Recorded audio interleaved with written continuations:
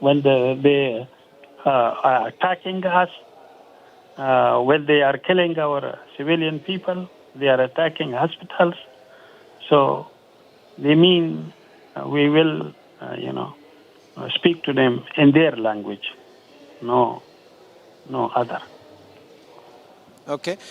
Mr. Shaheen, what is the expectation that Afghanistan has from India? India this morning has condemned the attacks, saying that this is a cowardly attack carried out by the Pakistanis. What is it that Afghanistan is expecting from India? It is a crime against humanity. It is an obligation and responsibility of all countries of the world, and also India, that they condemn this horrendous incident, and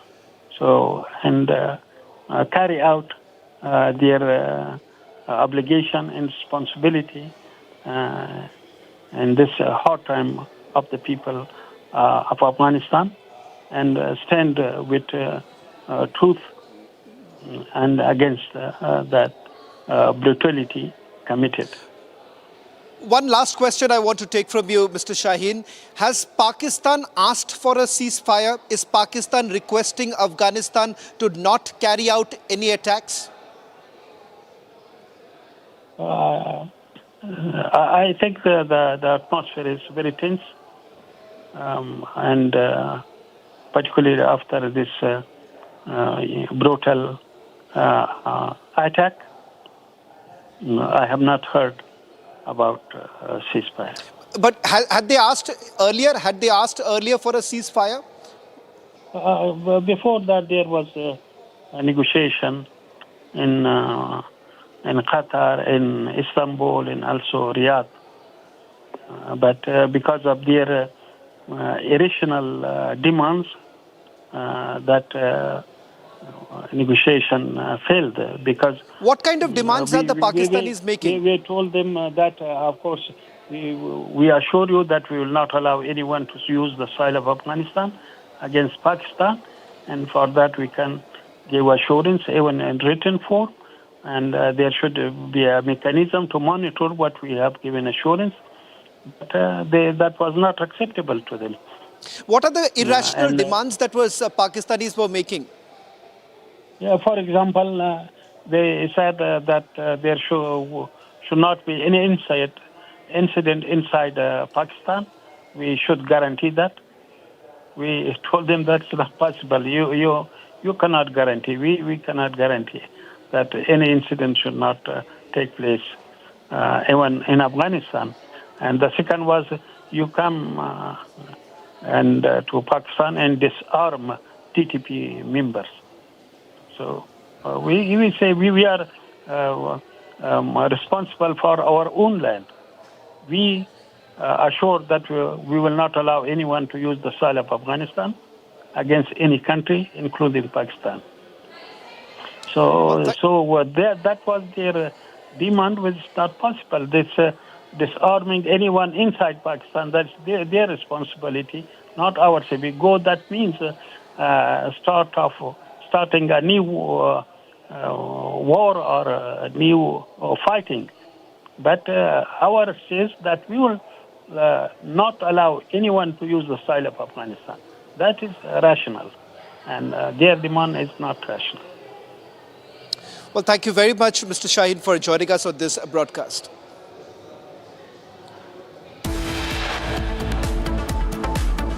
All right, viewers, coming up on the other side, IDF confirms killing a Basij paramilitary force commander Gholam Reza Soleimani in a strike on Iran overnight.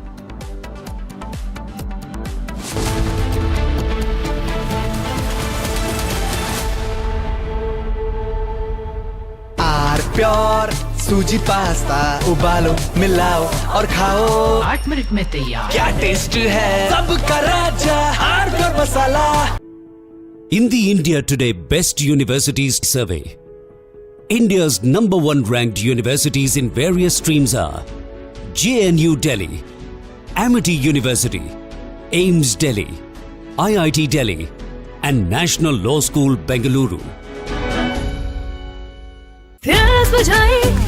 Colour सबको भाई जीरा से MTH का जलजीरा जीरा से जीरा से असली रिफ्रेशिंग, असली स्वाद, असली मजा। MTH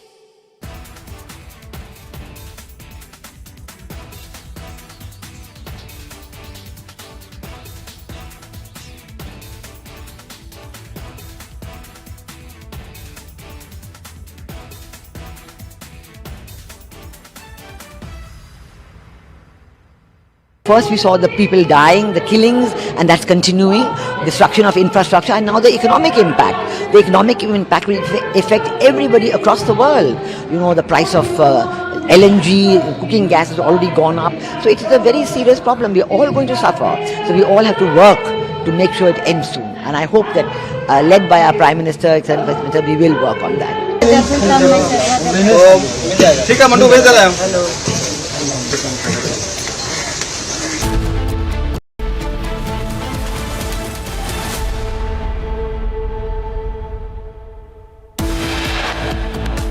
Afghanistan Taliban government claims 400 killed and over 250 injured so far in Pakistani airstrikes in Kabul last night.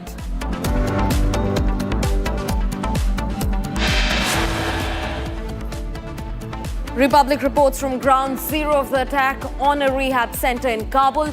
The Afghan government has termed the attack a slaughterhouse of dreams.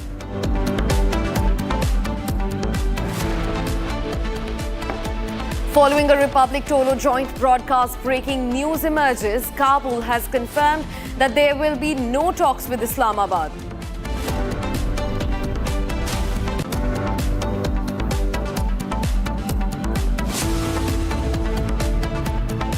Exposing a major terror conspiracy against India, the NIA arrests 6 Ukrainians and 1 US man accused of training Myanmar militants and routing drones via India.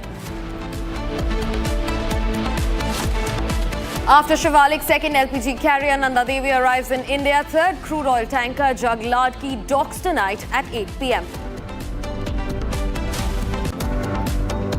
US Embassy in Baghdad hit again. Dramatic video shows explosions as CRAM air defense attempts to intercept the missiles.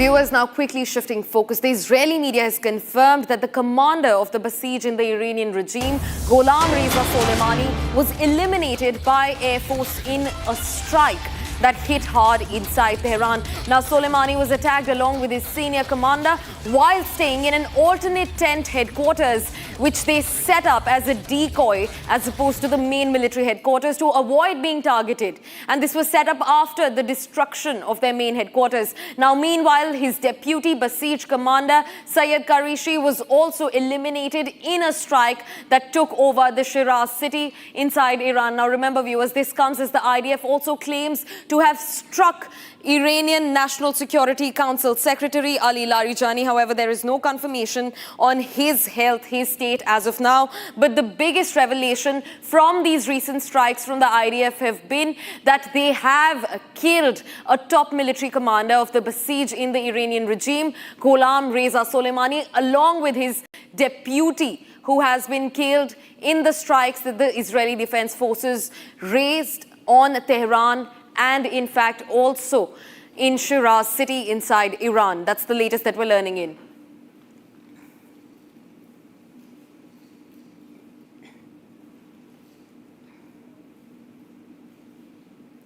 Viewers, now shifting focus. China says that it is in full communication with the US over Trump's visit. China is communicating with the US about issues including a planned visit by the US President Donald Trump.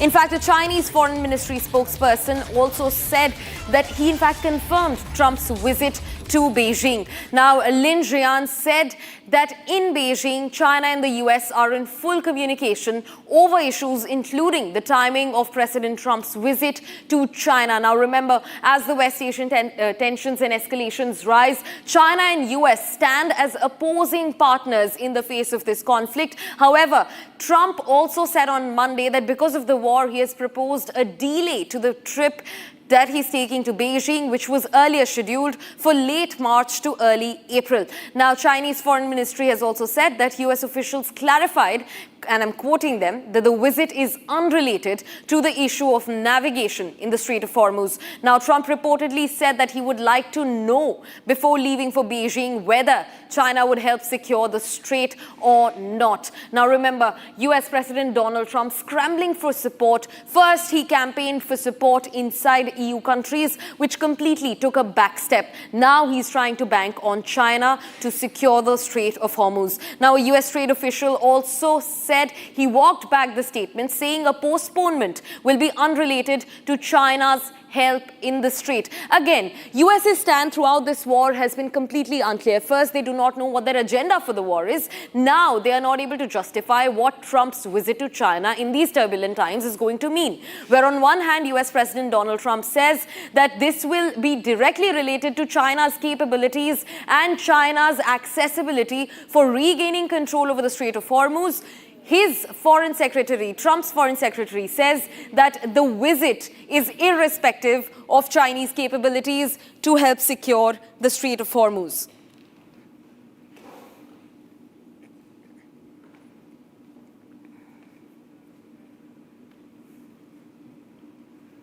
Viewers, now shifting focus to some more breaking development that we're tracking. Now, Australia and New Zealand have called for an end to the war that's ongoing in West Asia. Now, Australia and New Zealand government's ministers have agreed that the West Asia war should end as soon as possible, as quickly as possible. The Australian and New Zealand foreign and defense ministers met for annual talks just today in Australia's capital of Canberra, where they agreed that the tensions that are escalating in West Asia must be deterred, a mediation must be set up, and that military expansion, military escalation must be stopped at all costs as soon as possible. Now, New Zealand's Foreign Minister Winston Peters told reporters at a joint press conference after the meeting, and I'm quoting him, he said that we discussed the issues that are ongoing in the West Asia war, highlighting that Australia stands for peace. He said that we want this crisis to end as quickly as possible and move to a negotiated solution. Now, peace calls for diplomatic talks, call for geopolitical interventions amid the West Asia escalations growing from all sides possible. It was India first, and now Australia and New Zealand have also called for an end to the war. Viewers, now shifting focus to the proxies of the war. Now, Lebanon also remains in the middle of the ongoing conflict in West Asia, and the breaking that we have is that Israeli airstrikes have wounded 5 Lebanese soldiers in southern Lebanon. Now, Lebanon's army has said 2 to 5 soldiers were seriously wounded after an Israeli airstrike just this morning hit the Kafars village inside Lebanon. Now remember, Israel is not only continuing its war against Iran with the help of US, but Israel is also battering deep inside the Lebanese territories. In fact, it first began with a ground incursion from southern Israel, and now Israeli airstrikes in these 2 weeks of the war have done a lot of damage inside Lebanon, not just to the territories, but today we're learning that at least 5 of Lebanese soldiers have been seriously wounded, and this is a statement that we get directly from the Lebanese army regarding the toll of wounded soldiers that has been rising in Lebanon over the US and Israeli strikes.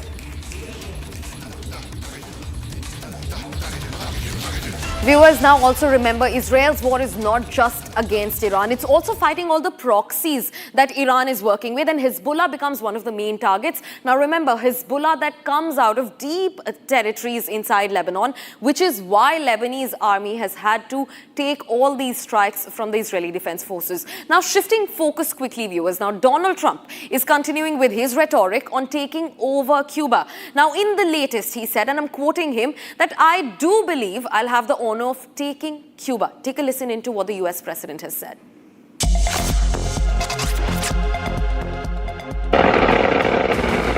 Even as the war against Iran rages on, Trump already seems to have his eyes on the next target.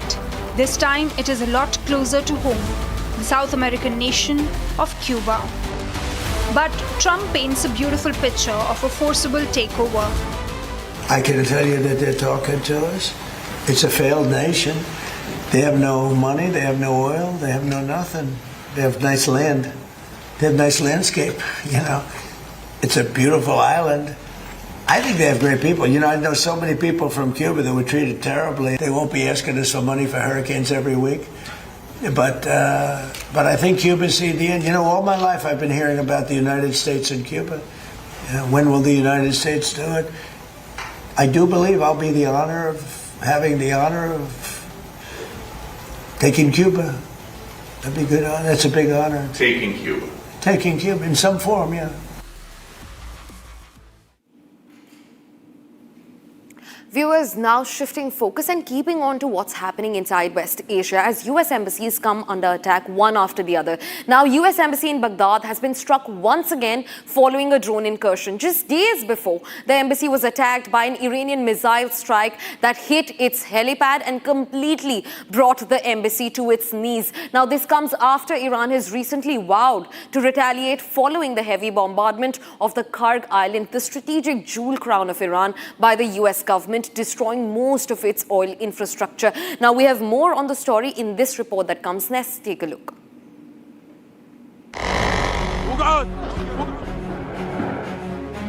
Several explosions were reported in Baghdad as the US embassy was hit by a drone incursion, setting the structure on fire. US CRAM system intercepted the incoming drone attack targeting the embassy. An Iran-linked militia force in Iraq has claimed responsibility for the attack. The militia also released a drone video showing how they scouted the compound before carrying out the attack. According to an official, 3 drones and 4 rockets were used in the attack, with at least 1 drone crashing inside the compound. Recently, missile strikes also hit the helipad inside the heavily fortified embassy compound in Baghdad. This is the 3rd time the embassy has been targeted in the ongoing war. So far, US embassies, military bases, and oil infrastructure in the Gulf have been key targets of the Iranian retaliatory strikes. As the embassy was being hit, fresh drone attacks were also launched at the Fujairah Petroleum Industries Zone, setting the structure on fire. This comes after Iranian Foreign Minister Araghchi vowed to launch retaliatory strikes following heavy bombardment on Karg Island. Viewers, now a war that has been ongoing for over 3 weeks now between Pakistan and Afghanistan, and the Afghan Taliban government now claims that over 400 civilians were killed by airstrikes in Kabul after Pakistan launched an airstrike on the night of 16th of March. Now, Afghanistan's deputy government spokesperson says that the Pakistani strike targeted a drug rehabilitation center in Kabul's 9th police district. Now, Pakistan, however, has completely denied and refuted these claims and has said that they have not in fact carried out any attack on civilians or infrastructure, stating that they had only targeted military installations. More details in this report that comes forward.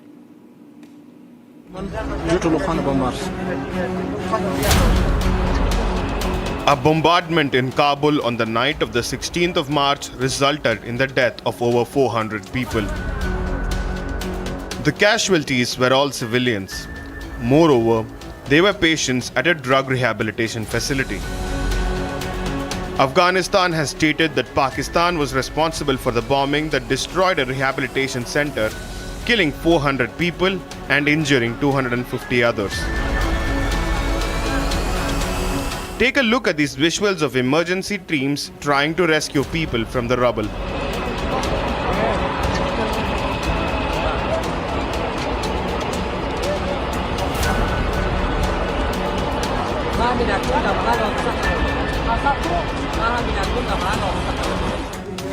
Kabul has termed the attack a crime against humanity. Massive fires blazed and plumes of black smoke filled the air as patients desperately ran to save their lives amid the bombardment. Take a look at the same facility before the attack. Patients interacting with counselors to get better and recover from addiction. Now the structure is in ruins. Hundreds of lives lost and hundreds more injured. Popular cricketer Rashid Khan condemned the attack and expressed concern over civilian casualties. He called upon the UN and other human rights agencies to thoroughly investigate this latest atrocity and hold the perpetrators to account. Pakistan, meanwhile, has categorically denied carrying out the attack. Kabul, on the other hand, has said that this is no time for diplomacy with Islamabad and that they would retaliate.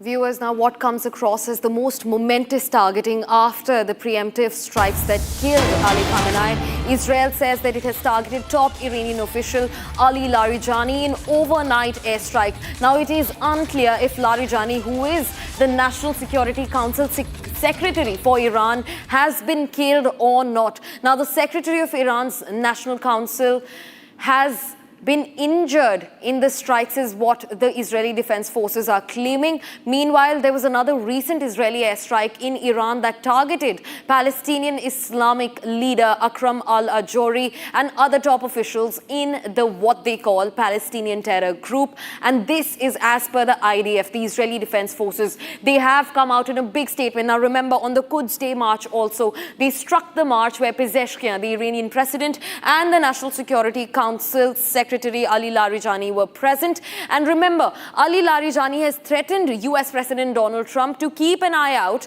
so that he is not eliminated. And in the latest, the Israeli Defense Forces have claimed that Ali Larijani may have been eliminated. However, there's no counter comment from Iranian government, and until then there is no clarity on the fate of Ali Larijani. Viewers, now Iran's Basij unit commander has been killed in part of the same strikes. Now the Israeli Defense Forces have given out another claim that Commander Gholam Reza Soleimani was killed after the Israeli Air Force carried out precision strikes. Soleimani was the commander of the Basij unit for over 6 years. Now remember, as the war escalates, Israel and Iran continue to strike and counter-strike not just territories, civilians, oil infrastructure, but also each other's intelligence and military commanders. After wiping out half of what looked like IRGC's command, top commanders, military commanders, now IDF has renewed their strikes, their targeted strikes on commanders. Now, Soleimani, who was the commander of the Basij unit for over 6 years, has been killed in what the Israeli Air Force calls precision strikes. He is Iran's Basij unit commander, and he's been killed after taking command for 6 years. Now, a huge loophole in this entire war for the Israeli intelligence, for the Iranian intelligence and the Iranian military commanders, as Israel claims killing Commander Gholam Reza Soleimani. Now remember, he was killed along with his deputy in a separate makeshift tent, which was made so that his targeting is made harder, so that he's taken out of the general military headquarters and his whereabouts are not known. But even then, the Israeli Defense Forces, Mossad, have said that they have managed to take down Gholam Reza Soleimani, who was killed in Israeli Air Force strikes, which they've called precision strikes on Soleimani. And he was a commander of the Basij unit for over 6 years. Now remember, this comes at the heels of what can become the most momentous targeting of this entire war since the killing of Iran's slain supreme leader, Ayatollah Ali Khamenei, where they've said that they have also struck Ali Larijani, the National Security Council Secretary of Iran, a key figure for Iran's security. Now, what has been confirmed so far, we have no confirmation on Ali Larijani's fate or his state, but there is a confirmed comment over the killing of the commander of Basij unit, Soleimani, who was killed by Israeli Air Force precision strikes, Gholam Reza Soleimani. Now remember, they had moved him along with his deputy, had moved to a separate tent, and that was in a bid to be able to thwart Israeli strikes, which they expected would come following them at the military headquarters. But they moved to the tent, and despite that, Israeli Defense Forces say that they have managed to take down the military commander and his deputy. Viewers, getting inside some more breaking development now. Ali Larijani is set to release a statement soon. That's what we're learning. Now, the Iranian media says that soon they will publish a statement on behalf of Ali Larijani. Becomes very important because this comes at what could have been the most momentous targeting. After Ayatollah Khamenei was killed, Ali Larijani, the National Security Council Secretary of Iran, becomes a key figure for Iranian security, was targeted by the Israeli Defense Forces not once but twice. First at the Quds Valley that took place in Tehran, and second just yesterday, after which the Israeli Defense Forces have not been able to concretize whether or not Ali Larijani was killed or he made it out alive or was he wounded. But now the Iranian media has said that Ali Larijani is set to release a statement soon. One thing becomes clear with this: Iran at least is stating that Ali Larijani is not dead. Now they've said that he will publish a statement and the media will take the statement to the world on behalf of Ali Larijani. Remember, the National Security Council Secretary of Iran. As Iran's top military commanders, their IRGC commanders, intelligence commanders, even their top military brass come under Israeli scanner, Israeli strikes. Ali Larijani, the National Security Council Secretary, was also one of the key figures in the Iranian security that the IDF claimed to have struck. However, his fate is not known yet, but the Iranian media has said that they will put out his statement in some time from now. Now, viewers, good news for India. 2 LPG tankers, Nanda Devi and Shivalik, carrying over 93,000 tons of LPG together, have already docked in India, while another LPG tanker, Jug Ladki, is on the way. Now, these tankers have made their way home through the Strait of Hormuz, the contentious state where commercial vessels, shipping vessels are coming under attack, and this brings a huge wave of energy relief with them. Now, Piyush Goyal has called this as a huge win and relief for India. Here's more on that story. Take a look. 3 Indian tankers have crossed the Strait of Hormuz and 2 of them have already docked in India. Indian vessels Nanda Devi and Shivalik have already docked in India, bringing in 93,000 metric tons of LPG to India. While another Indian oil tanker, Jug Ladki, is expected to dock tonight, carrying 81,000 tons of crude oil. On this, Piyush Goyal says that this is a huge victory and relief for India. आखिर आज की इतनी बड़ी दुनिया में जो संकट है, उसमें कोई भी सोच सकता था स्ट्रेट ऑफ हॉर्मुज में शिप्स जा नहीं सकती हैं, फ्रेट 3 गुना हो गया है, इंश्योरेंस मिलता नहीं है। इस सब के बावजूद पिछले महीने फरवरी तक हमारा ट्रेड गुड्स का भी, सर्विसेज तो चलो शिप से नहीं जानी है, सर्विसेज में तो हर महीने बढ़त हो रही है, लेकिन गुड्स भी फरवरी तक फ्लैट है, घटा नहीं है। मार्च में भी लगभग मंथ के एंड तक, पहले हफ्ते में थोड़ी कमजोरी दिखी, दूसरे हफ्ते में पॉजिटिव हो गया, और मार्च के एंड तक हम फिर एक बार मेंटेन कर लेंगे भारत का export. The Indian Navy took extreme care of these tankers by escorting them through the war-torn region. While the world struggles to even keep their tankers afloat in the Strait of Hormuz, India comes out victorious while bringing these Indian tankers home safe and sound.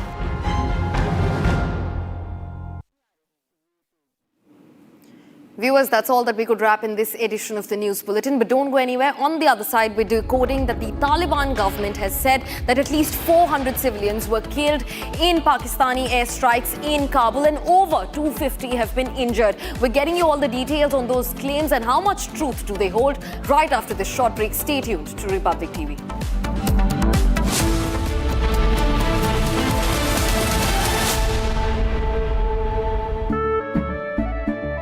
केसरिया से मन जोगी हुआ रे, दिल झूमे देखो मतवारा हुआ रे, केसरिया से मन जोगी हुआ। हर पल मनाओ केसरी त्योहार। विमल, बोलो जुबान केसरी। थोड़े में ज्यादा स्वाद, यही तो है इसकी खास बात। वाओ मम्मा, क्या स्वाद है? अरे मेरे राजा। First we saw the people dying, the killings, and that's continuing, destruction of infrastructure, and now the economic impact. The economic impact will affect everybody across the world. You know, the price of LNG, cooking gas has already gone up. So it is a very serious problem. We're all going to suffer. So we all have to work to make sure it ends soon. And I hope that, led by our Prime Minister, etc., we will work on that. ठीक है mandu भेज रहा है ठीक है ना भेज रहा मंडू अरे आलू से नहीं होगा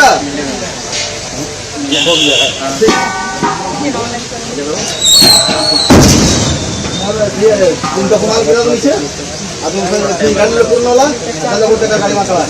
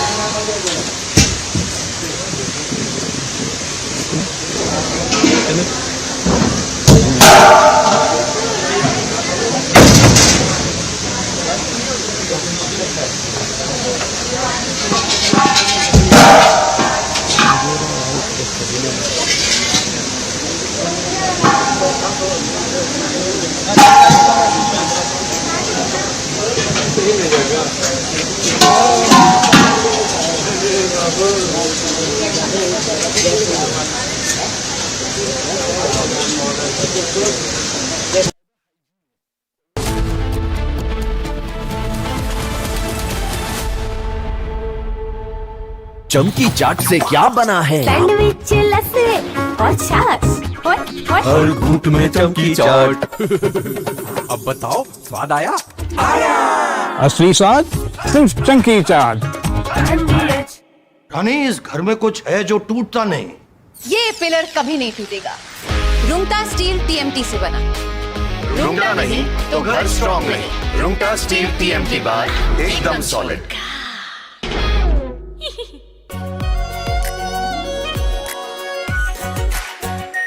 are pure shahi paneer masala, delicious, healthy every day.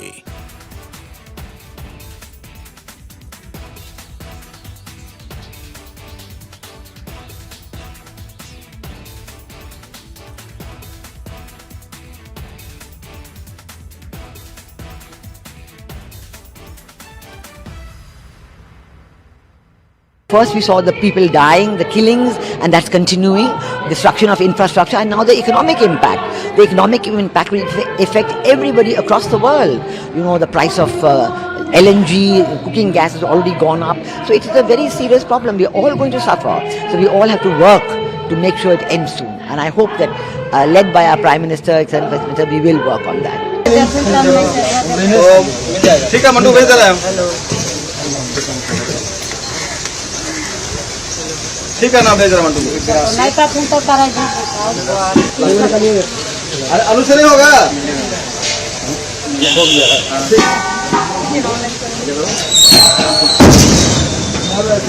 तुमका कुमार गिरा दो नीचे अब तुम गाड़ी पूर्ण वाला 1000 रुपये का गाड़ी माता है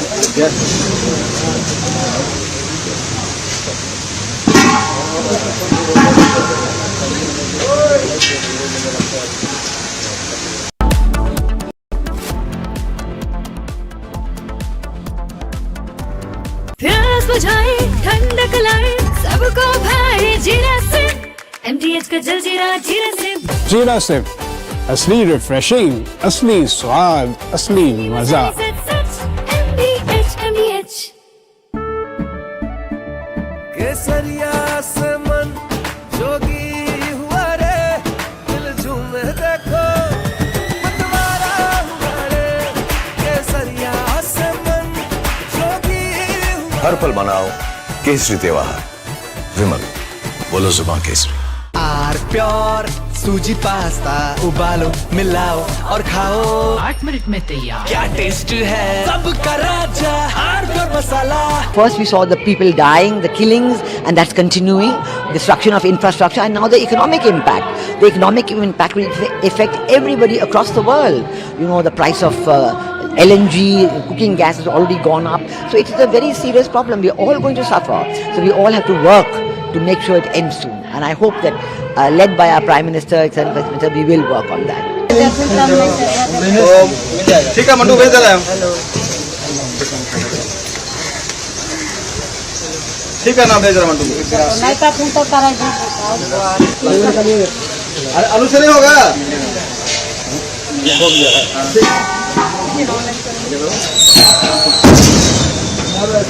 तुमको कुमार गिरा दो नीचे। अब तुम गाड़ी में पूर्ण वाला 1000 रुपए का गाड़ी मारता है।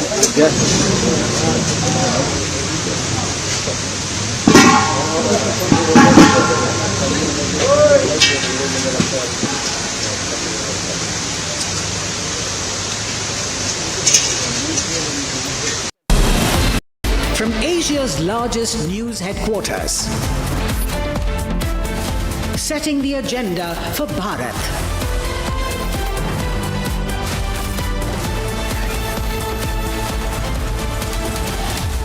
You're watching Republic.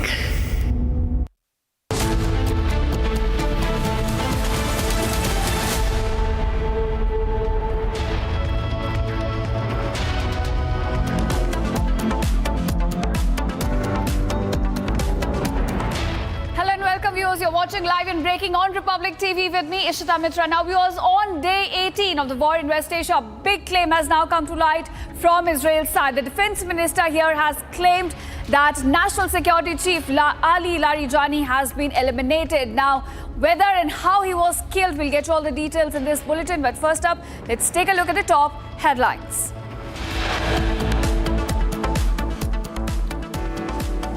Taliban spokesperson speak exclusively with Republic on the Pakistan strikes conducted inside Kabul overnight.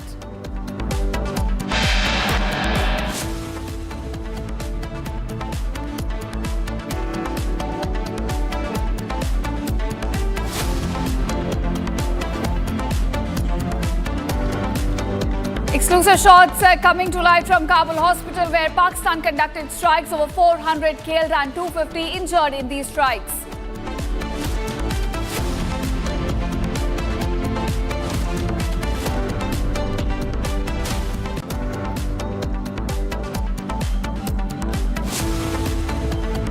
Following a Republic Tolo joint broadcast emerges. Breaking news, Kabul confirms there will be no talks with Islamabad.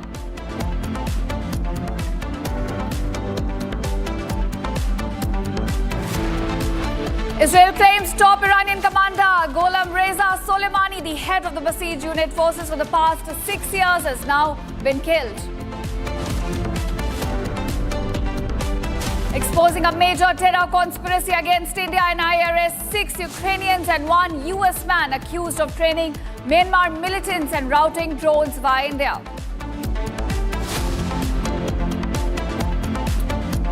After Shivalik's second LPG carrier Nanda Devi arrives in India, third crude oil tanker Jug Ladki to dock tonight at 8 p.m.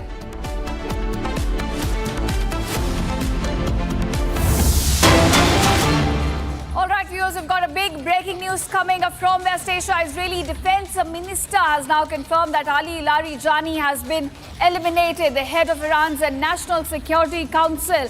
Someone who was closely linked with Ayatollah and has been working with IRGC behind the lens. And now we're looking at him, in fact, being killed. A big claim coming to light from the Israeli side where the defense minister himself has confirmed that Ali Larijani was killed. GAIL India और BPCL ये सारी company जो भी उपभोक्ता PNG connection लेना चाहते हैं उनके लिए तरह तरह के इंसेंटिव घोषित किए हैं। इसी क्रम में भारत सरकार ने कल सभी राज्य सरकारों को और यूनियन टेरिटरीज की गवर्नमेंट्स को लेटर लिखा है और उसमें रिक्वेस्ट की गई है कि जितनी भी पाइपलाइन ले करने की परमिशंस वहाँ पेंडिंग हैं, उन्हें डीम्ड अप्रूवल दे दिया जाए। जो नई एप्लीकेशंस आ रही हैं उनको 24 घंटे के अंदर अप्रूव किया जाए। इसके अलावा रोड रेस्टोरेशन और परमिशन चार्जेस जो राज्य सरकार या लोकल अथॉरिटी लेवी करती है उसको वेव ऑफ कर दिया जाए। वर्किंग आवर और वर्किंग सीजन में रिलैक्सेशन दे दिए जाए और एक नोडल अधिकारी को भी नियुक्त किया जाए ताकि कोऑर्डिनेशन हो सके और वर्क फास्टर एग्जीक्यूट हो सके।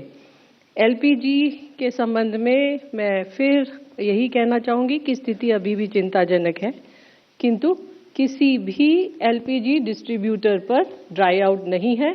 इसके अलावा एलपीजी सप्लाईज सिलेंडर्स की डिलीवरी सभी घरेलू उपभोक्ताओं के लिए पहले की तरह ही हो रही है। ऑनलाइन बुकिंग के लिए मैं आपको ये बताना चाहूँगी कि इसमें काफ़ी इम्प्रूवमेंट है और आज की तारीख में लगभग 94% बुकिंग सिलेंडर्स की ऑनलाइन ही हो रही है। डिलीवरी ऑथेंटिकेशन कोड में भी इम्प्रूवमेंट है और अब यह 76% है। So there is an improvement there also. Commercial LPG supplies जो कि शुरू में एकदम बंद थी, बाद में पार्शियल रेस्टोरेशन हुआ और जो सिलेंडर्स विभिन्न राज्य सरकारों के और यूनियन टेरिटरीज के डिस्पोजल पर रखे गए वहाँ पर भी डिस्ट्रीब्यूशन हो रहा है। और बहुत सारी सरकारें जैसे बिहार, दिल्ली, गुजरात, हरियाणा, हिमाचल प्रदेश, कर्नाटक, मणिपुर, राजस्थान, उत्तराखंड इत्यादि ने ऑलरेडी नॉन डोमेस्टिक एलपीजी के एलोकेशन ऑर्डर्स भी इशू किए हैं। केरोसिन के बारे में मैं आपको पहले बता चुकी हूं कि क्वार्टरली एलोकेशन के साथ साथ लगभग 48,000 KL kerosene house hold use के लिए एडिशनल एलोकेशन किया गया था। इसके संबंध में सभी राज्य सरकारों से और केंद्र शासित प्रदेशों की सरकारों से ये रिक्वेस्ट की गई थी कि डिस्ट्रिक्ट में 1 या 2 जगह आइडेंटिफाई करें जहां पर ये डिस्ट्रीब्यूशन हो सके। इसी क्रम में कई राज्य सरकारों ने जैसे बिहार, छत्तीसगढ़, मणिपुर, केरलम, तमिलनाडु, यूपी, गुजरात और कर्नाटक ने एसकेओ एलोकेशन ऑर्डर्स भी जारी किए हैं। एसेंशियल कमोडिटीज एक्ट और एलपीजी कंट्रोल ऑर्डर के अंतर्गत राज्य सरकारों की भूमिका होर्डिंग और ब्लैक मार्केटिंग को रोकने के लिए बहुत अहम है और इसीलिए एसेंशियल कमोडिटीज के सप्लाई और मॉनिटरिंग के लिए उनका रोल बहुत अहम हो जाता है। भारत सरकार ने 13 तारीख को सभी स्टेट्स और यूनियन टेरिटरीज की सरकार से अनुरोध किया कि वो डिस्ट्रिक्ट कलेक्टर्स को और एनफोर्समेंट एजेंसीज को कोऑर्डिनेटेड इंस्पेक्शन और सरप्राइज इंस्पेक्शंस के लिए आदेश दें। इस क्रम में बहुत सारी स्टेट गवर्नमेंट्स ने ऑलरेडी कंट्रोल रूम एस्टैब्लिश कर लिए हैं और इनफैक्ट कई सारी सरकारों ने तो डिस्ट्रिक्ट लेवल पर भी मॉनिटरिंग कमेटी का कॉन्स्टिट्यूशन कर दिया है, जैसे राजस्थान, तेलंगाना, गोवा, हिमाचल प्रदेश, जम्मू कश्मीर, महाराष्ट्र, उड़ीसा, तमिलनाडु एटसेट्रा। इसके अलावा जहां जहां पर डिस्ट्रिक्ट लेवल मॉनिटरिंग कमेटीज का सेटअप नहीं हुआ है वहां पर हमारी उन सभी सरकारों से रिक्वेस्ट है कि कृपया इस मॉनिटरिंग कमेटीज को जल्दी से सेटअप करें। एनफोर्समेंट एक्शन के बारे में अब तक पिछले कुछ दिनों में लगभग 12,000 रेड हुई हैं, लगभग 15,000 सिलेंडर्स सीज हुए हैं।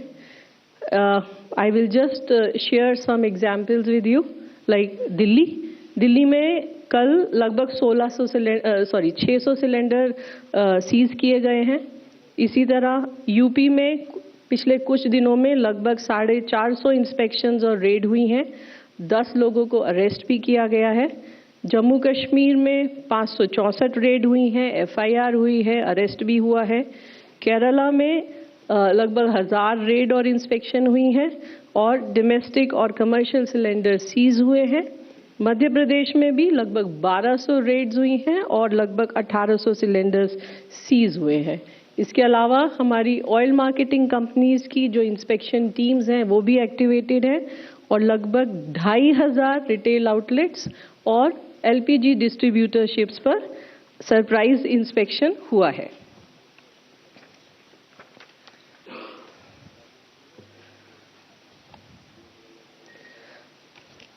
आखिर में आप सभी के माध्यम से मैं देशवासियों से अपील करना चाहूँगी कि अफवाहों से बचें, घबराएं नहीं, ऑनलाइन बुकिंग करें और एलपीजी सिलेंडर की डिलीवरी उनके घर पर होगी। पैनिक बुकिंग से बचें। आज कल भी लगभग 70 लाख पैनिक बुकिंग रजिस्टर हुई और इसके अलावा मैं ये भी कहना चाहूँगी कि जहाँ पर ऑल्टरनेट फ्यूल्स संभव हैं, चाहे पीएनजी हो, चाहे इंडक्शन या इलेक्ट्रिक कुकटॉप हो, उसका प्रयोग करें और एलपीजी को किफ़ायत से यूज़ करें। जहाँ भी संभव हो कंजर्वेशन करें। यही हमारी आपके द्वारा सभी से अपील है। Thank you. Thank you. Over to you sir for shipping updates. धन्यवाद। आप सभी को नमस्कार। पिछले 24 घंटों में कोई सूचना नहीं है। हमारे सारे नाविक और जहाज सुरक्षित हैं गल्फ रीजन में।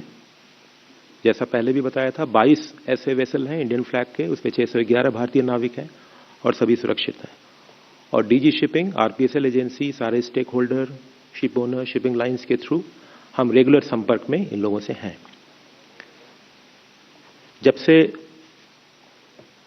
कंट्रोल रूम एक्टिवेट किया है तब से 3000 से ज़्यादा फ़ोन कॉल, करीब 6000 ईमेल का रिस्पांस दिया जा चुका है और पिछले 24 घंटों में 150 कॉल, 150 टेलीफोनिक कॉल्स और करीब 450 ईमेल्स प्राप्त हुई और उनका रिस्पांस दिया गया। पिछले 24 घंटों में 161 भारतीय नाविकों को गल्फ रीजन में साइन ऑफ के बाद रिपैट्रिएट करके भारत वापस लाया गया है। ये काम हमारी एम्बेसीज और मिशंस के द्वारा कोऑर्डिनेशन से किया गया।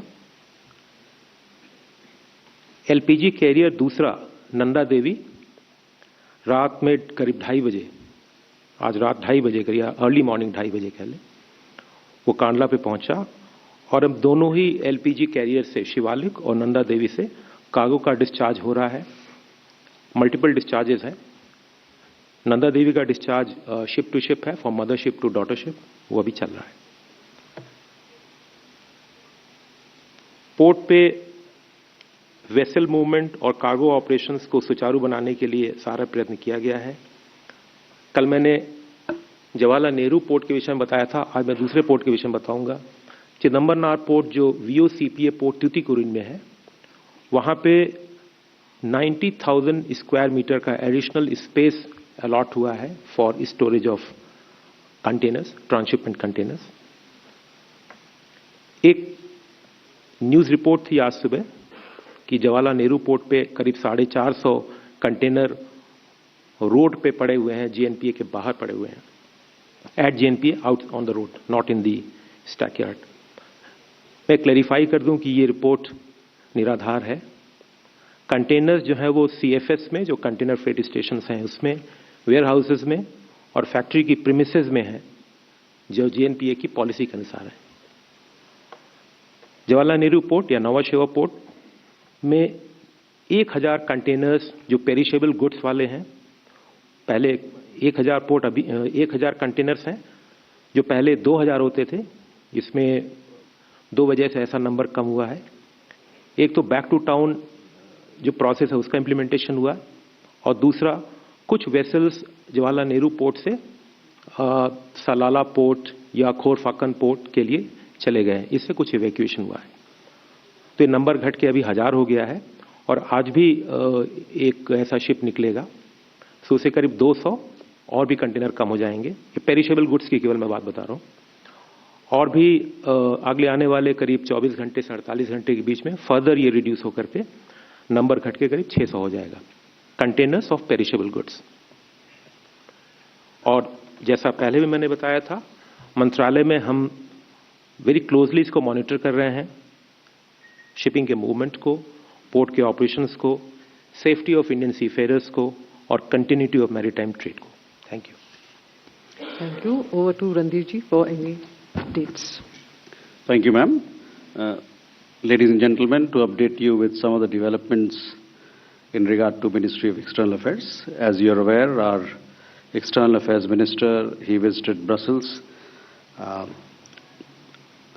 There he was invited by the EU High Representative and Vice President, Her Excellency Kaja Kallas, to attend the EU Foreign Affairs Council meeting. At the meeting, apart from discussing India-EU ties, he and other ministers of the European Union, foreign ministers of the various countries of the EU, they discussed global challenges, particularly the situation in West Asia, including its effect on energy security. The ministers, they also underlined the need for dialogue and diplomacy to be adopted to bring an early end to this particular conflict. On the margins of the Foreign Affairs Council meeting, External Affairs Minister had bilateral meetings with EU High Representative and Vice President, Madam Kaja Kallas, and the Foreign Ministers of Belgium, Cyprus, Germany, Netherlands and Slovakia. In these discussions as well, he exchanged views on latest international developments. Coming to Iran, yesterday I had told you that some 650 people, Indian nationals, students included, had crossed over from Iran into Armenia and Azerbaijan, and from there to come back home. To that figure of 650 or so, we have 50 more Indian nationals who've crossed over to Armenia, and few more in addition to Azerbaijan. Yesterday I also told you, gave you an update on 284 Indian pilgrims who had gone to Iran. They had successfully crossed over into Armenia yesterday. Of those 284 pilgrims, 130 of them will be arriving in Delhi today.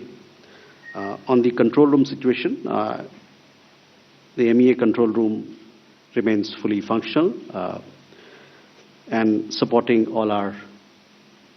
the needs of our Indian nationals. But I must say that the number of calls or emails have reduced significantly.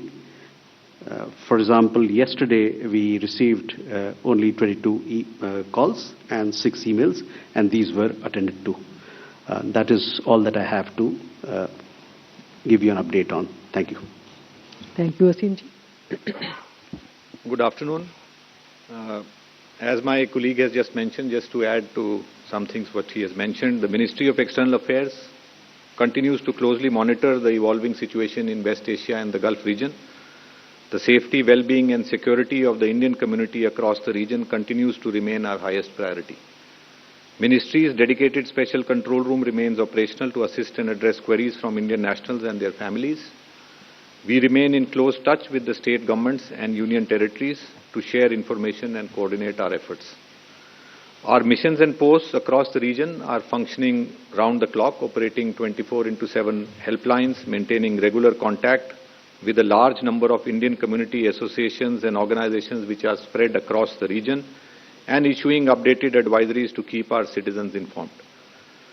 They also remain in constant touch with the local governments, and we continue to render all assistance to stranded Indian nationals, students, seafarers and short-term visitors, including assistance for visas, logistical support where required, and facilitating transit arrangements. To give you an update on the airspace and flight status, since February 28th, around 244,000 passengers have returned from the region to India. In UAE Civil Aviation authorities temporarily closed the airspace early this morning, which was later reopened after a few hours. Airlines continue to operate limited non-scheduled flights based on operational and safety considerations. On March 16th, around 55 flights operated from airports in the UAE to India, and today around 70 flights are expected to operate from various airports in the UAE to destinations in India. All passengers can check revised and updated flight schedules directly with respected airlines, In case of any assistance, they can also approach our mission in Abu Dhabi and consulate in Dubai through the 24/7 helplines. Flights are operating from various airports in Saudi Arabia to different destinations in India. Flights are also operating from Oman to various destinations in India. Qatar airspace remains partially open. Qatar Airways operated 3 flights to India yesterday and is expected to operate 3 flights to India today also. In Kuwait, the airspace remains closed since 28 February 2026. Special non-scheduled commercial flights by Jazeera Airways of Kuwait are expected to operate in the coming days to India from the Al Qaisuma International Airport in Saudi Arabia. In Bahrain and Iraq, where airspace remains closed, transit of Indian nationals is being facilitated through Saudi Arabia. An update on the incident in Sohar city in Oman. The mortal remains of the 2 Indian nationals who unfortunately lost their lives in the incident in Sohar city in Oman have been received by the families in Jaipur today. We express our deepest condolences to the families of the deceased. The embassy remains in regular contact with the hospital authorities and the company to monitor the condition of the injured Indian nationals. None of the Indian nationals are reported to be seriously injured. On the Seaface Vishnu, which was the incident which took place off the coast of Iraq in Basra, our mission team is on ground to assist for the early return of the 15 Indian crew members of Safe Sea Vishnu, who were safely evacuated and are currently residing in a hotel in Basra. They are also coordinating with the concerned Iraqi authorities for early repatriation of the mortal remains of the Indian national who unfortunately lost his life in the incident. We will keep you updated on the Safe Sea Vishnu incident also. And to conclude, just to mention that 5 Indian nationals have unfortunately lost their lives and 1 is missing in earlier incidents. The mortal remains of 2 Indian nationals from Oman have arrived in India today. Our missions in Oman, Iraq and UAE are in regular touch with the concerned authorities regarding the missing Indian national and for the early repatriation of mortal remains of the 3 other deceased Indian nationals after completion of requisite formalities. All right, viewers, moving on to more breaking news coming in from West Asia. Now, in the thick of war, we're looking at claims and counterclaims being made from both the sides. Right after Israel claimed that Ali Larijani has been killed and eliminated in the strikes, we're looking at his handle, in fact, on X, posting a statement which is a handwritten statement by Ali Larijani himself. So, essentially signaling that the leader has not been killed in the strikes conducted overnight by Israel. So we're looking at claims and counterclaims as the war escalates on day 18 of the conflict. Earlier, it was a statement issued by the Defense Minister of Israel saying that Ali Larijani, the National Security Chief of Iran, has now been eliminated in the strikes which were conducted overnight. There were reports that he was present at the IRGC headquarters, which was struck in the Israeli strikes. But now we're looking at a statement being posted from his handle on X. It's a handwritten note posted, in fact, on a social media handle X.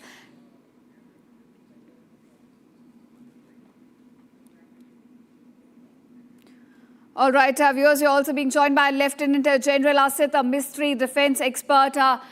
Thank you, Lieutenant General, for joining us on Republic. So I want to ask you, there were claims made by Israel that the National Security Chief of Iran, Ali Larijani, has been eliminated in the strikes. And now we're looking his handle, in fact, on X, posting a handwritten note talking about the martyrdom of Iranian and Navy sailors. How do you look at these developments that are now coming to light, sir? Well, Israel has made claims of having neutralized not only Ali Larijani, who has been the Secretary of the Supreme National Security Council, but also having neutralized the Chief of the Basij militia, which is their internal security force. Right, sir. Well, these are claims made by Israelis. As yet, this has not been acknowledged or confirmed by Iran, and there is no a confirmed definite indication of Larijani having been neutralized. But if he is actually neutralized, it will be one more top leader, having been decapitated. But does that lead to a strategic gain? That is the major question. Right, sir. If these rumors are found to be true, it's not just another leader, another top Iranian leader, but also somebody who's been closely working with IRGC and also the newly elected supreme leader. Absolutely. Larijani has been the linchpin of the response of the IRGC and response of the Iranian regime once the top leadership was neutralized on that first strike on 28th February. While formally Mujtaba Khamenei has been appointed as the supreme leader, but the person controlling all the activities and response of Iran is largely Ali Larijani. He's 67 years old. He's had various appointments. He's very, very experienced and a very balanced and well-known person who's been at the crux, at the center of their security framework. So his neutralization would be a big kind of an advantage to the Americans and the Israelis. But it still comes back to that. Does that really seriously impinge on the mosaic defense that Iran has been displaying so far? Right, so I think I agree with you on that point. So also talking about the broader picture, we have seen a statement coming in from Mujtaba Khamenei that Iran will not be accepting the ceasefire proposals. In fact, Iran will decide when the war will end. So in the light of that statement coming in, how do you see, what can we expect from this conflict in the coming few days? From all these statements that are coming out from Iran, it is quite evident that they are in no mood to give up. Right. And that they are not as badly incapacitated as they are made out to be. While they have suffered a lot of degradation, their missile and drone capability has taken a lot of hits, but they are still able to retaliate. And today, even if you see the kind of information warfare, the psychological warfare that Iranians have launched, today, there have been statements by their spokesman which tends to kind of mock the American claims. It says the results or outcomes of conflicts are not decided on tweets, but on the battlefield. And he's also said that the American Operation Epic Fury actually needs to be renamed as Epic Fear. So they are not only retaliating physically by way of missiles and drones, but even in terms of the psychological domain, they now seem to be taking certain amount of initiative. That's a very interesting point, sir, that you've raised. I want to talk about this. When we talk about the narrative warfare, the information warfare, despite the US and Israel having a superiority in terms of the equipment that they have, the forces that they have, Iran does look like it's emerging as a defiant country. Absolutely. It is proved not once, numerous times that it is in no mood to give up despite the kind of damage and the devastation that it has suffered. And there you need to go back to the psyche of the Shia Muslims, where martyrdom is part and parcel of their value system. So therefore, their ability to withstand punishment and destruction is not something that has been factored in correctly by the Americans and the Israelis. You need to factor in what the enemy could do. Like today, President Trump has also given a statement that did not expect Iran to start hitting at the Gulf Arab countries. Now, if that is the kind of contingencies you have not foreseen, then what planning have you done for your campaign? You have to prepare for a campaign and not just one tactical battle of having decapitating strikes. That is just the conflict initiation. What about conflict sustainment, conflict management, and then conflict termination? How do you achieve your objectives? That is what is important. Right, sir. All right, Lieutenant General Asit Mistry, thank you so much for joining us on the Republic and sharing your inputs. And now, viewers, we're slipping into a very short break. But coming up on the other side, Republic reports from ground zero of the attack on a Kabul hospital. The Afghan government claims it will retaliate the attack that killed over 400 and injured 250 in the hospital. Coming up, more details on the attack on Kabul hospital on the other side.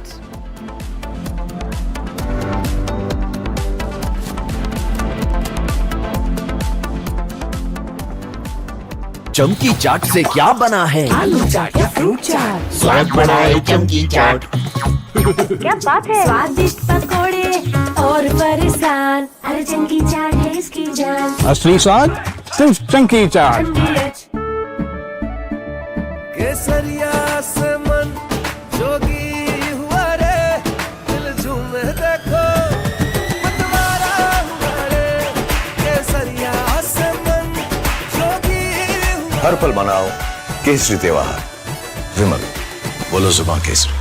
थोड़े में ज्यादा स्वाद, यही तो है इसकी खास बात। वाओ मामा, क्या स्वाद है? अरे मेरे राजा, सबका राजा आरती और मसाला।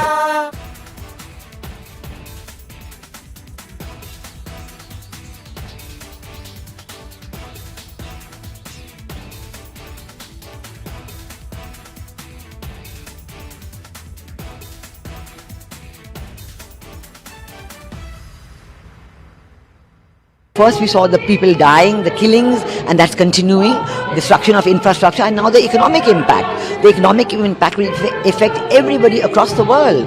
You know, the price of LNG, cooking gas has already gone up. So it is a very serious problem.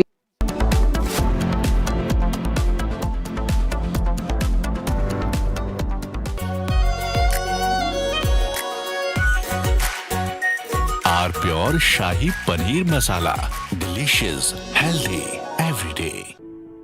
In the India Today Best Universities Survey, India's #1 ranked universities in various streams are JNU Delhi, Amity University, AIMS Delhi, IIT Delhi, and National Law School Bengaluru.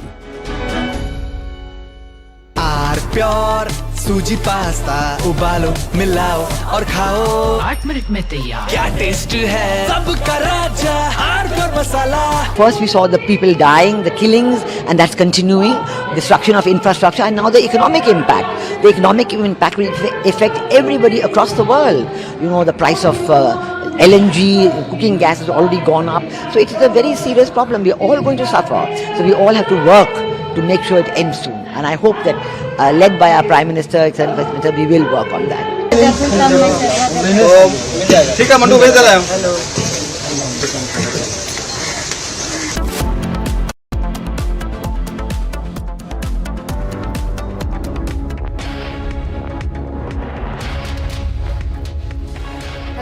Warm welcome. You're watching Republic TV. I'm Gesu Bharadwajan. Israeli Defense Forces have said that they have struck Ali Larijani, a key figure in Iranian security. Getting you all the details. Here's a check on your headlines for the hour. Taliban spokesperson speaks exclusively with Republic on the hospital attack in Kabul that killed 400, terms it as crime against humanity. Republic reports from ground zero of the attack on a Kabul hospital. The Afghan government has termed the attack a slaughterhouse of dreams. Following a Republic Tolo joint broadcast, breaking news emerges. Kabul has confirmed that there will be no talks with Islamabad.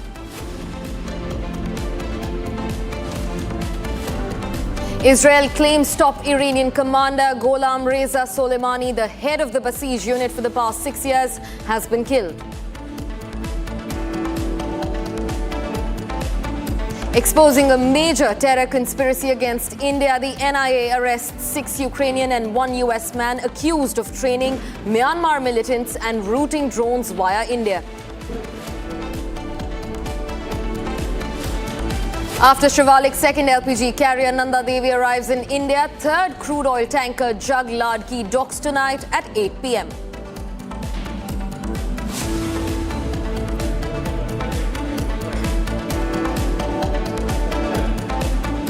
Viewers, now quickly shifting focus to a breaking development that we're tracking. Now, the Israeli Defense Forces said that they have struck Larijani. However, now he's issued a statement on his social media handle on X. Now, this is confirmation that Ali Larijani is alive. Now, remember, he's a key security figure in the Iranian security scene. He is the National Security Council Secretary for the Iranian military. Now, the Israeli Defense Forces earlier today claimed that they did strike Ali Larijani, making a huge cloud over the Iranian security systems. But now Ali Larijani has issued a statement on his social media handle on X, refuting all claims of his assassination, his possible assassination.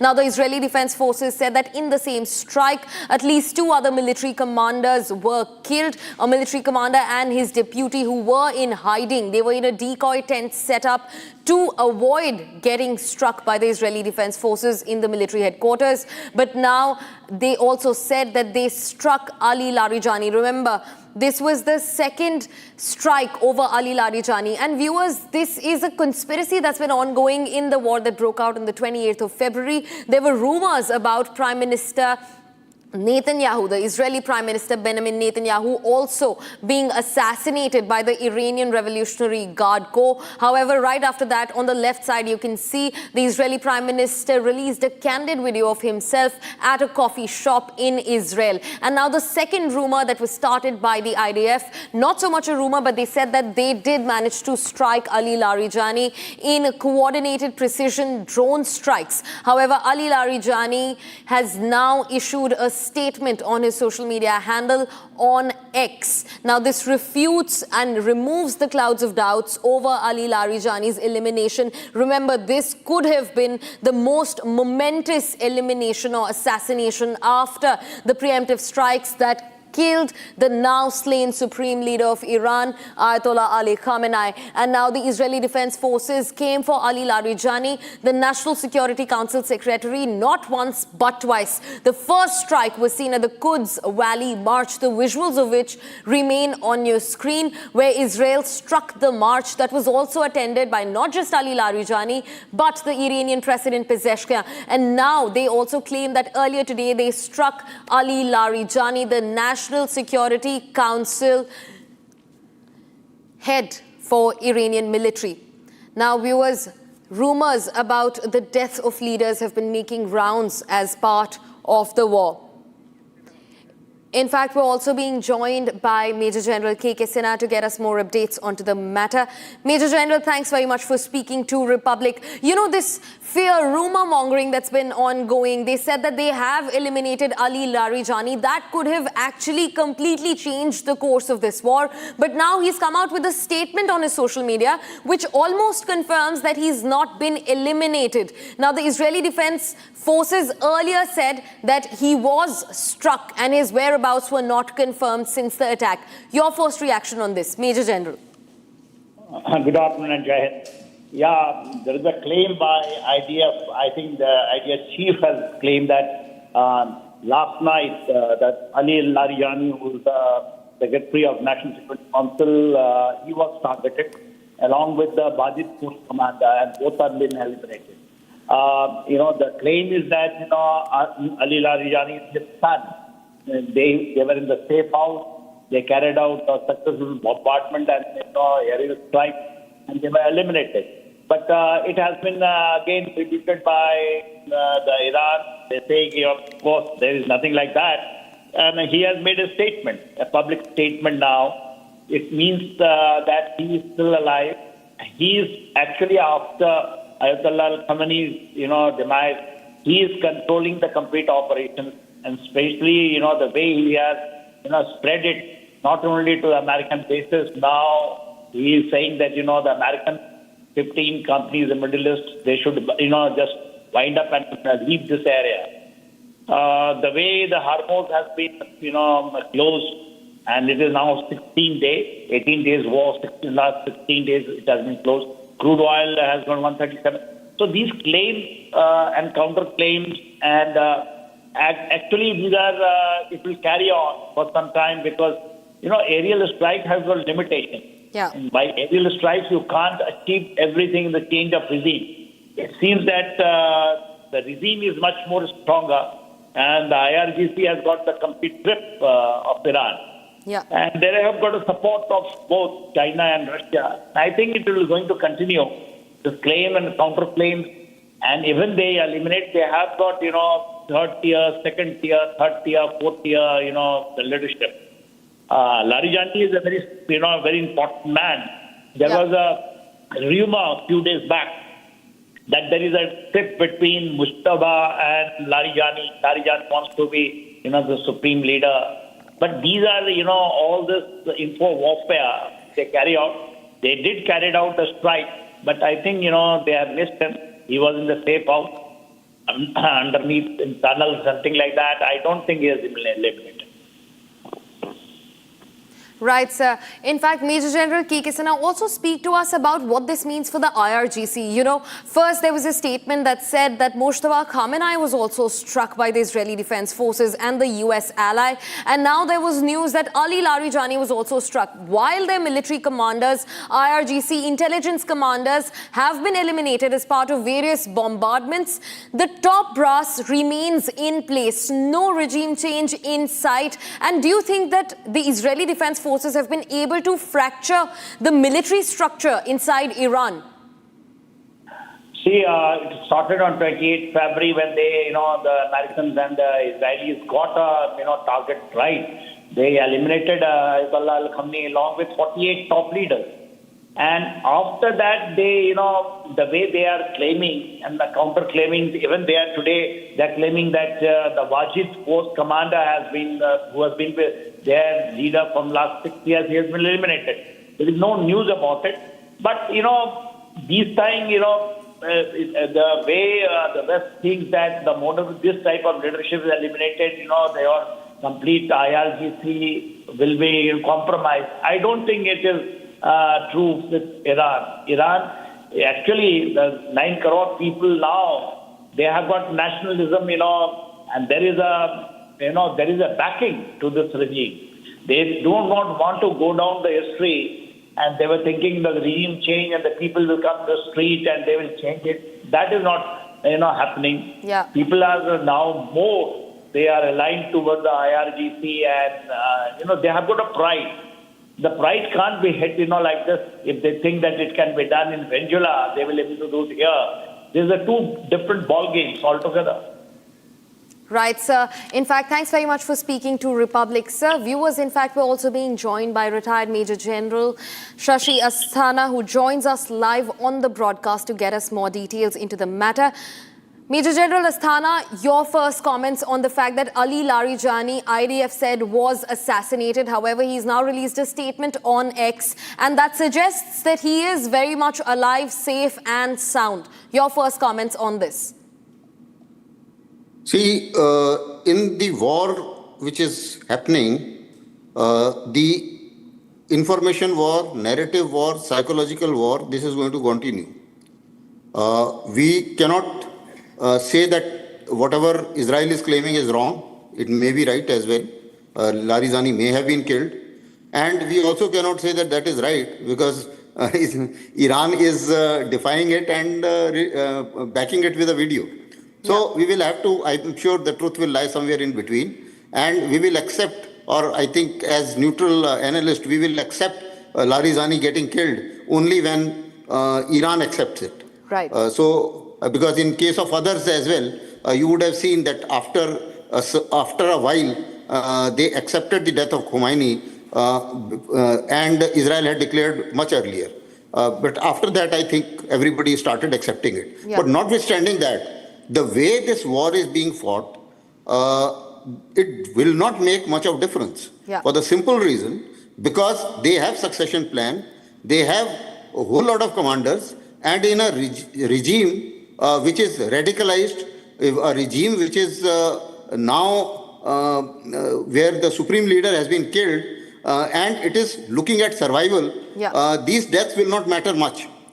After all, you would have seen that after the pager attack in Hezbollah, so many leaders got killed of Hezbollah. Yet Hezbollah has again picked up the courage and the strength to strike Israel again after 6 months. Yeah. So I think somebody else will take it on. And people today, the level of hatred against US and Israel is much more than the anger against the regime. And therefore they are falling towards the regime and as a country because their pride has been hit, their survival has been hit, their sovereignty, integrity has been hit. So I'm sure Israel is going to come out of this shock, if true, also.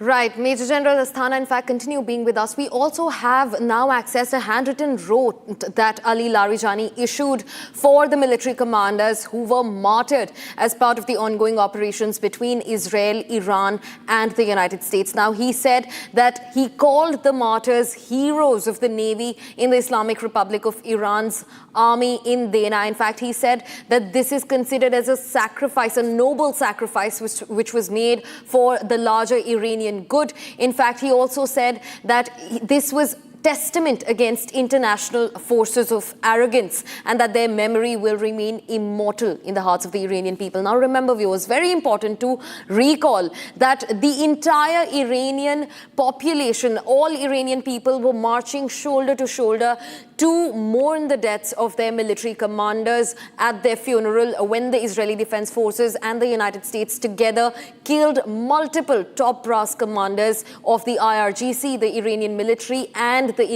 Iranian intelligence. And now Ali Larijani has issued a statement calling their sacrifice supreme and for the larger good of the Iranian territory and the people. In fact, he's also said that he will ask Almighty God for the highest ranks for these dear martyrs. Those are his exact words. The handwritten note that you can see onto your left and the translation of each word carefully curated and put onto the right side. These are the words of Ali Larijani, the Secretary of the Supreme National Security Council of Iran. In fact, we're continuously being joined by Major General Shashi Asthana, who joins us, who continues being with us on the broadcast. Major General Asthana, coming back to you, this is a testament that Iran is not looking to back down in the war against US and Israel. In fact, this also very importantly comes at the heels of Iran now refuting any calls for negotiation or for dialogue over the ongoing escalations in West Asia. Your first take on this? Iran is not ready to negotiate. In fact, they have vowed to fight the US till the very end. So your first reaction on this, Major General Asthana? See, as of now, Iran has understood that their resilience and the US discomfort in continuation of this war is evident. And therefore, they need not buckle down. Also, I think US has made fair amount of miscalculations, strategic miscalculations in a manner that if Taliban did not buckle down for 20 years and they did not surrender, President Trump saying that unconditional surrender is the aim of Iran is the aim, I think that is far too ambitious. Because if Taliban did not surrender for 20 years, obviously there is no way that Iran is going to surrender. Iran is much stronger. The terrain is much more difficult than what Afghanistan is. There is mountainous terrain. There are fair amount of folds and caves and tunnels to survive their combat power, whether it is missiles or drones or things like that. So I think what is going to happen is that as of now, we can see the conventional war and all kinds of narrative war, cyber war, as we mentioned, and psychological war. But after a little while, when the arsenal of Iran is going to come down and their ammunition expenditure will be much more, they are going to shift to some kind of guerrilla warfare in a manner that they will do harassing fire. A few drones fired on the embassies or on the financial centers in around Iran, that is in the Middle East, of anything linked with the USA or Israel, and that will keep everybody, keep America disturbed, and America will not be able to declare that no, they have surrendered or I have conquered or I am victorious. That chance they will not give it to them. And now also, in fact, President Trump, given the way he has behaved earlier, many strategists were expecting that one fine day he will say, no, I have killed so many people and I have destroyed and I have erased everything to ground and I am victorious and I hereby declare ceasefire. But then here the danger is that the moment he declares ceasefire, there will be 2 more drones coming somewhere on his base or somewhere on his ship.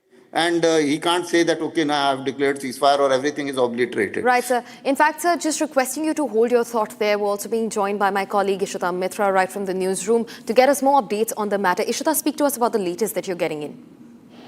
Right, of course, Gesu, we're looking at the propaganda where warfare escalating in the war in West Asia. We're looking at both the sides now making claims and counterclaims. There were claims made by the Israeli side that Ali Larijani, who's the Secretary of the National Security Council in Iran, has now been eliminated in the strikes. And right after that claim was made from Israeli side, we saw that his handle on X posted a handwritten letter. Now, Republic here, in fact, has got the letter, the copy of the letter. You can see it's been signed off by his name. Let me also read it down for our viewers what exactly this letter, which has now been posted from Ali Larijani's handle on X, says actually. Let me read it down for our viewers. It's a handwritten note, and it says that in the name of the exalted, the martyrdom of the heroes of the Navy in the Islamic Republic of Iran's army, in Dana is now considered a part of the sacrifices of the noble Iranian people, which have been manifested amidst the confrontation. Now, he goes on to, in fact, talk about the sacrifice of the Iranian sailors in Dana, and then he signs it off by saying, and I ask Almighty God for the highest ranks for these dear martyrs. Ali Larijani, Secretary of the National Security Council. He also mentions the date, Tehran, March 17. So exactly a claim that's now been put up from the Iranian side to, in fact, to show that Ali Larijani, who's been closely associated with IRGC, has been working with the Revolutionary Guard as far as the attacks on US assets is concerned, is not dead. Now remember, we're getting his visuals. He was last seen on the Quds Day rally in Tehran. They were all the top Iranian officials, right from the president, foreign minister, to the National Security Council heads. They were out there to, in fact, send a message to US and the allies that they are not afraid. It's a defiant Iran that's standing up to now the aggression from Israel and US. That was the message sent, and now, in fact, a copy of the letter that we have accessed has been put up by Iran just to show that all the claims are being made from the Israeli side, in fact, are not true. So we're certainly looking at an escalation in the propaganda warfare as the battlefield also heats up. Back to you, Gesu. Right, Ishita. Thanks for getting in those details. In fact, now quickly coming back to Major General Shashi Asthana, who continues being with us on the broadcast. Sir, I also want to understand, now, we know that top military commanders of the IRGC, the Iranian military, in fact, also their intelligence body, have been killed as part of the Israeli strikes over the course of this war.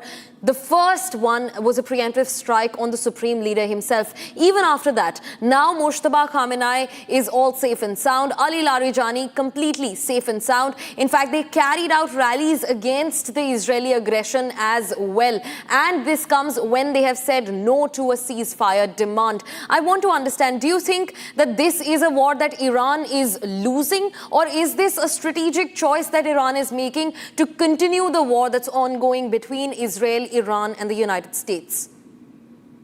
See, the strategic choice which has been given to Iran by US and Israel is survival.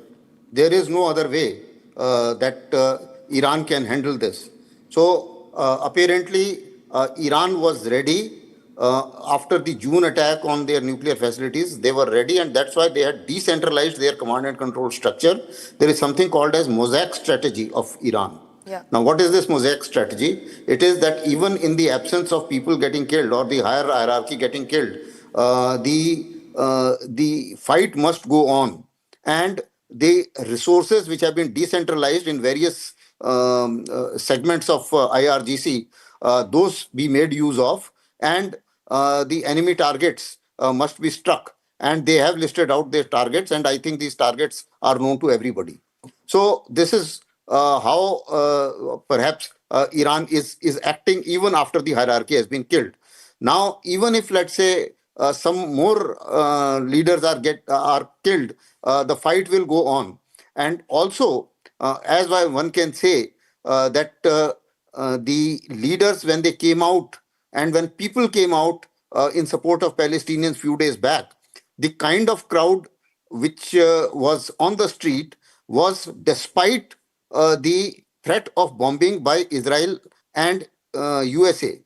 And despite that, people came out in such large numbers. And there were strikes during that time also. Now, that shows that the whole country is determined and perhaps standing with the regime, although they had their share of anger with the regime because of the economic problems and because of the treatment to ladies and things like that. But notwithstanding that, the hatred towards Israel and US is much more than the anger towards regime. And that is why the kind of strikes which US and Israel has done has actually been counterproductive. They thought that that will trigger a regime change. Conversely, that has put Iran completely together, and that has united Iran, the public and the regime, in a manner to withstand the assaults of US and Israel. So this is how I think. This, I think, was a miscalculation from a strategic miscalculation from US and Israeli side. Back to you. Yes, Major General Asthana, also the fact that this comes at the heels of the Fujairah port being under constant strikes from the side of the Iranian military and the IRGC. I also want to understand from you, Iran's retaliation in the larger Gulf region. Do you think that in the middle of this war now, Iran at any time from now can be eyeing global isolation over the fact that they are striking the neighborhood of the entire Gulf? See, although the strike to the neighborhood can anger neighbors, but the problem is the bigger picture is also very clear to the neighbors. The bigger picture is the neighbors also told US and Israel not to start this war. Also, Iran is saying very clearly that we are firstly striking bases. Secondly, we are only targeting those countries who helped these Israel and US use their bases and strike us. So it is a defensive action. That is what they are saying. Now, the second issue was that why so much of civilian targets got hit. Now, Iran's explanation is that once we struck their bases, all these and their embassies, all the US staff, it shifted to the civilian area. Definitely. And now they are moving into civilian area, and we have no choice but to hit wherever they are. Yeah. So in the bargain, the civilian areas are getting hit. Also, if you see the bigger strategic picture, the aim of Iran is to create a wedge between the West Asian allies and USA. So that proving two things: that firstly, USA cannot defend them, and secondly, USA, all their miseries are because of USA. Now, that's a good takeaway, Major General Asthana. Yes, that's a good takeaway. The fact that US wants everyone to jump into its rescue in the war to, so to say, regain the Strait of Hormuz. But when it comes to attacks on these very countries, the US is completely mum. Now we were shifting focus. The US embassy in Baghdad has been struck once again following a drone incursion. Now, just days before the embassy was attacked by an Iranian missile strike that hit its helipad, halting all operations and raising grave alarms. Now, this comes after Iran has recently also vowed to retaliate following the heavy bombardment of the Karg Island, Iran's crown jewel, biggest oil depot, by the US, destroying most of its military infrastructure atop the island. We have more on this story in the report that comes forward. Take a look.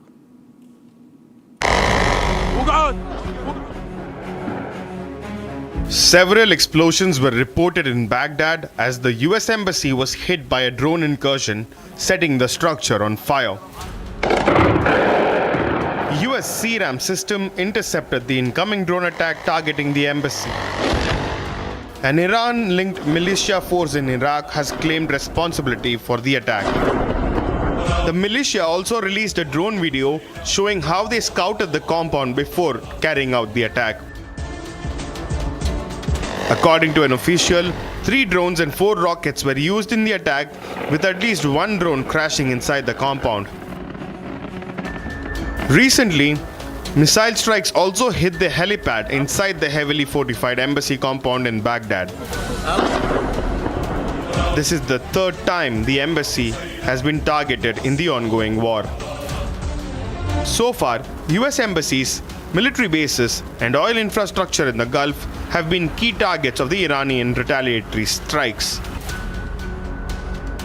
As the embassy was being hit, fresh drone attacks were also launched at the Fujairah Petroleum Industries Zone, setting the structure on fire. This comes after Iranian Foreign Minister Araghchi vowed to launch retaliatory strikes following heavy bombardment on Karg Island. Viewers, that's all that we could wrap in this edition of the News Bulletin. But don't go anywhere. News and updates continue on the other side, where we get you details on the Taliban government speaking exclusively to Republic about the recent Pakistani strikes, which Afghan government says have killed 400 innocents inside Afghanistan. That and a lot more right after this short break. Stay tuned to Republic TV. रानी, इस घर में कुछ है जो टूटता नहीं। ये pillar कभी नहीं टूटेगा। रुंगटा स्टील TMT से बना। रुंगटा नहीं तो घर स्ट्रॉन्ग नहीं। रुंगटा स्टील TMT बार एकदम सॉलिड। थोड़े में ज्यादा स्वाद, यही तो है इसकी खास बात। वाओ मामा, क्या स्वाद है? अरे मेरे राजा, सबका राजा आरती और मसाला।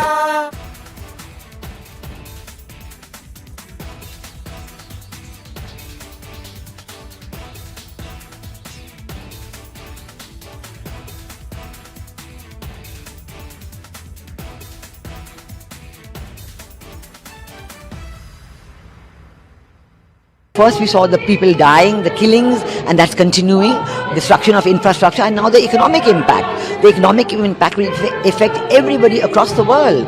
You know, the price of LNG, cooking gas has already gone up. So it is a very serious problem.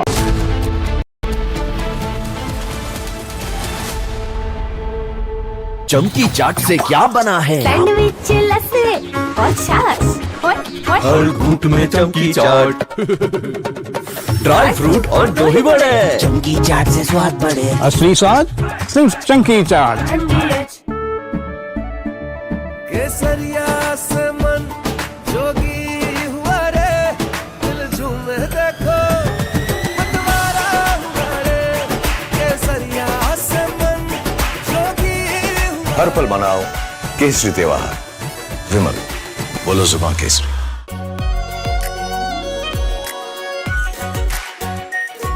Pure shahi paneer masala, delicious, healthy, every day. First we saw the people dying, the killings, and that's continuing, destruction of infrastructure, and now the economic impact.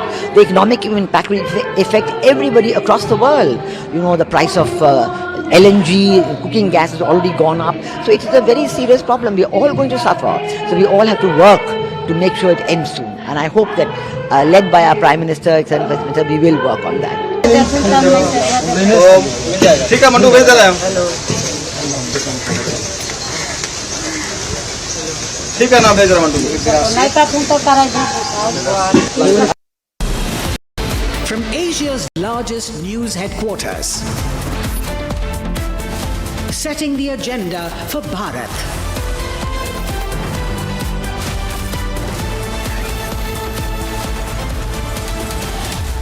You're watching Republic.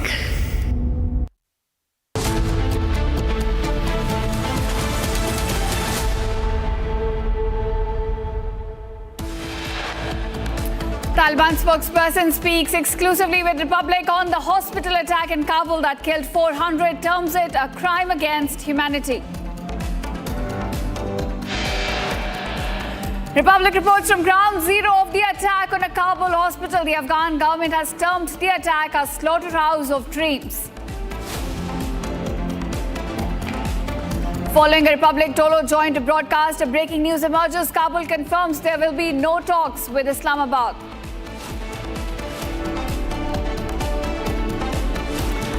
Israel claims a top Iranian commander, Golem Reza Soleimani, the head of the Basij unit for the past 6 years, has now been killed.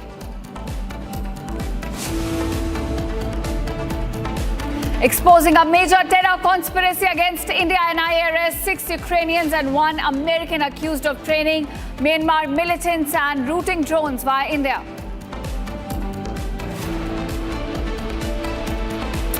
After Shivalik, a second LPG carrier Nanda Devi arrives in India. Third crude oil tanker Jag Ladki to dock tonight at 8 p.m.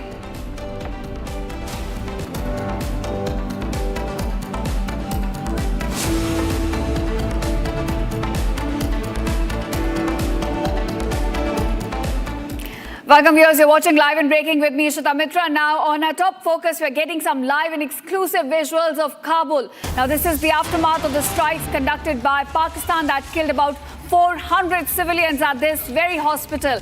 Now the aftermath of those strikes is visual, is in fact as seen on your screen. You can see the damage caused due to those strikes. Now remember, in terms of human cost, already 400 civilians have been killed, over 250 are injured. And this is the exact site of the attack in Kabul. We're getting you exclusive visuals on Republic showing you the aftermath of these strikes which were conducted by Pakistan on a hospital in the capital city of Afghanistan. Now you can see the rescue work in fact underway. The assessment of damage is still being done. And this is the aftermath of those strikes conducted by Pakistan that killed over 400 civilians and injured over 250. Now, Taliban has called it a crime against humanity. They will, in fact, be retaliating against this attack. They say there is no condition under which there will be talks held with Islamabad.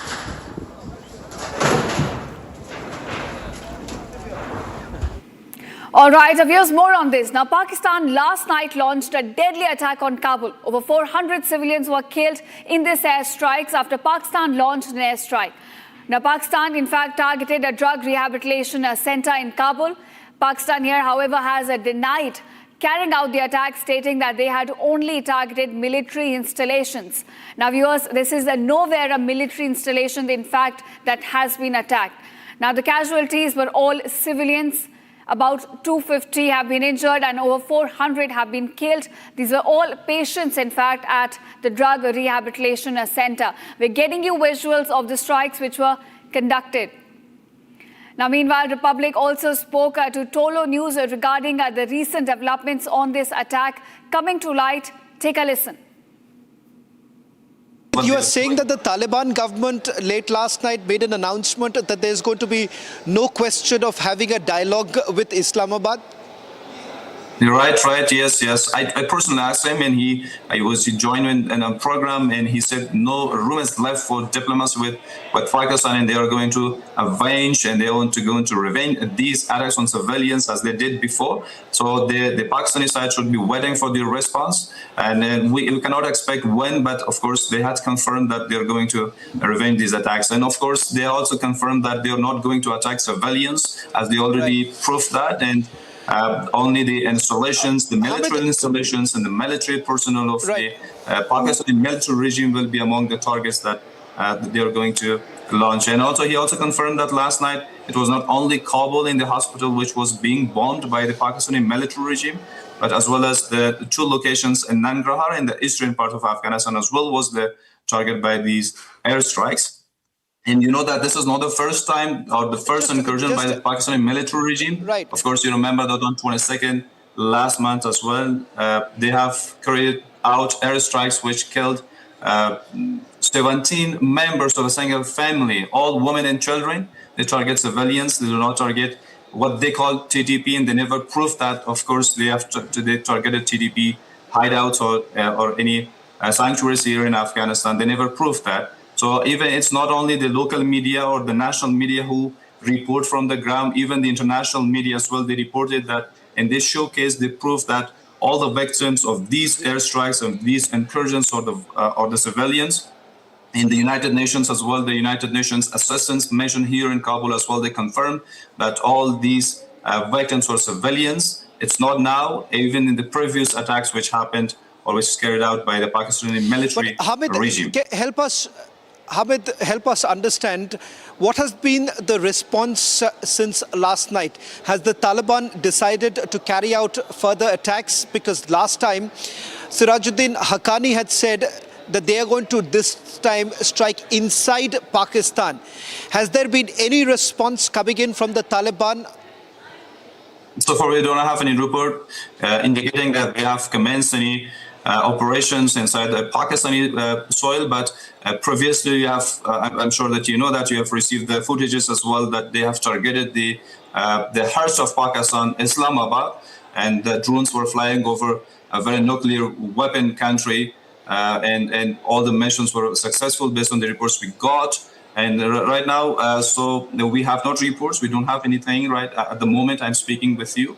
But previously there was a Radul Zulm operation, which is in English denying cruelty. It was on the hypothetical borderline, and they targeted the military installations of the Pakistani military regime. Even on the very first night of these operations, more than 50 Pakistani military regime personnel were killed based on the authentic reports, and some of the bodies were brought to this site.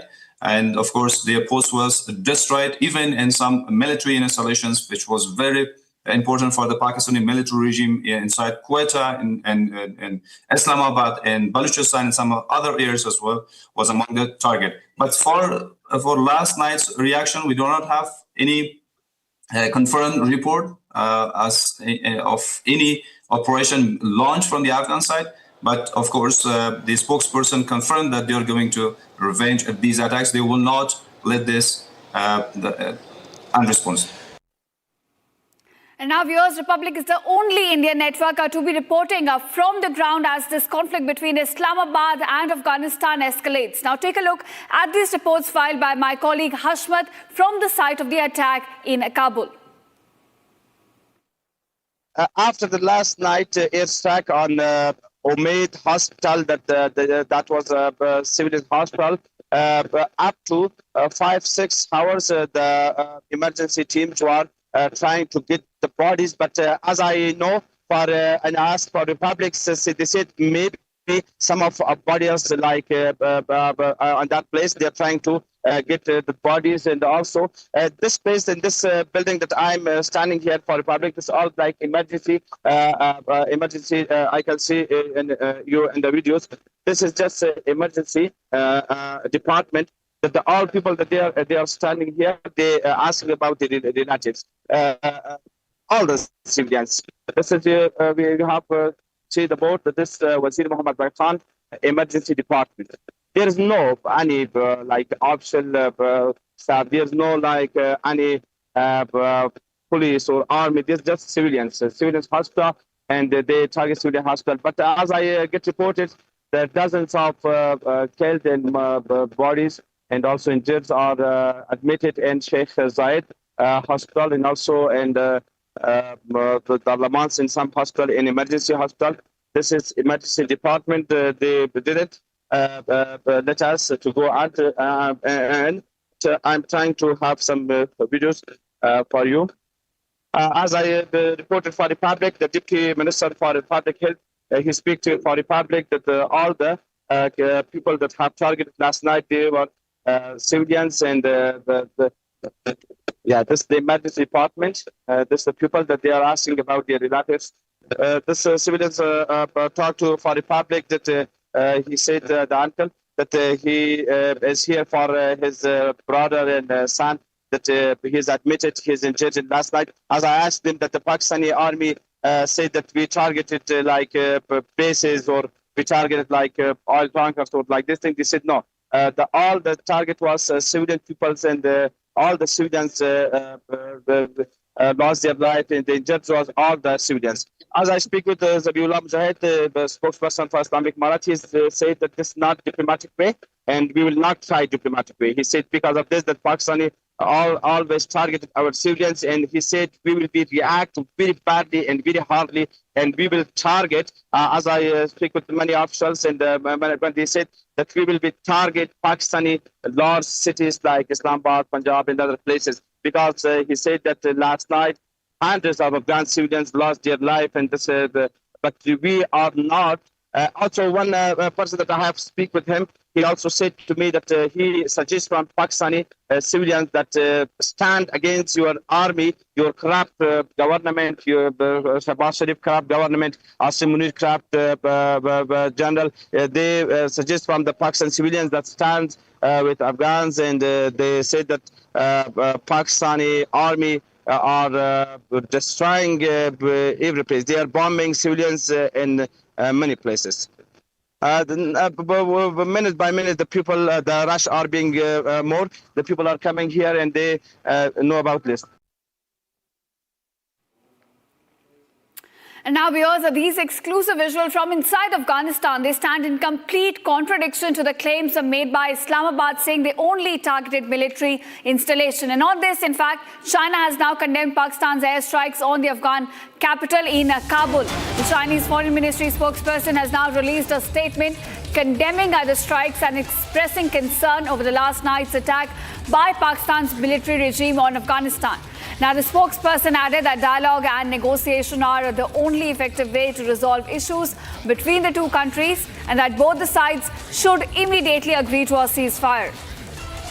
The spokesperson also emphasized that China will continue to play a constructive role, though through its own channels, in reducing tensions and improving relations between the two countries. So now we're looking at an ally of Pakistan, China, also condemning its strikes, which were on a hospital in Kabul last night, killing about 400 civilians while injuring over 250. So there's a statement that has come in from Chinese side condemning the strikes, expressing concern, and at the same time calling for an immediate ceasefire between the two countries.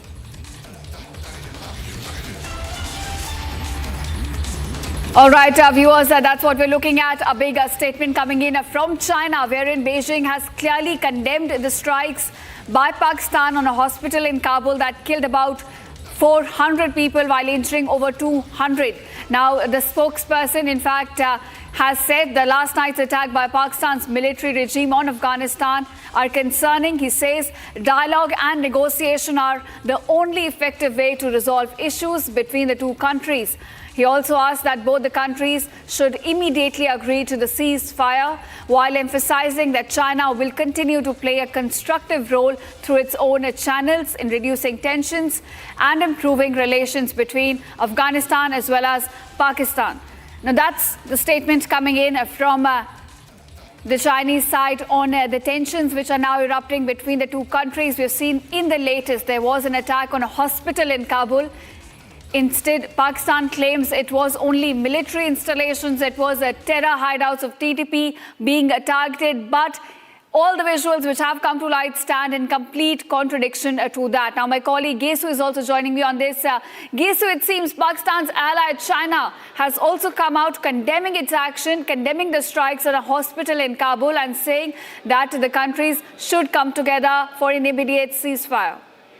Yeah, you know, Ishita, in fact, this is just another incident that goes on to show that Pakistani diplomacy is unable to make any ripples on the global front. Their own ally, China, has now condemned their strikes from last night on Afghanistan civilian infrastructure. Now, remember, the Taliban government in Afghanistan, in an exclusive conversation with Republic, reiterated that over 400 people have been killed as part of the strikes that Pakistan rained down in the Afghani territories last night. In fact, they've said a hospital, a rehab center was also struck. They've called it a crime against humanity, also highlighting that over 250 more, apart from the 400, remain injured, seriously injured over the Pakistani strikes that were rained down on Afghanistan's territory last night. Now, also remember, this comes from the Chinese Foreign Ministry, which has completely taken Afghanistan's side in the conflict. They have now condemned Pakistani strikes that were rained down on the Afghan territories last evening. Also, they have said that the two sides need to negotiate,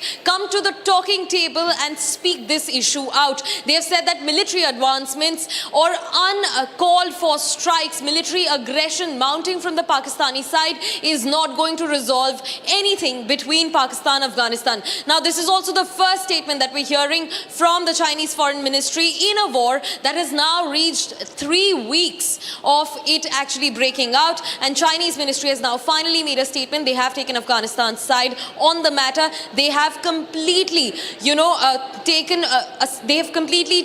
stepped away from Pakistan's side in this war. They have condemned the Pakistani strikes that have hit civilian infrastructure, killed over 400 civilians and injured 250 others. Now, remember, a hospital being under attack, you don't need to be a genius to actually realize that this is a war crime. This is as bad as it can get. And Taliban, which is trying to build Afghanistan once again after US's exit, has been battered by Pakistani strikes. The civilians being killed in huge numbers. Ishita.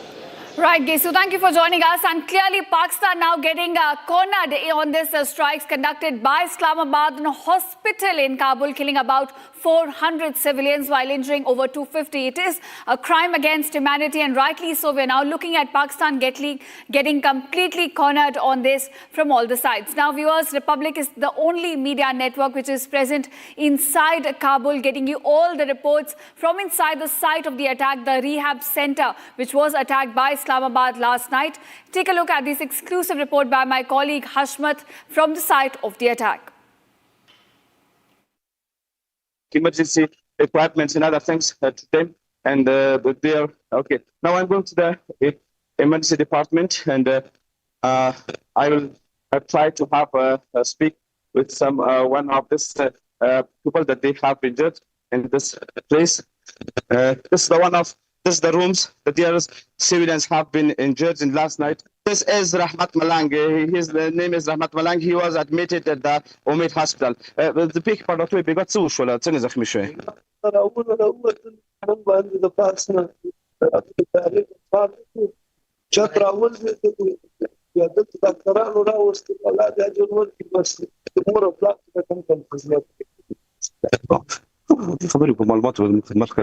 Yes, his name is Rahmat. He said that I was admitted at the Omid hospital. We are all civilians, and when the jets come and they targeted the hospital, he lost the dozen of his friends in this place. This other doctors that he is here for that. I speak with the doctors. He is responsible for this department. He said that dozens of injured that last night they are trying to have medicine and like this is other rooms. This is the injured people that you look and he is Lihaz. His name is Lihaz. He is also injured of the last night attacks, the Pakistani army airstrike on the Omid civilian hospital. We can see here some others injured that I think that he is. Many of the injured, they are in so bad position. You see it in the pictures, Wazir Muhammad Al Hospital Emergency Department. That this they are civilians. This doctors are sharing with us. The doctors here, doctors responsible for this department. He said that we try to okay. He didn't.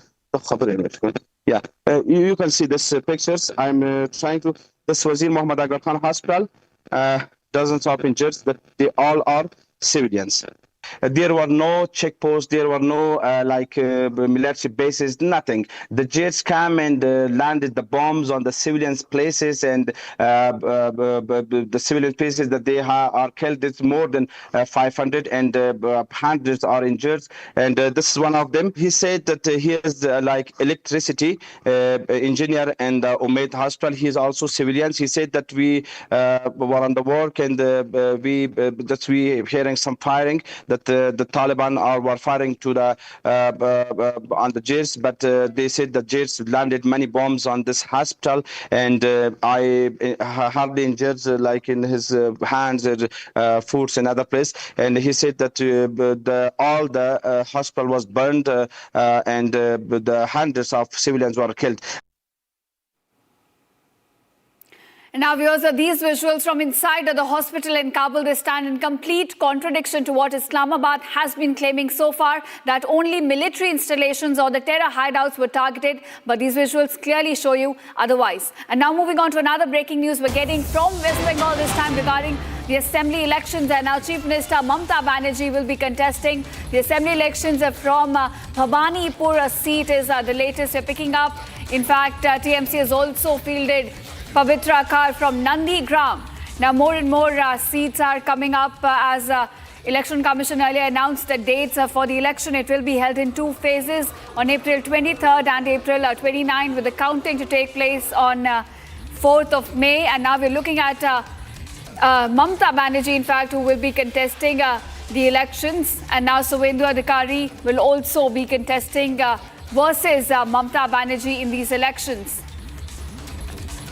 All right, now my colleague Harsha joins me with more details on this. Harsha, we're given to understand that we're looking at Mamta versus Suvendu Adhikari in the coming elections, as she will be contesting from Bhawanipur.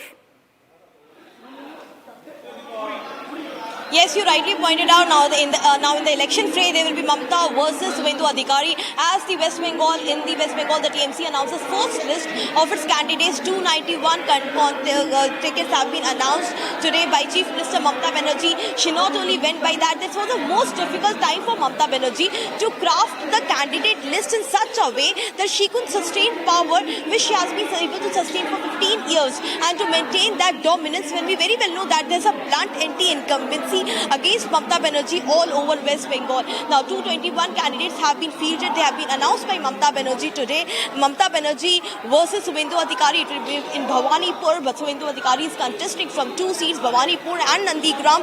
But this time it's Mamta Banerjee versus Suvendu Adhikari. This clearly states that how Mamta Banerjee has challenged the BJP main face, the main leader of BJP in West Bengal, that's Suvendu Adhikari.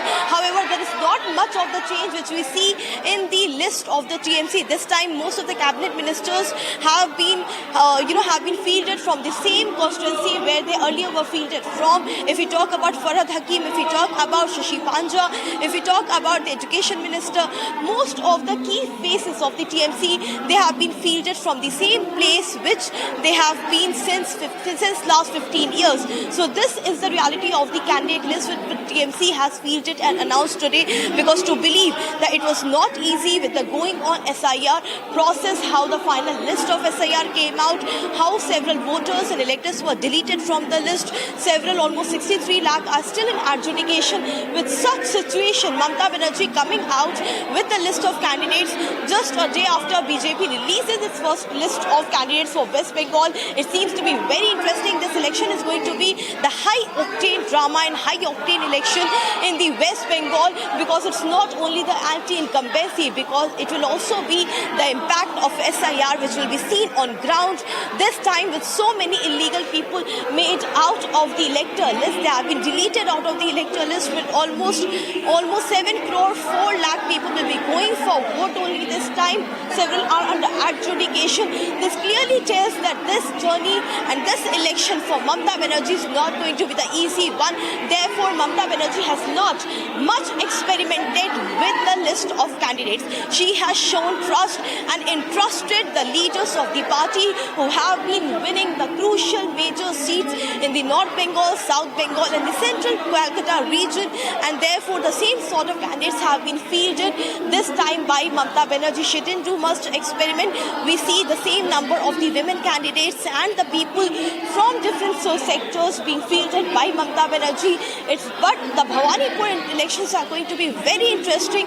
Already Suvendu Adhikari has been stating since day one that he is ready to challenge Chief Minister Mamta Banerjee. He has been challenging Mamta Banerjee since day one, and this election is going to be the high octane with Mamta Banerjee versus Suvendu Adhikari in Bhawanipur, when both the leaders will be on ground campaigning, and with what manifesto and what the demands and what trust they go to the people to door to door, promising them this election is going to be very interesting to see. Back to you. Right, Asha, as you said, it is a high-stakes election for both the BJP as well as TMC. And now we're looking at a rematch between Mamta Banerjee and Suvendu Adhikari. So interesting times ahead. Thank you, Asha, for joining us. Viewers, that's all we could pack in this edition of Live and Breaking. And now, on the other side, we get to how Israel has claimed the top Iranian commander, Gholam Reza Soleimani, the head of the Basij unit for the past 6 years, has now been eliminated in the strikes.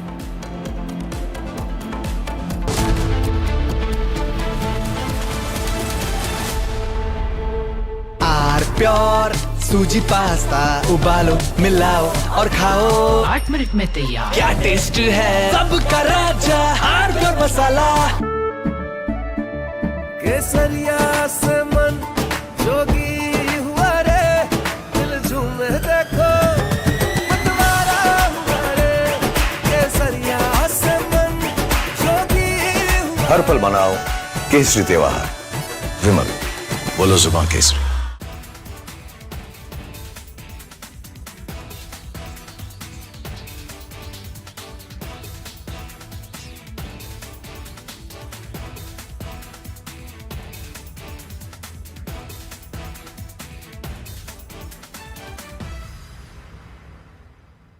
First we saw the people dying, the killings, and that's continuing, destruction of infrastructure, and now the economic impact. The economic impact will affect everybody across the world. You know, the price of LNG, cooking gas has already gone up. So it is a very serious problem. We are all going to suffer. So we all have to work to make sure it ends soon. And I hope that led by our Prime Minister, etc., we will work on that.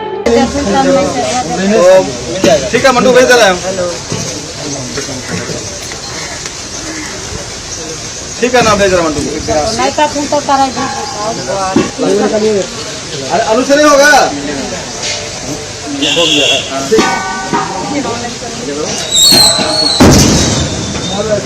तीन तो कमाल गिरा नीचे अब उसमें गाड़ी ले पूर्ण वाला चलो गोटे का गाड़ी मारवा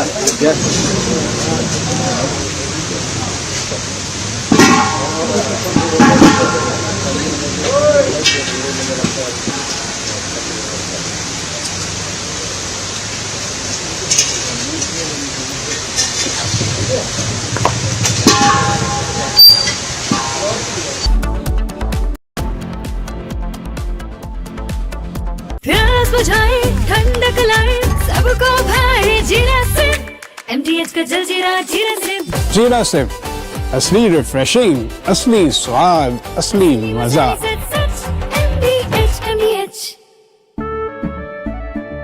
केसरिया से मन जोगी हुआ रे दिल झूमे देखो मतवारा हुआ रे केसरिया से मन जोगी हर पल मनाओ केसरी त्योहार।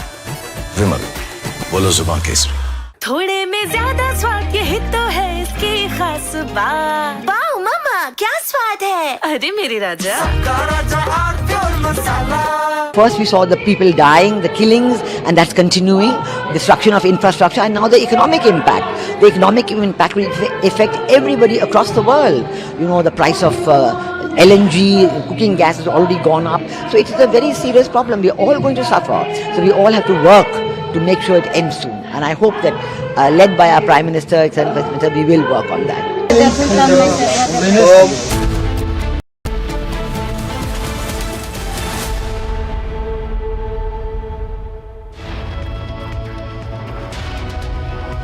Hello and welcome viewers, you're watching live and breaking on Republic TV with me, Ishita Mitra. Now viewers, right after the attack on Kabul Rehab Center, Kabul now says there will be no talks with Islamabad. We'll get you all the updates on that, but first up, let's take a look at the headlines we're tracking for you at this hour.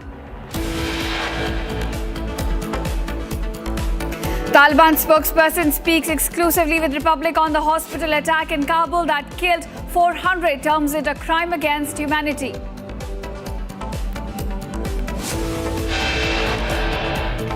Republic reports from ground zero of the attack on a Kabul hospital. The Afghan government has termed the attack a slaughterhouse of dreams. Following a Republic Tolo joint broadcast, breaking news emerges. Kabul confirms there will be no talks with Islamabad.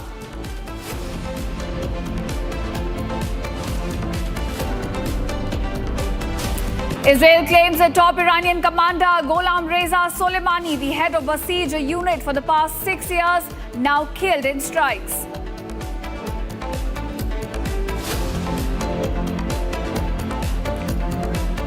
After Israeli claimed that NSC head Ali Larijani eliminated, Larijani now releases a handwritten note on his social media handle, exposing a major terror conspiracy against India. And IRS 6 Ukrainians and 1 American accused of training Myanmar militants.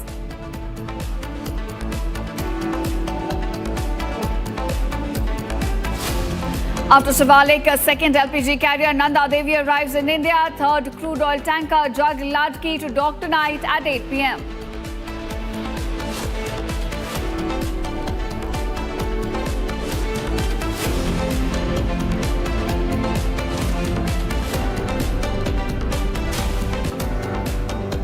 All right, viewers, you're watching live and breaking with me, Ishita Mitra, and our top focus at this hour. Now, Supreme Leader Mujtaba Khamenei has rejected the ceasefire proposals that came from 2 mediating countries and says this is not the right time for peace and that Israel and the US must be defeated and they need to pay reparations. Now that's the statement coming in from the newly elected leader of Iran, the Supreme Leader Mojtaba Khamenei, clearly sending out a message to Israel and the US that now is not the time for peace. There will be no talks. In fact, it says that the US and Israel must be defeated and they need to pay for reparations. Now remember, carpet bombing of the entire country has been taking place since February 28th. Damage has been reported all across the capital city as well as other cities, and now Iran says US and Israel must be defeated and they must pay for reparations. That's the statement coming in from Mojtaba Khamenei. Now remember, there have been rumors floating around regarding the health of Mojtaba Khamenei as well. Pete Hegseth earlier said that he is damaged but alive, and now the main statement coming in from the Supreme Leader Mojtaba Khamenei himself, who's clearly rejected the ceasefire proposals coming in from two countries. So it seems that there will be no breakthrough, no pause in the conflict that has been going on between Iran on one side and US and Israel on the other, with Iran now clearly rejecting the ceasefire proposals that have been put up by two mediating countries.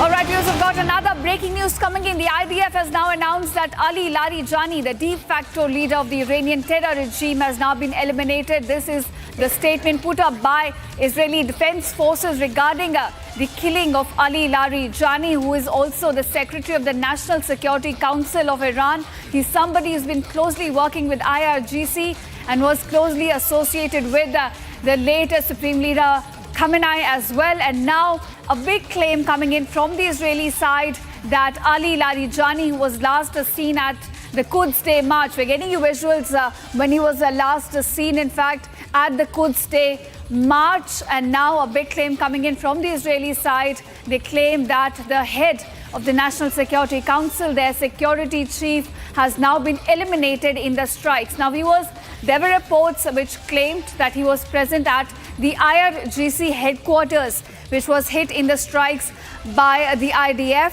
And now Israeli forces making a big claim that the de facto leader of what they claim is to be a terror regime has now been killed in the latest strikes. Viewers, on your screen, we're getting you visuals of Ali Larijani. He was last seen at the Quds Day rally. In fact, other top Iranian leaders were also present with him. There was President Masoud Pezeshkian as well as the Foreign Minister Abbas Araghchi. He was also there. All were present to send a signal of defiant Iran. And now, big claim coming in from the Israeli side, claiming that Ali Larijani, who is in fact the head of the National Security Council of the country, has now been eliminated. Now that's the picture that has been posted up by the IDF, saying that after the elimination of Khamenei, he was functioning as the leader of Iranian regime. He led the combat against the state of Israel and the countries in the region. He also served as the secretary of the Supreme National Security Council while acting as the regime's effective leader, one of the most veteran and senior figures within the Iranian regime leadership. The statement also reads, advanced violent enforcement measures and repression operations. Personally, he oversaw the massacre that was carried out against Iranian protesters. Now, remember, he was somebody who handled dissent and the protesting disturbances that we have seen emerging from inside the country as well. And now IDF claiming that the leader who was in fact looking after the country after Ayatollah Khamenei was killed, has now been eliminated as well. Now, if the rumors are found to be true, it is a big blow to Iranian leadership. We have seen top commanders being killed, the supreme leader being killed, and now it could be Ali Larijani as per the latest claims made by the Israeli forces. Now, viewers, these are the last visuals that Ali Larijani, in fact, was seen in public. It was during a Quds Day rally. He was last seen in the capital city of Iran, in Tehran. He was participating in Quds Day March. And now the latest claim has come in from the Israeli side. Even the defense minister made a statement on this earlier, saying that Ali Larijani, who was in fact the de facto leader, he was leading the country, heading the IRGC operations after Khamenei has now been killed. It's a big claim that has come in from the Israeli side. Now, remember, viewers, in the thick of war, in the cloud of war, we are looking at claims and counterclaims coming in from both the sides.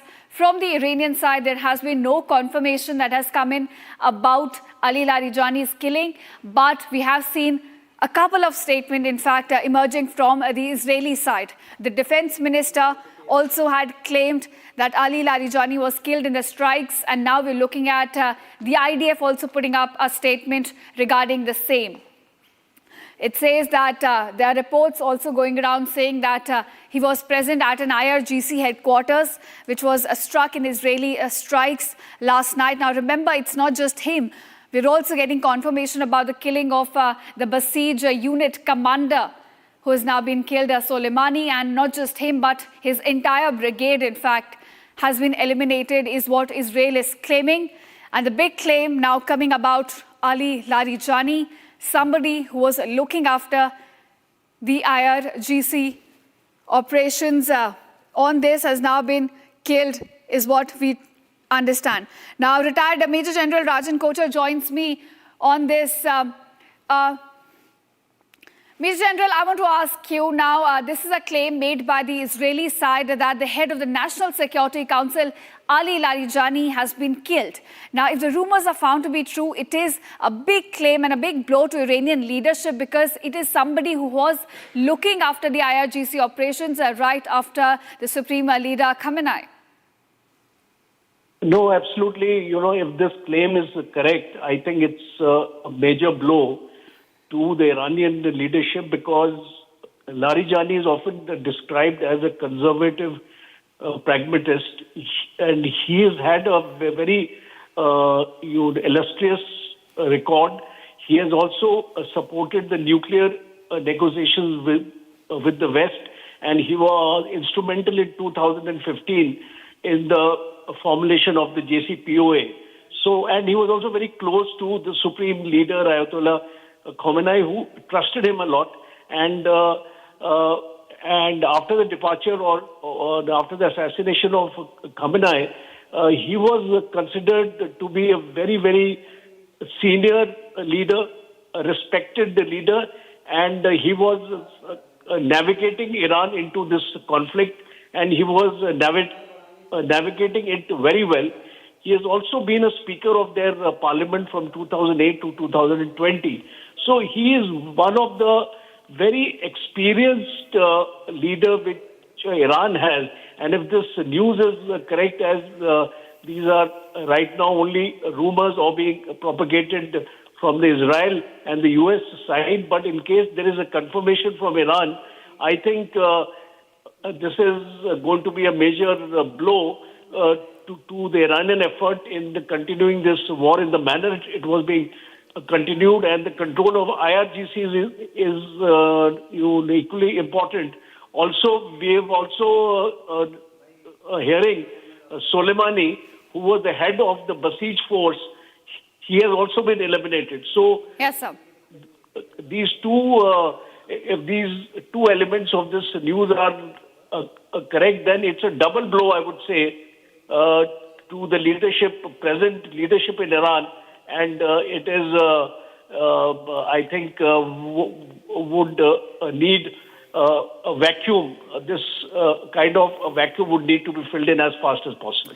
I certainly agree with you, sir, that if the rumors are found to be true, it would be a big leadership vacuum for Iran, a country which is at war with Israel and the US. But sir, I want to ask you, right after IDF made these claims about Ali Larijani being killed, there was a letter, a handwritten letter, which was put up by his social media handle on X.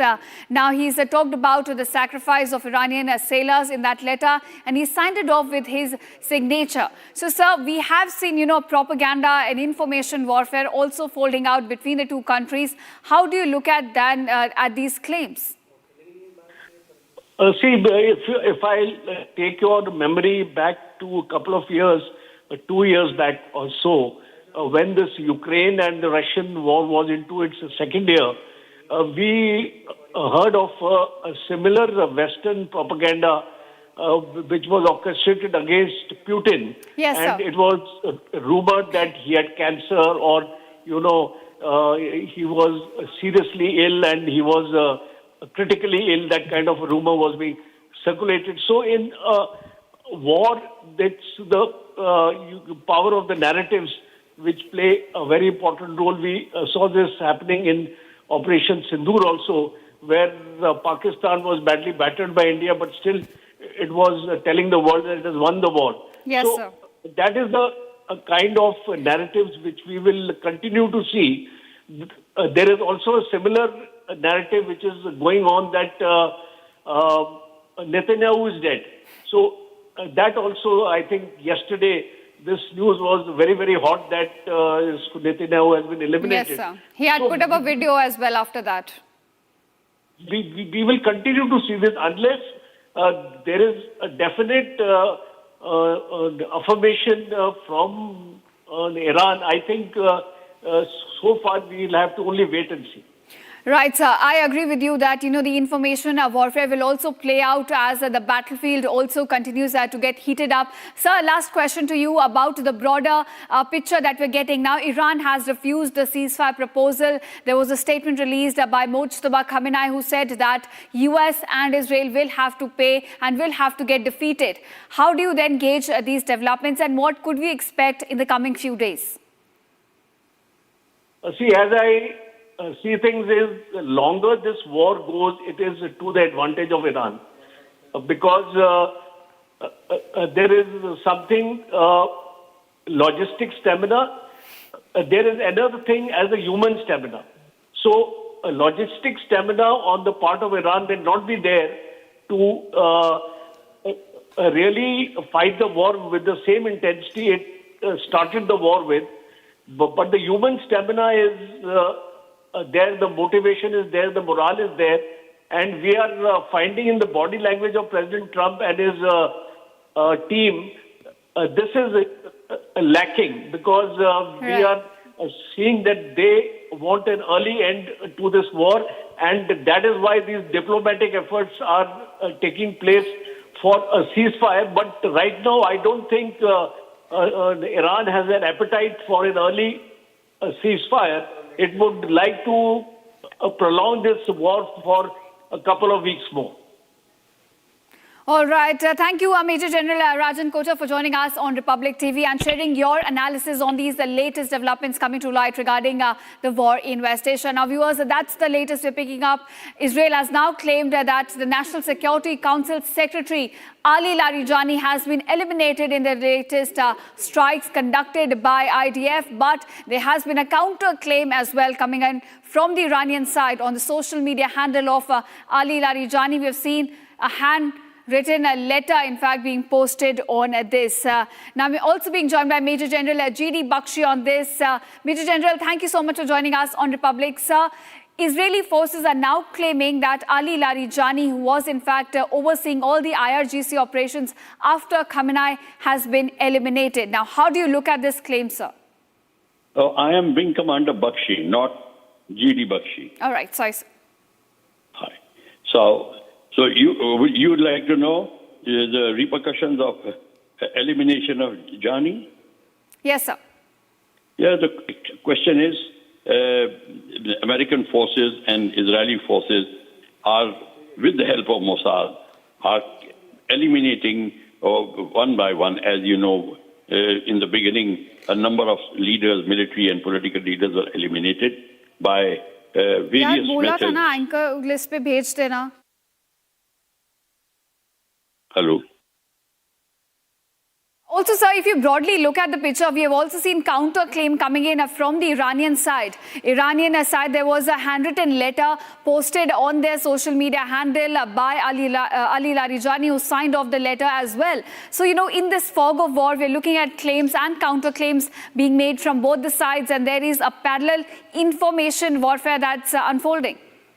That's right. The methods of warfare always include the information, marring of information, and bringing wrong information. In fact, the first victim of the war is information. The truth is the first victim of war, because you cannot know But both sides are very serious about carrying out their mission. Unfortunately, it is America which is taking the offensive. They are taking the initiative because at the moment they are attacking Iran. So Iran is on defensive.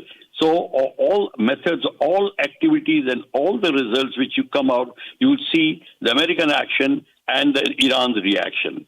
So this will continue for quite a long time, but it just shows that what Iran is now producing is far better than what they did last year in the Iran-Israel air war, because now the ground machinery, their information, their intelligence seems to have improved further, and they have taken a lot of lessons from that previous conflict which they had. Whatever it may be said and done, Iran is at the moment facing an uphill task because it stands alone, but practically alone, with all the other Islamic countries giving it lip service, but they're all giving help to America, whether it is logistics, whether it is victualization for their ships, whether it could be anything. So at the moment, Iran is on the back foot, carrying out a reactive war. All right. Thank you, sir, for joining us and sharing your inputs on these latest developments. And now we're also being joined by Major General G.D. Bakshi on this. Thank you, Major General, for joining us on Republic. So I want to ask you, there's been a claim made by Israeli forces that Ali Larijani, who was heading the IRGC operations after Khamenei, has now been eliminated. If these rumors are found to be true, sir, how big of a blow this is in terms of the vacuum that will now come in terms of Iranian leadership? Well, it's not going to start the war. We've heard this before. They killed Ayatollah Khamenei and they said the war is over. Now they'll kill Larijani and said the war is over. This war will continue because the Iranians have worked out a deep line of succession. They are not dependent on any one personality. The whole nation is fighting. So this war will go on. And they will pay huge sums of money to get the details of the movements of their leaders. Larijani was taking no precautions whatsoever. If you recall, he was out in the crowds a few days, out in the street. They have this martyr streak in the Shias. They're just not taking any precautions on that score, and they can feel very happy about killing them, but it will not stop the war. I want to ask you, it does look like it's a hydra. You cut off one stem, another stem comes off, and the plant remains intact. You take out one leader, another leader pops up, and the regime remains intact. So if you're looking at that pattern, then how long can we expect the war to go on? Larijani himself had said that I will be able to continue with this war for 4 to 5 months at least. When Donald Trump was saying that we will continue with this war for 4 to 5 weeks, Larijani had said that we will continue this. We are prepared to fight for about 4 to 5 months. Yes, sir. And even the latest statement made by Mujtaba Khamenei clearly rejects the ceasefire proposal. So it does not look like that Iran has any appetite for a pause right now. Can you... okay, yeah. Hello? Yes, sir. Sorry, just repeat the question, please. Yes, sir. So I was asking you, the latest statement made by Mujtaba Khamenei also rejects all the ceasefire proposal. So it does not look like that Tehran has any appetite for a pause in this conflict right now. Absolutely. You have killed Khamenei. You have only incensed the Iranian population, and you have only strengthened their will and resolve to continue fighting. So I do not think taking out one particular leader here, one particular leader there will get the Iranian regime to collapse and go and kiss the boots of Donald Trump. They can continue with this tamasha till as long as they like. Right, sir. So I was talking to you earlier and you said that if it's not a decisive win for the US, it will be a loss. And it does look like that US is now trying to find that decisive win somewhere so that it can safely exit the conflict. Absolutely, they are desperately looking for an off-ramp. The problem is Iran is not giving them one. They are continuing to fight. They are continuing to fight in a very tenacious manner. And every day they say we have eliminated 95% of their drones, 90% of their missiles. But more of them keep raining on the Iranian embassy, on the American embassy in Iraq, on the...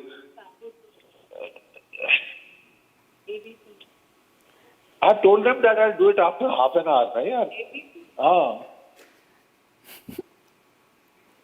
Right, sir. Thank you so much, sir, for joining us on Republic TV and sharing your analysis. Now, viewers, that's the latest. We're picking up claims and counterclaims being made by both the sides as the fog of war continues to stay over West Asia. We're looking at Israeli forces claiming they have eliminated Ali Larijani, but there's also a handwritten letter that's been posted from his social media handle on X. So we'll have to see, of course, whether or not Iran will confirm about the killing of Ali Larijani. Now, viewers, we're slipping into a very short break, but coming up on the other side, Republic reports from ground zero of the attack on a Kabul hospital. The Afghan government has now termed the attack a slaughterhouse of dreams. So coming up on the other side, these are latest details on the attack on a Kabul hospital by Pakistan.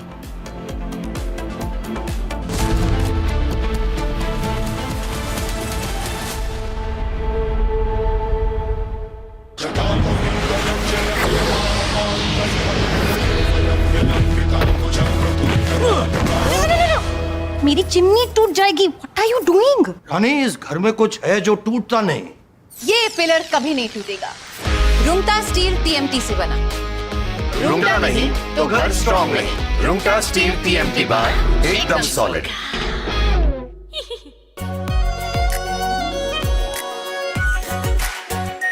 Are pure shahi paneer masala, delicious, healthy every day.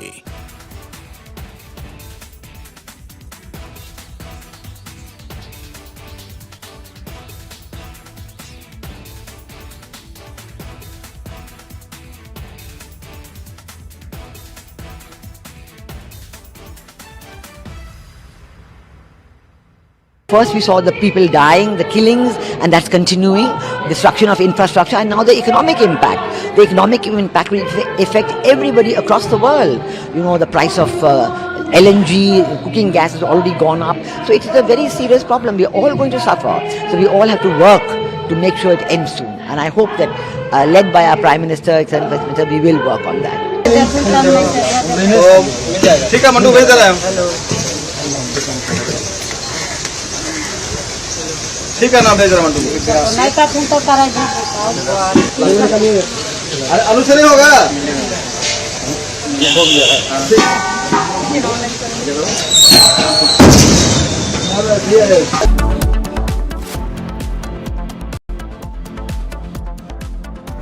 चमकी चाट से क्या बना है? Sandwich, लस्सी और छाछ हर घूंट में चमकी चाट।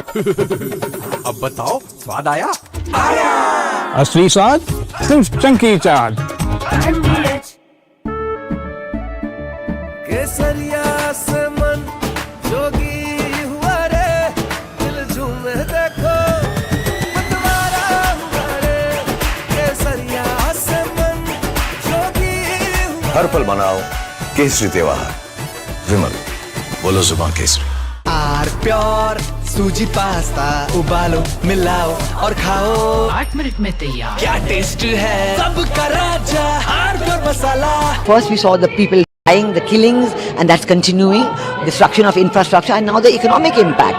The economic impact will affect everybody across the world. You know, the price of LNG, cooking gas has already gone up. So it is a very serious problem. We're all going to suffer.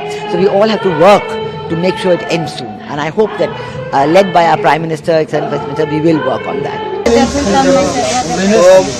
ठीक है mandu भेज दे रहे हैं ठीक है ना भेज रहा मंटू अरे आलू से नहीं होगा हो गया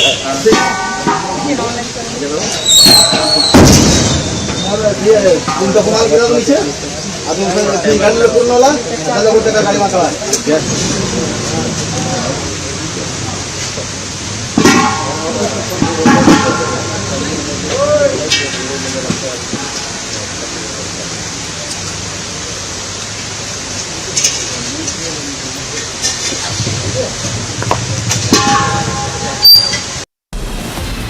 From Asia's largest news headquarters,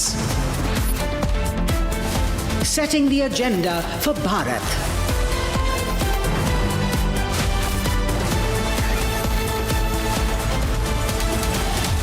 You're watching Republic.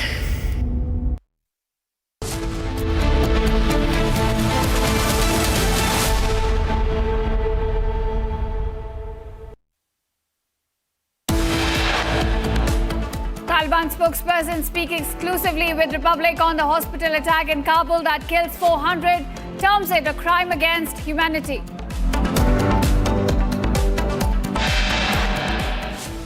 Republic reports from ground zero of the attack on a Kabul hospital. The Afghan government terms the attack a slaughterhouse of dreams.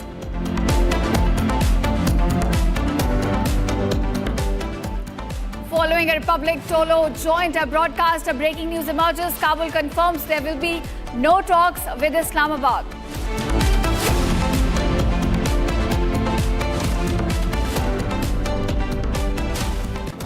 Israel claims the top Iranian commander Gholam Reza Soleimani, the head of Basij unit for past 6 years, has now been killed.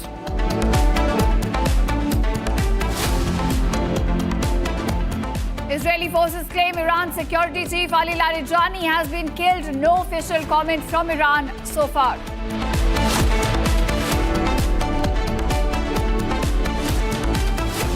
Exposing a major terror conspiracy against India, NIA now arrests 6 Ukrainians and 1 American accused of training Myanmar militants.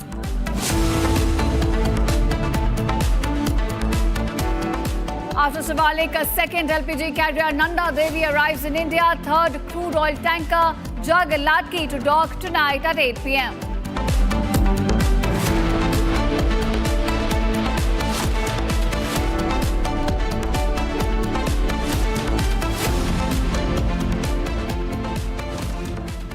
Welcome viewers, you're watching Top Live and Breaking with me, Shita Mitra. Top focus at this hour. UN inquiry has started investigating a fatal strike on a primary school on the first day of US-Israeli attacks on Iran.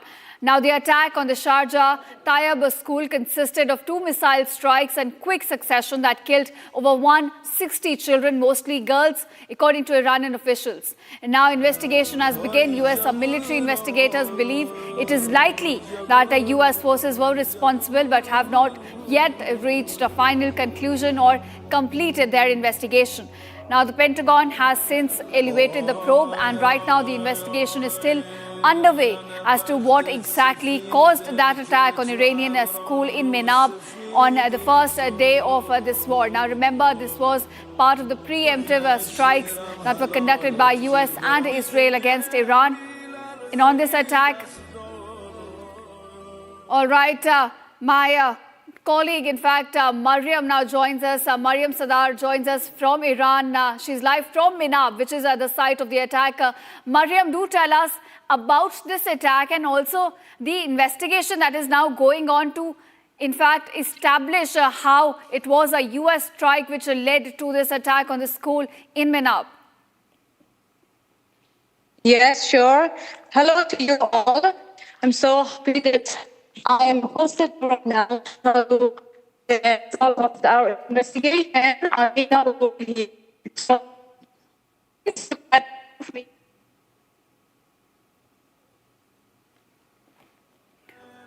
All right, we'll try and connect with my colleague Mariam there, but viewers, we're getting the latest news regarding the attack on Iranian school that took place on February 28th. It was a part of the preemptive strikes by US and Israel. There were reports claiming that debris of a US Tomahawk was also found at the site of the attack that killed over 160 schoolgirls. And now UN is also investigating that fatal strike on Iranian school. Now remember, even yesterday there was another strike on a school in Khomein in Iran, and this was the first strike on February 28th. And now investigation is ongoing to uncover what exactly led to the strike on a school attack.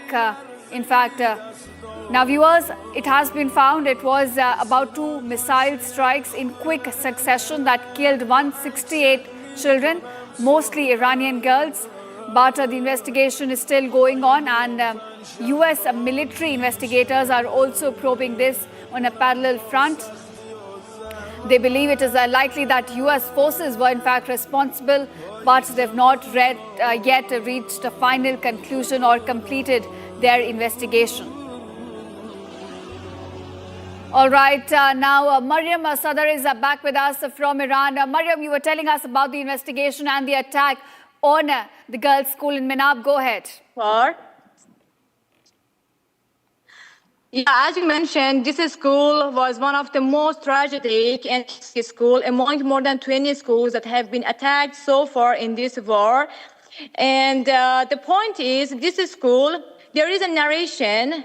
There's a narration that the school was located in a military base, but actually, based on our investigations and all witnesses and footages we have reviewed, this school actually is located in a very big compound, which is considered as a cultural complex here. And this site used to be a military base about 15 to 20 years ago, and even furthermore that during the time of war between Iran and Iraq in the year 1980 to 1987, the Iranian soldiers were trained here for the war. But after like 1995, this school and this old area turned into a cultural complex here in this town, which included this school and a clinic and hospital there on the other side, and also a car wash and a home decoration store even, and a football field and also a gym. So as we can see, here is completely a cultural site here, but there are a few more reports that they believe maybe this attack was done based on wrong intelligence or outdated reports on the AI or military system intelligence in America or Israel. But here is a serious question that if we accept it was based on a wrong intelligence strike here, then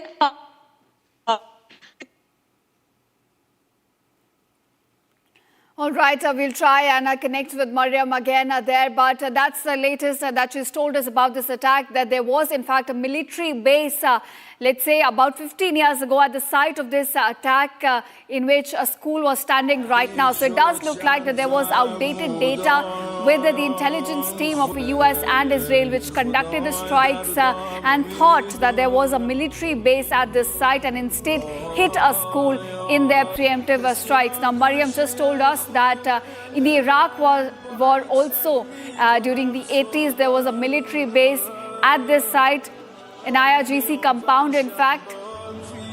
And now it does look like it could be outdated data which may have led to the strike on this school in Menab.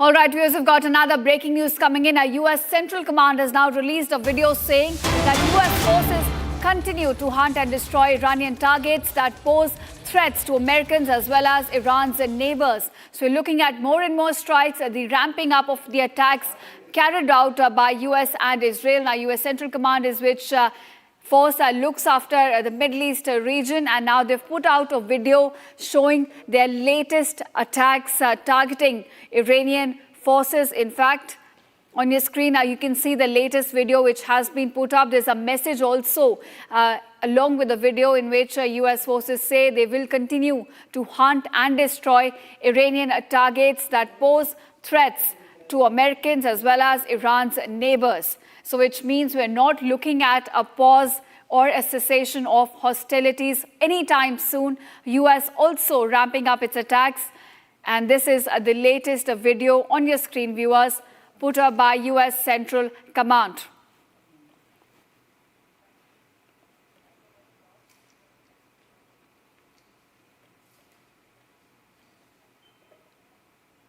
All right, viewers, now switching our focus to another conflict that's now emerging between Afghanistan as well as Pakistan. Now we're looking at the strikes which were conducted by Pakistan on a hospital in Kabul, and visuals on your screen show you the aftermath of those attacks. Now these were deadly attacks. They've killed over 400 civilians while injuring over 250. So the death toll is in 3-digit numbers, and these are the exclusive visuals viewers we're getting you from Kabul, aftermath of the attack conducted by Pakistan overnight.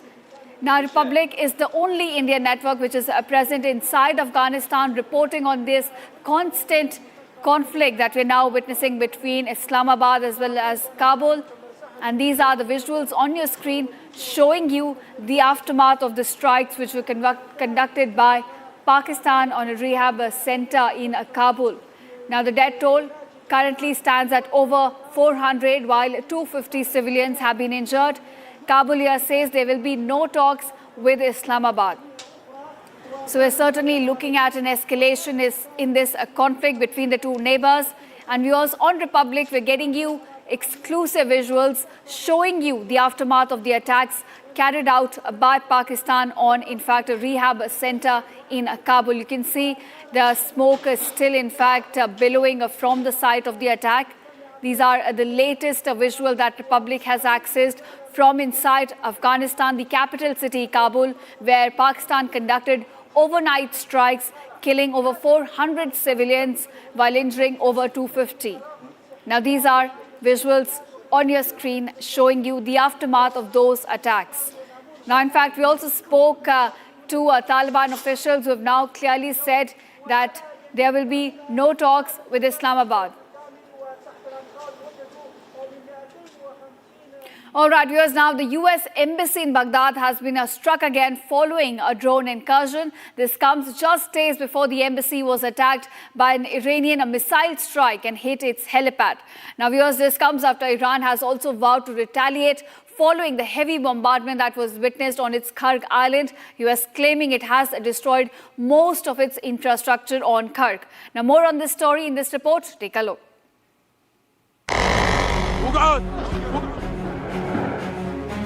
Several explosions were reported in Baghdad as the US Embassy was hit by a drone incursion, setting the structure on fire. US CRAM system intercepted the incoming drone attack targeting the embassy. An Iran-linked militia force in Iraq has claimed responsibility for the attack. The militia also released a drone video showing how they scouted the compound before carrying out the attack. According to an official, 3 drones and 4 rockets were used in the attack, with at least 1 drone crashing inside the compound. Recently, missile strikes also hit the helipad inside the heavily fortified embassy compound in Baghdad. This is the 3rd time the embassy has been targeted in the ongoing war. So far, US embassies, military bases, and oil infrastructure in the Gulf have been key targets of the Iranian retaliatory strikes. As the embassy was being hit, fresh drone attacks were also launched at the Fujairah Petroleum Industries Zone, setting the structure on fire. This comes after Iranian Foreign Minister Araghchi vowed to launch retaliatory strikes following heavy bombardment on Karg Island. And now we've got another breaking news from the war in West Asia. Iran's Revolutionary Guard intelligence organization has now arrested 55 individuals in southern Iran. They've been accused of cooperating with US and Israel. So we're looking at a crackdown inside Iran on certain individuals. In fact, 55 have now been arrested, and the charges against them is of their cooperation with the enemy side, with US and Israel. So it's IRGC's crackdown is what we're witnessing. 55, in fact, have now been arrested in the southern part of the country for cooperating with the US and Israel, while Tehran remains at war with these countries. So a crackdown on these individuals who are now cooperating with the enemy side.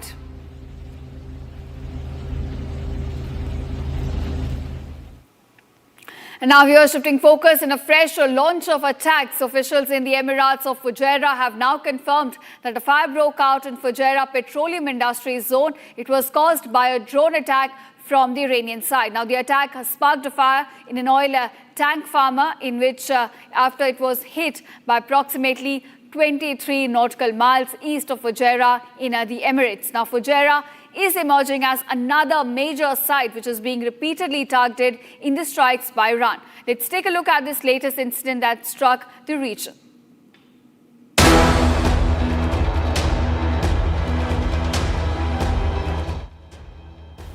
Authorities in the Emirate of Fujairah have confirmed that a drone attack sparked a significant fire within the Fujairah Petroleum Industries Zone.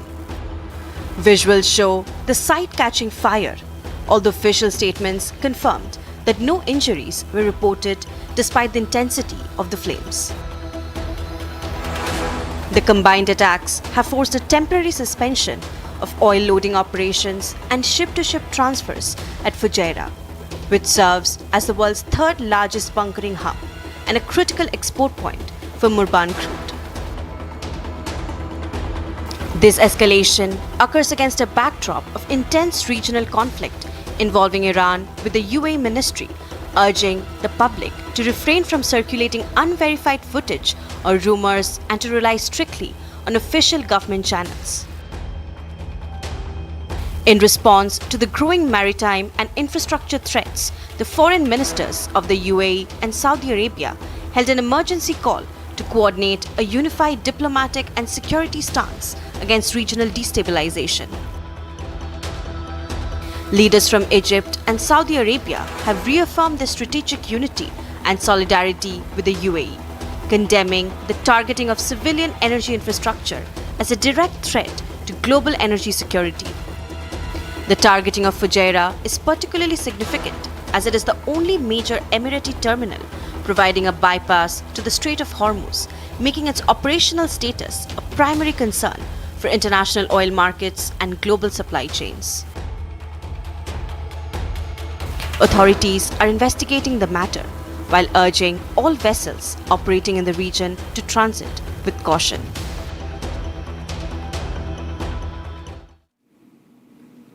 And now, viewers, Donald Trump has said that he was surprised that Iran attacked the Gulf countries at the beginning of this war, while also adding that Iran was not supposed to go after all these other countries in the region. Take a look at his latest statement.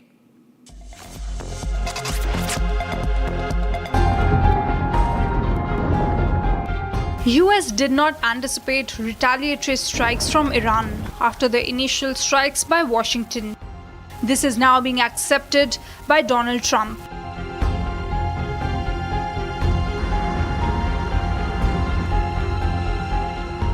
As he says, he was surprised that Iran attacked Gulf countries at the beginning of the war. They weren't supposed to go after all these other countries in the Middle East. Those missiles were set to go after them. So they hit Qatar, Saudi Arabia, UAE, Bahrain, Kuwait. Nobody expected that. We were shocked. And the other one, they fought back. They could have yielded. But think of it, if we weren't around, they had tremendous power. They had thousands of missiles, most of which we've terminated.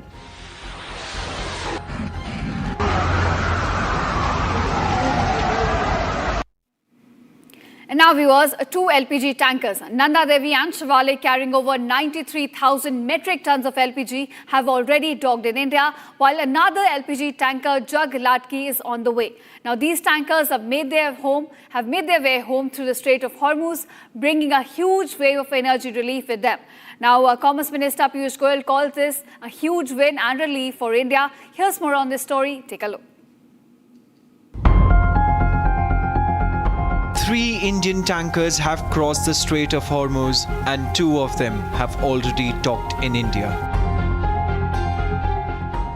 Indian vessels Nanda Devi and Shivalik have already docked in India, bringing in 93,000 metric tons of LPG to India.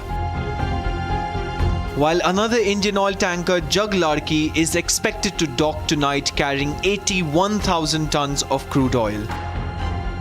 On this, Piyush Goyal says that this is a huge victory and relief for India.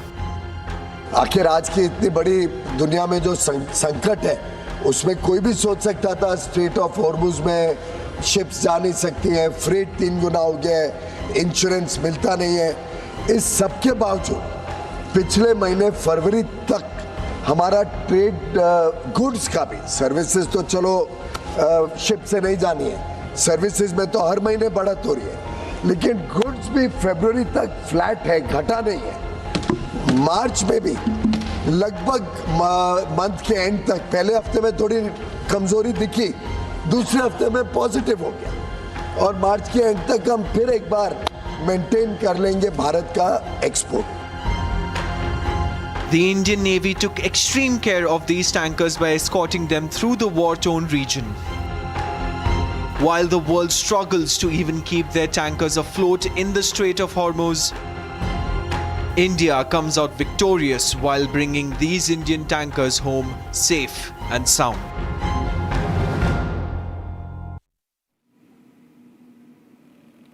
All right, viewers, are getting more breaking news from the war in West Asia. UAE air defences have now engaged with 10 ballistic missiles, 45 UAVs. The UAE air defence system, in fact, engaged with 10 ballistic missiles and 45 UAVs, all launched from the Iranian side, which means Iran is ramping up its attacks on the Gulf nations across Middle East. And now we're looking at Emirates coming under repeated attacks.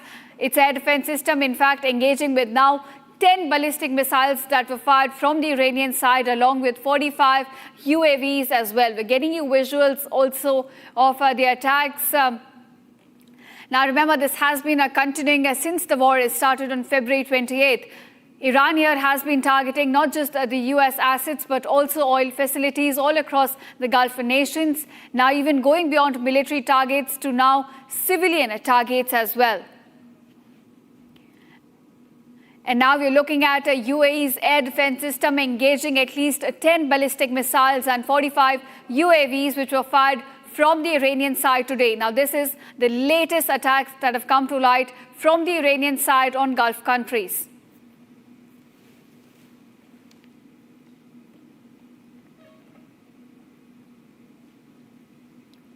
And now we are shifting focus to another conflict that's brewing up between Afghanistan and Islamabad. Now at least 400 civilians have been killed in the latest airstrikes conducted by Pakistan on a rehab center in the capital city of Afghanistan.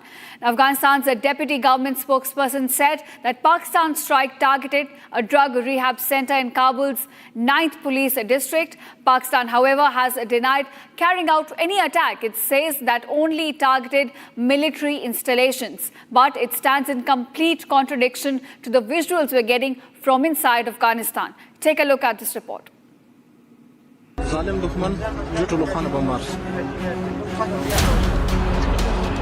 A bombardment in Kabul on the night of the 16th of March resulted in the death of over 400 people. The casualties were all civilians. Moreover, they were patients at a drug rehabilitation facility. Afghanistan has stated that Pakistan was responsible for the bombing that destroyed a rehabilitation center, killing 400 people and injuring 250 others. Take a look at these visuals of emergency teams trying to rescue people from the rubble.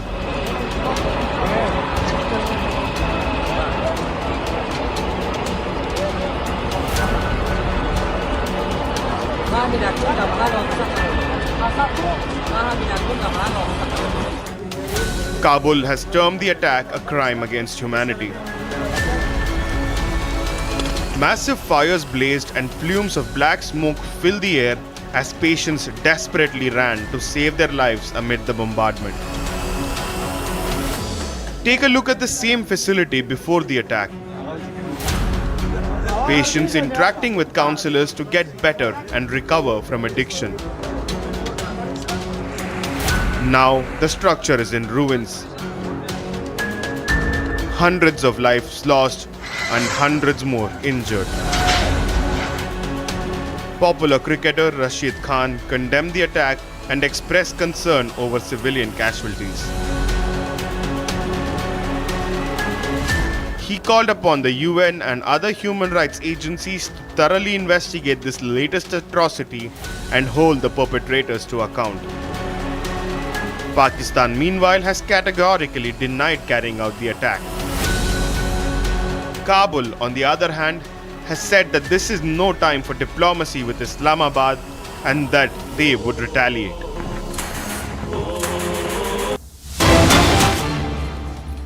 All right, viewers, we're getting some live visuals from Kabul. This is where the strikes were conducted by Pakistan, and these are the aftermath. The visuals showing you the damage which was caused at the site of the attack. In fact, inside the capital city of Afghanistan, these are some live visuals that we're getting you from the conflict between Islamabad and Kabul.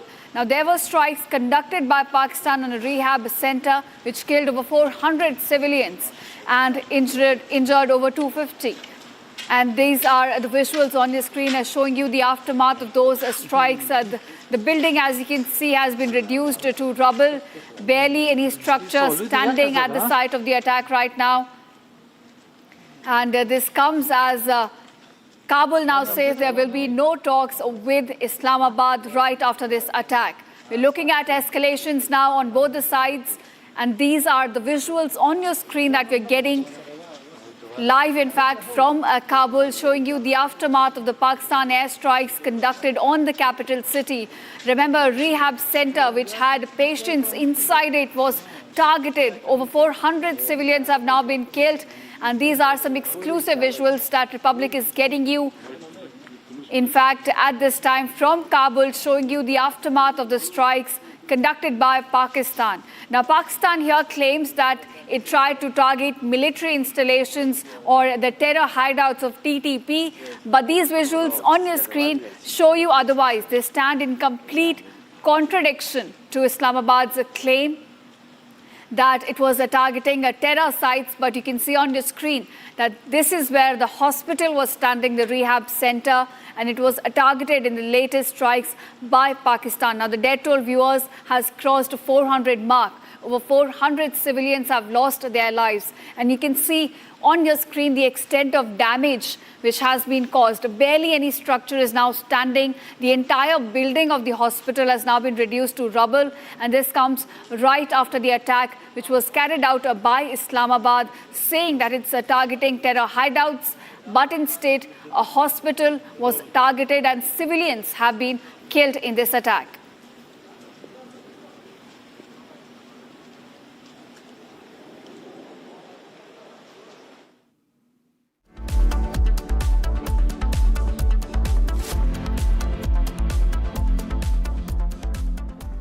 चमकी चाट से क्या बना है? आलू चाट या fruit चाट, स्वाद बनाए चमकी चाट।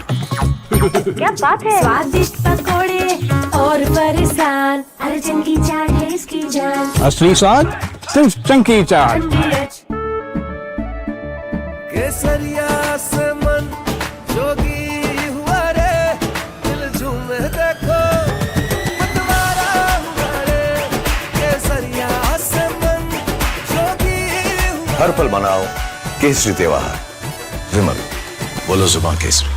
थोड़े में ज्यादा स्वाद, यही तो है इसकी खास बात। वाओ मामा, क्या स्वाद है? अरे मेरे राजा, सबका राजा आरती और मसाला।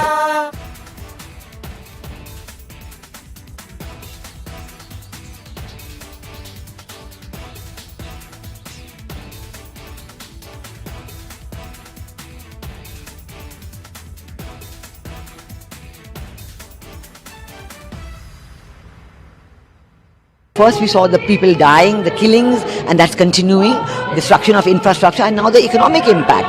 The economic impact will affect everybody across the world. You know, the price of LNG, cooking gas has already gone up. So it is a very serious problem. We are all going to suffer. So we all have to work to make sure it ends soon. And I hope that, led by our Prime Minister, Excellency Prime Minister, we will work on that. ठीक है mandu भेज दे रहे हैं ठीक है ना भेज रहे हैं मंडू अरे अनुसरी होगा हो गया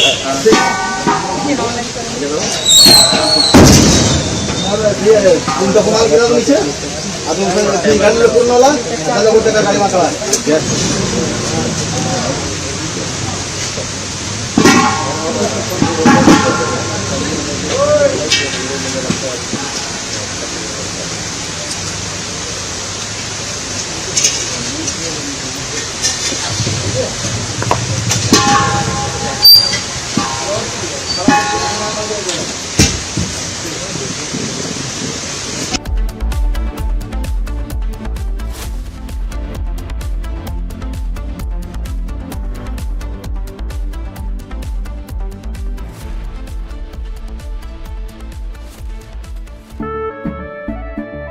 केसरिया से मन जोगी हुआ रे दिल झूमे देखो मतवारा हुआ रे केसरिया से मन जोगी हुआ हर पल मनाओ केसरी त्योहार विमल बोलो जुबान केसरी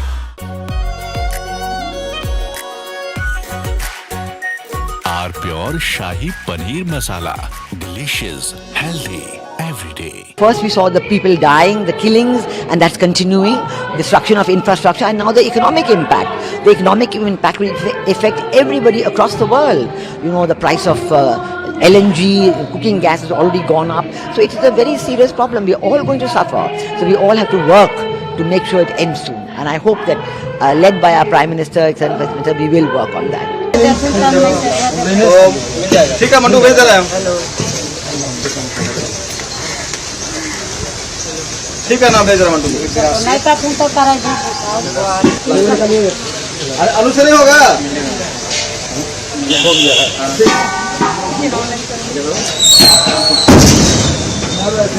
तुमको कुमार गिरा दो नीचे अब तुम गाड़ी ले पूर्ण वाला चलो गोटे का गाड़ी मारवा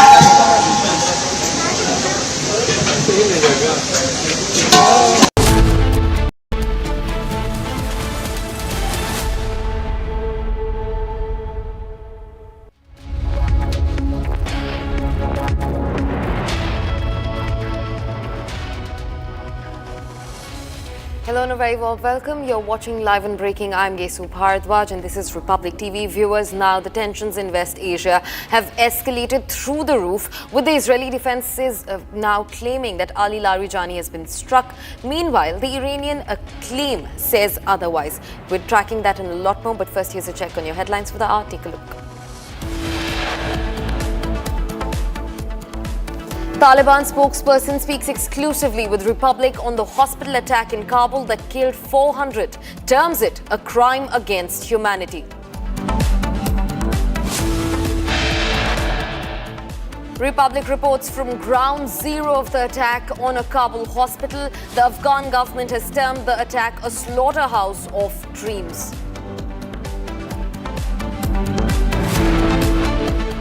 Following a Republic Tolo joint broadcast, breaking news emerges. Kabul has confirmed that there will be no talks with Islamabad. Israel claims top Iranian commander Gholam Reza Soleimani, the head of the Basij unit for the past 6 years, has now been killed. Israeli forces claim Iran's security chief Ali Larijani has been eliminated. No official comment from Iran so far. Exposing a major terror conspiracy against India, the NIA arrests 6 Ukrainians and 1 US man accused of training Myanmar militants and routing drones via India. After Shivalik's second LPG carrier Nanda Devi arrives in India, third crude oil tanker Jaglad Ki docks tonight at 8 p.m.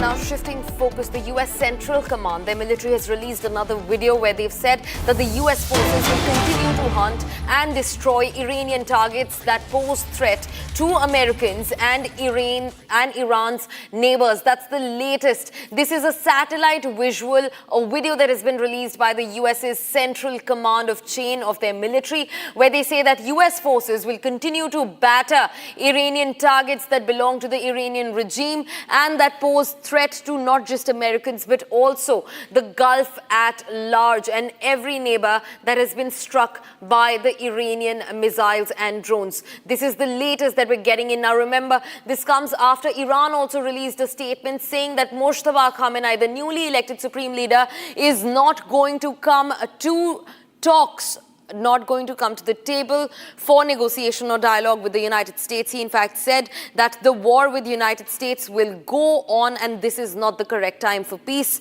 In a rebuttal to that, US has also released its muscle flexing video that has been released by the CENTCOM, the Central Command of the US military, where they show targets being dismantled deep inside Iranian territories. Now, in this video, they've also said that they will continue to strike deep inside Tehran and other Iranian territories as the war goes on.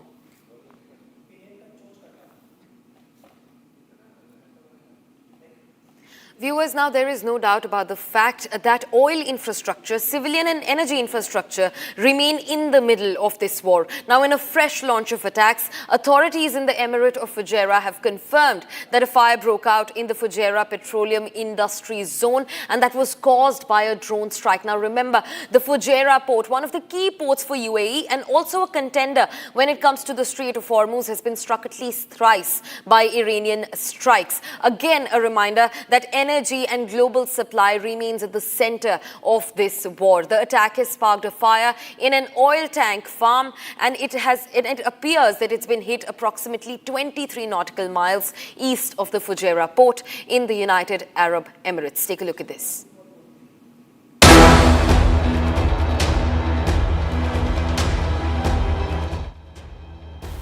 Authorities in the Emirate of Fujairah have confirmed that a drone attack sparked a significant fire within the Fujairah Petroleum Industries Zone. Visuals show the site catching fire, although official statements confirmed that no injuries were reported despite the intensity of the flames. The combined attacks have forced a temporary suspension of oil loading operations and ship-to-ship transfers at Fujairah, which serves as the world's third largest bunkering hub and a critical export point for Murban crude. This escalation occurs against a backdrop of intense regional conflict involving Iran, with the UAE ministry urging the public to refrain from circulating unverified footage or rumors and to rely strictly on official government channels. In response to the growing maritime and infrastructure threats, the foreign ministers of the UAE and Saudi Arabia held an emergency call to coordinate a unified diplomatic and security stance against regional destabilization. Leaders from Egypt and Saudi Arabia have reaffirmed their strategic unity and solidarity with the UAE, condemning the targeting of civilian energy infrastructure as a direct threat to global energy security.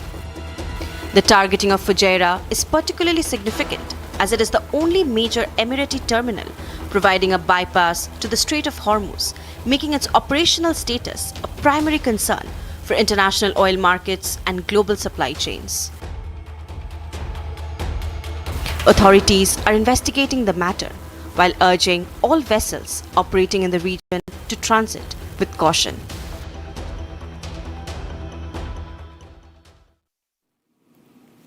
Viewers, as tensions continue to rise in West Asia on one hand, Pakistan and Afghanistan have been warring for what is now its third week. Now, over 400 civilians were killed by an airstrike in Kabul after Pakistan launched an airstrike on the night of 16th of March. The Afghanistan deputy government spokesperson has said that Pakistani strikes targeted a drug rehabilitation center deep inside Kabul's 9th police district. In fact, Pakistan has denied all claims of carrying out attacks against civilians and their infrastructure, stating that they had only targeted military installations. More details in the report that comes forward.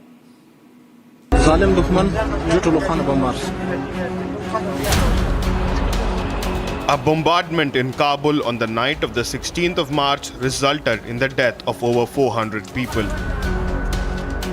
The casualties were all civilians. Moreover, they were patients at a drug rehabilitation facility. Afghanistan has stated that Pakistan was responsible for the bombing that destroyed a rehabilitation center, killing 400 people and injuring 250 others. Take a look at these visuals of emergency teams trying to rescue people from the rubble.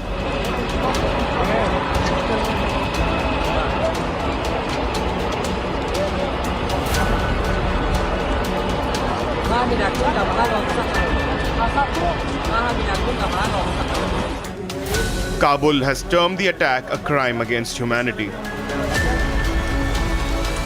Massive fires blazed and plumes of black smoke filled the air as patients desperately ran to save their lives amid the bombardment.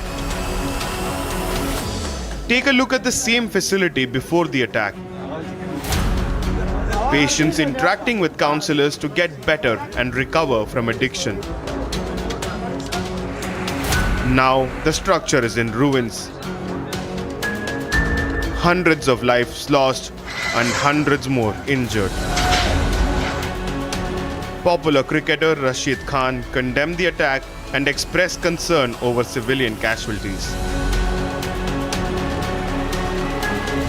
He called upon the UN and other human rights agencies to thoroughly investigate this latest atrocity and hold the perpetrators to account.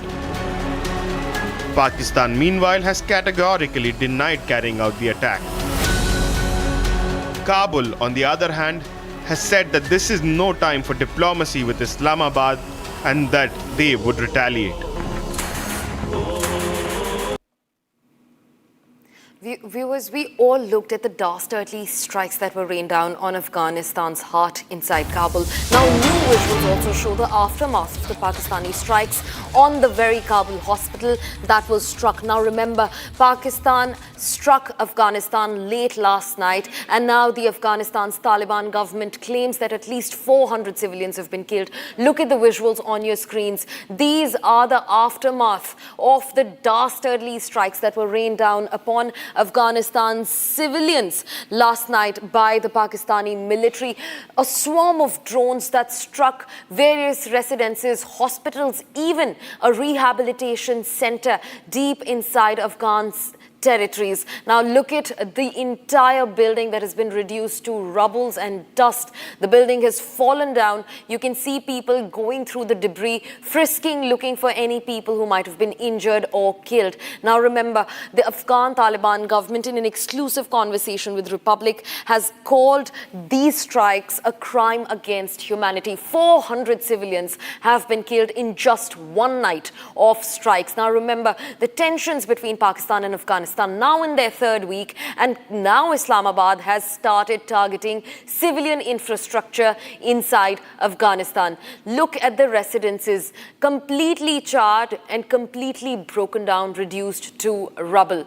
Now, viewers, also, we are going to continue talking about the story. We're going to continue talking about the impact of the story. In the latest development, Afghanistan's Deputy Home Minister has condemned Pakistani military operation in Kabul, saying that this is the worst possible treatment of all civilians, and that Pakistan has projected how it's killed Afghanis. But Pakistan should know that they have equipment and power to defend their own people and their country. That's the latest that we're learning. A statement that stands strong from the Afghan's deputy home minister, who has not just condemned the Pakistani military operations on civilians, but he's also said that Afghanistan very much holds the power and the valor to defend against any dastardly strikes like these ones. In fact, they will also hold ground to defend their own people, their territory, their country. This comes after the Afghan government also said that over 400 were killed in what came out as strikes last evening from Pakistan. Now, our reporter Hashmat from inside Kabul brings you this exclusive report showing you the scale of damage and the human cost behind the war.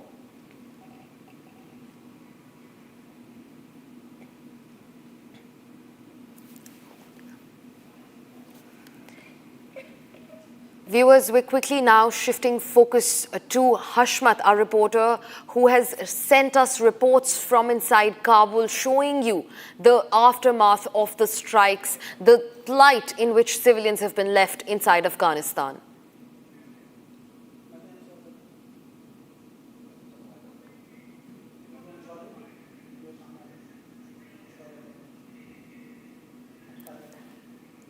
Yeah. Hashmat, in fact, joins us live on the broadcast. Now, remember, viewers, Hashmat is getting us a direct look into what's happening inside Kabul to civilians inside Afghanistan. Hashmat, what has changed from last night? You know, complete hospital building reduced to rubble, over 400 killed. What is it looking like right now? And first condemnation from the side of Afghan government has come in recently. Hashmat. Good evening to all. As you said, last night, 9 p.m., Pakistani Army jails target a rehabilitation or a treatment hospital, civilian hospital named Omid, and that was located in the PD9 and Pulchar place of Kabul city. And that was all the civilians that they were under treatment for the recovery, and most of them were recovered, and they decided to go to their homes. But unfortunately, last night, 9 o'clock, Pakistani jails targeted that place. And when I go to that place last night and reported for Republic, I see that all the place, all the hospital, all the rooms were burned on the fire. And many of the civilians that they were under the treatment there, they were at the namaz time and the Ramadan time, and they were praying. But Pakistani jail targeted them. And as reported, I get reported up to yet more than 400 civilians killed and more than 250 are injured. And many of them are admitted in Wazir Muhammad Akbar Khan, Sheikh Zayed, in Kabul Emergency Hospital.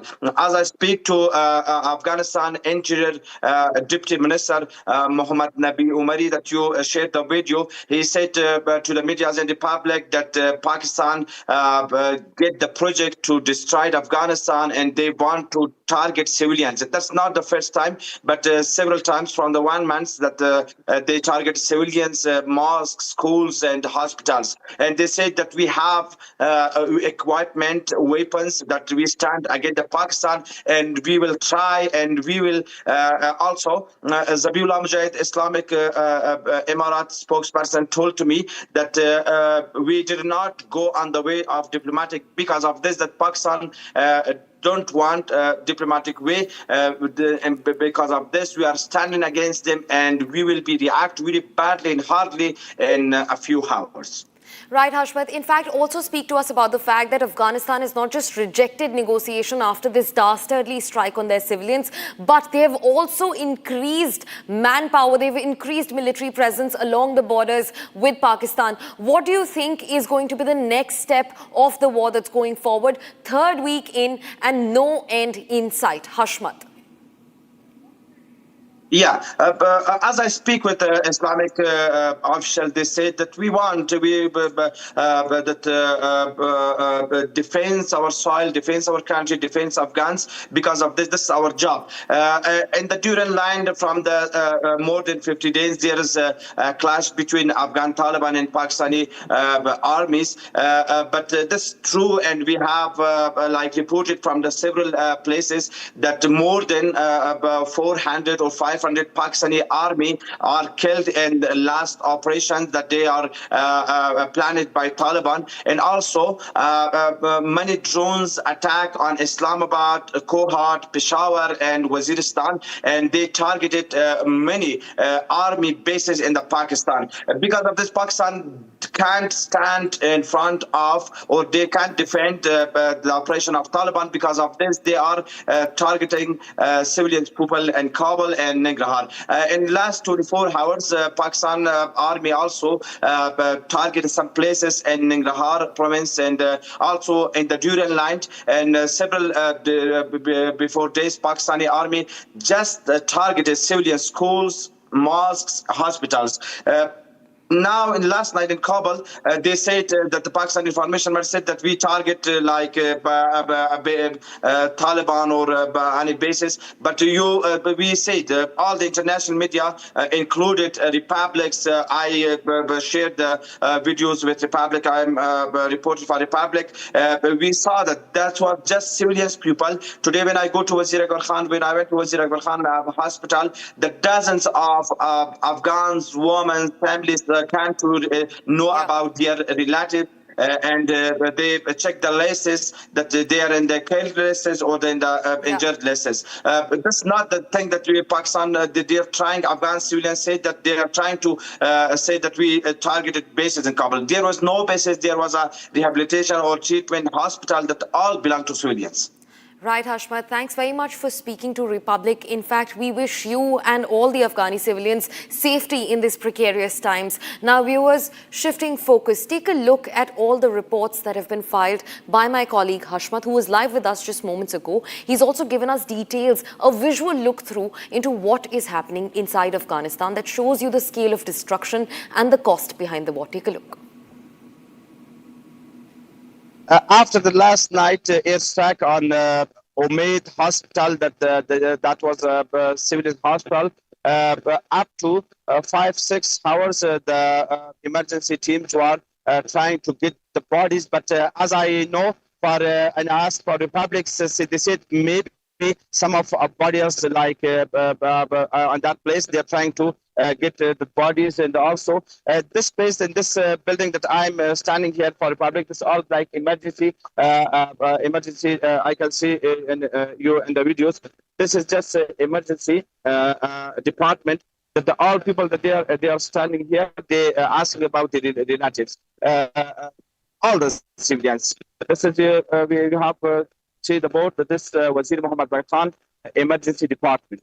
There is no any like official staff. There is no like any police or army. There's just civilians. Civilians hospital, and they target civilian hospital. But as I get reported, there are dozens of killed and bodies and also injured are admitted in Sheikh Zayed hospital, and also in the Darlamans in some hospital, in emergency hospital. This is emergency department. They didn't let us to go out, and I'm trying to have some videos for you. As I reported for Republic, the Deputy Minister for Public Health, he speaks for Republic that all the people that have targeted last night, they were civilians, and yeah, this is the emergency department. This is the people that they are asking about their relatives. This civilians talked to for Republic that he said the uncle that he is here for his brother and son, that he's admitted he's injured last night. As I asked him that the Pakistani army said that we targeted like bases, or we targeted like oil tankers or like this thing, they said no. All the target was civilian peoples, and all the civilians lost their life, and the injured was all the civilians. As I speak with Zabiullah Mujahid, the spokesperson for Islamic Marathis, said that this is not diplomatic way. and we will not try diplomatic way. He said because of this that Pakistani always targeted our civilians, and he said we will be react very badly and very hardly, and we will target, as I speak with many officials, and when they said that we will be target Pakistani large cities like Islamabad, Punjab, and other places, because he said that last night hundreds of Afghan civilians lost their life, and this, but we are not. Also, one person that I have speak with him, he also said to me that he suggests from Pakistani civilians that stand against your army, your corrupt government, your Shahbaz Sharif corrupt government, Asim Munir corrupt general. They suggest from the Pakistan civilians that stand with Afghans, and they said that Pakistani army are destroying every place. They are bombing civilians in many places. Minute by minute, the people, the rush are being more. The people are coming here, and they know about this.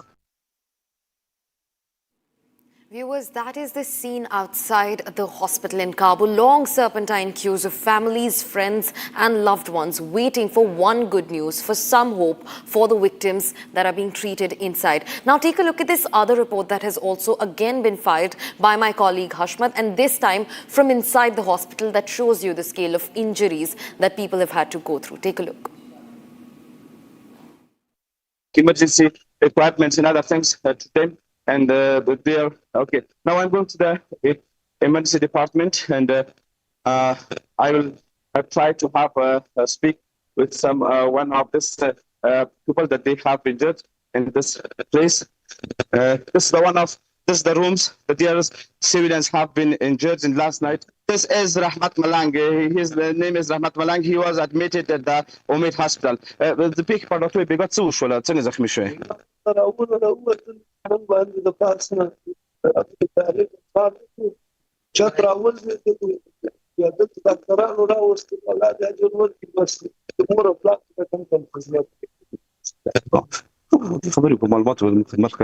Yes, his name is Rahmat. He said that I was admitted at the Omid hospital. We are all civilians, and when the jets come and they targeted the hospital, he doesn't have his friends in this place. This other doctors that he is here for that. I speak with the doctors. He is responsible for this department. He said that dozens of injured that last night they are trying to have medicine and like this is other rooms. That's the injured people that you look and he is Lihaz. His name is Lihaz. He is also injured of the last night attacks, the Pakistani army airstrike on the Omid civilian hospital. We can see here some others injured that I think that he is. Many of the injured, they are in so bad position. You see in the pictures, Wazir Mohammed Al-Ghargan Hospital Emergency Department. That this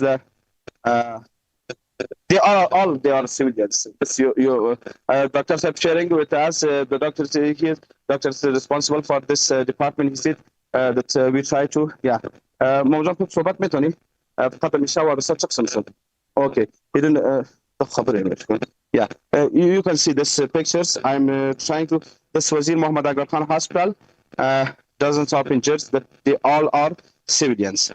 There were no checkposts, there were no military bases, nothing. The jets came and landed the bombs on the civilians' places, and the civilian places that they are killed is more than 500, and hundreds are injured. And this is one of them. He said that he is electricity engineer in the Omid hospital. He is also civilians. He said that we were on the work, and we hearing some firing. That the Taliban were firing to the on the jets, but they said the jets landed many bombs on this hospital, and I hardly injured like in his hands, foot, and other place. And he said that all the hospital was burned, and the hundreds of civilians were killed. Viewers, that's all that we could fit in this edition of the News Bulletin. But don't go anywhere. News and updates continue on the other side, where we bring you a story exposing a major terror conspiracy against India. The NIA has now arrested 6 Ukrainians and 1 US man accused of training Myanmar militia. Getting you all the details on that big story right after this short break. Stay tuned to Republic TV.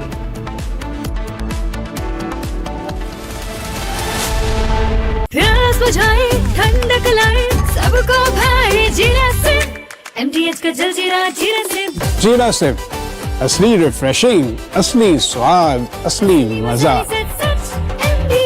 MTH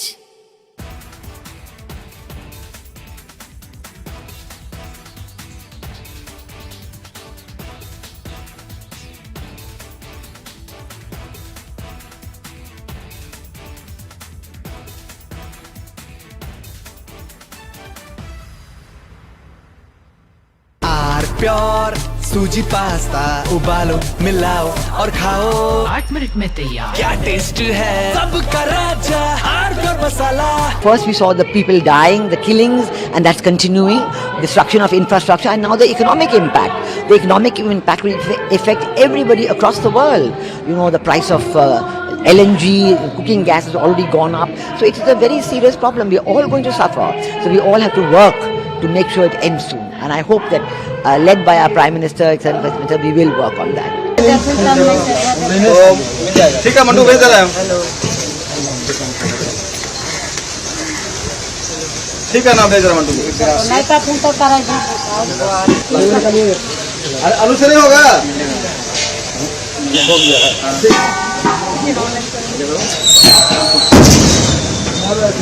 तुम तो कमाल किया नीचे। अब तुम गाड़ी में पूर्ण वाला, ना लोगों का गाड़ी मारा।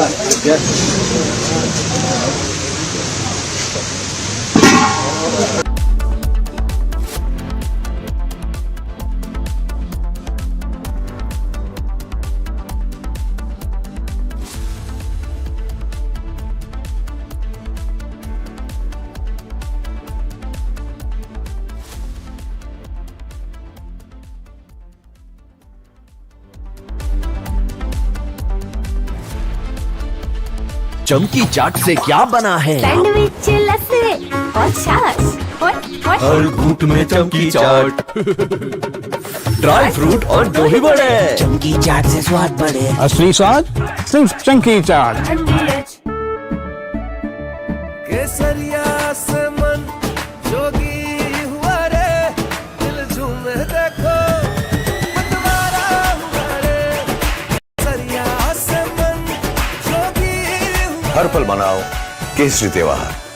विमल, बोलो जुबान केसरी। थोड़े में ज्यादा स्वाद, यही तो है इसकी खास बात। वाओ मामा, क्या स्वाद है। अरे मेरे राजा, First we saw the people dying, the killings, and that's continuing, destruction of infrastructure, and now the economic impact. The economic impact will affect everybody across the world. You know, the price of LNG, cooking gas has already gone up. So it is a very serious problem. We're all going to suffer. So we all have to work to make sure it ends soon. And I hope that, led by our Prime Minister, etc., we will work on that. ठीक है मंटू, भेज दे रहा हूँ। ठीक है ना, भेज रहा मंटू। आलू से नहीं होगा? हो गया।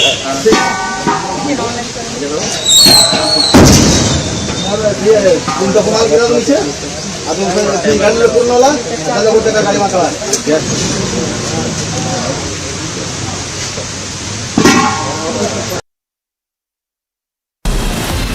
From Asia's largest news headquarters, setting the agenda for Bharat.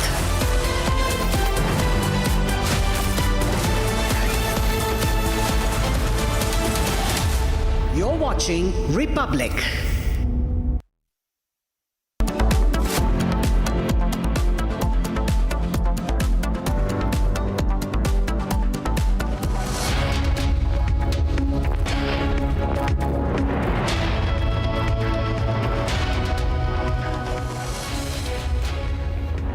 Hello and a very warm welcome. You're watching Republic TV. I'm Gesu Bharadwaj, and viewers, we're getting you an entire roundup of what's happened through the day.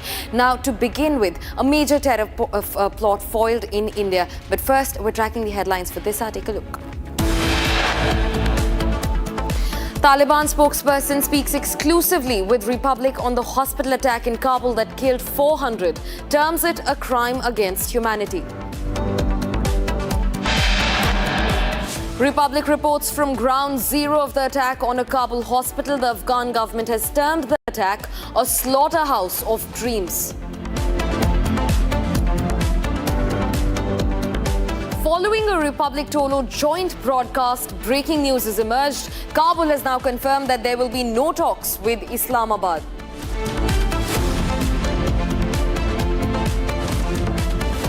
Israel claims top Iranian commander Ghulam Reza Soleimani, the head of the Basij unit for the past 6 years, has now been killed. Israeli forces claim Iran's security chief Ali Larijani has been eliminated. No official comment from Iran so far. Exposing a major terror conspiracy against India, the NIA arrests 6 Ukrainians and 1 US man accused of training Myanmar militia and routining drones via India. After Shivalik, second LPG carrier Nanda Devi arrives in India. Third crude oil tanker Jaglad Ki docks tonight at 8 p.m.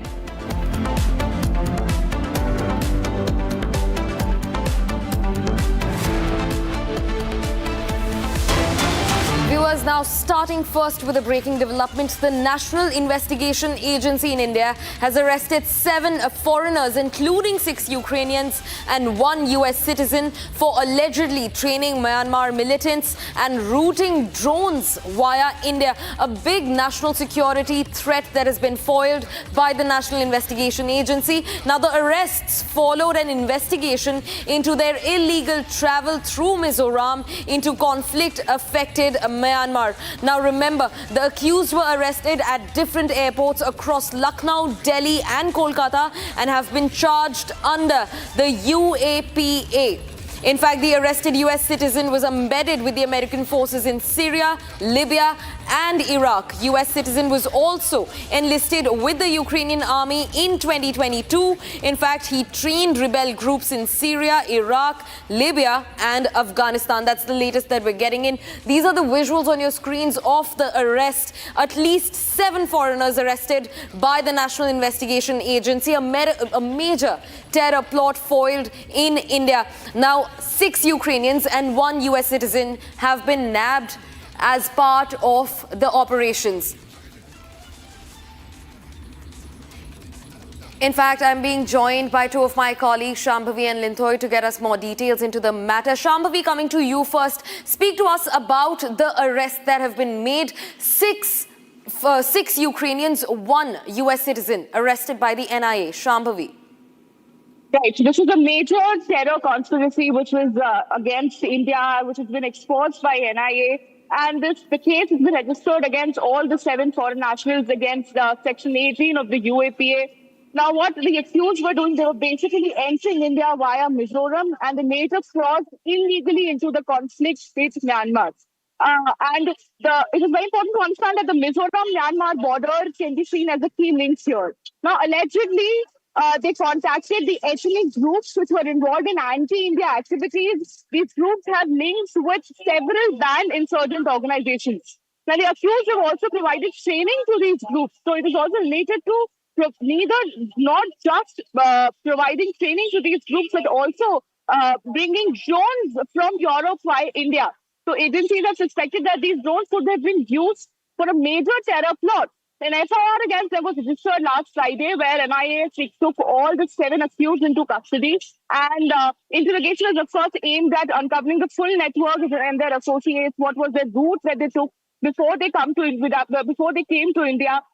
What were their contacts? What was their funding networks? and everything that has been related to these absconding associates will be under probe. Back to you.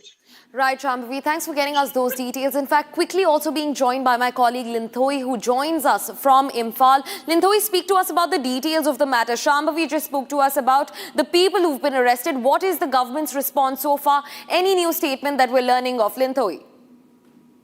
Yeah, absolutely. This is a very serious development, and it has direct implications with the Northeast, especially in Manipur. However, the state government or the authority concerns in Manipur did not react anything to it as of now.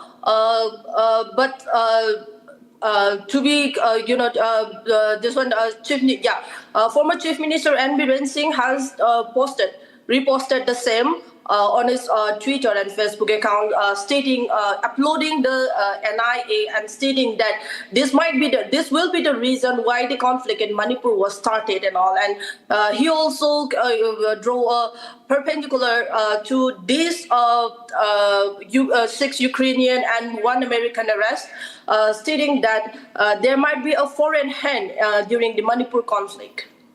Back to you. Right, Linthoi, thanks for getting us those details. Quickly also taking a dip with Shambhavi, who continues to join us on the broadcast. Shambhavi, we heard about what's happening inside Manipur and the direct repercussions that this terror plot could have had on Manipur. In fact, viewers, we're being joined by Lieutenant General Suhail Shaheen to get us more updates into the matter. Lieutenant General, thanks very much for speaking to Republic. Your first reaction, a major terror plot foiled in India just when Manipur has started to become a little more turbulent than before. Tensions have erupted once again. 7 foreign nationals have been arrested. Your first reaction? My reaction is actually, it's surprising that someone would want to interfere in this process right now. Obviously, these are trained mercenaries. They've been brought here for a purpose to create mayhem in our country. And I feel that we need to be very careful, because in troubled waters, people will create more trouble. We need to sort out our own internal situations so that we do not have to go through these mercenaries who are trying to create more problems inside India. As far as their processes are concerned, as far as what they're doing, these are serious issues. Training insurgent groups operating inside India or operating inside Myanmar in drone warfare, in bringing in illegal drones into the country. All these are issues we have to be very careful about. And from what I can foresee in the future, this issue will only increase. So I'm very happy that the NIA has been able to uncover this plot. I can absolutely guarantee you that there will be many more such attempts, many more different kinds of attempts to try and create a problem in our country.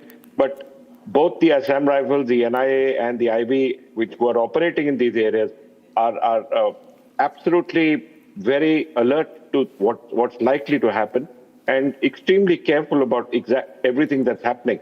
In fact, the Northeast has become a very important situation for us.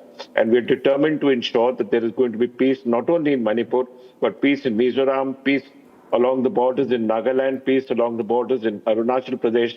And we're careful enough not to allow any kind of inimical elements to create mayhem inside the northeast of our country.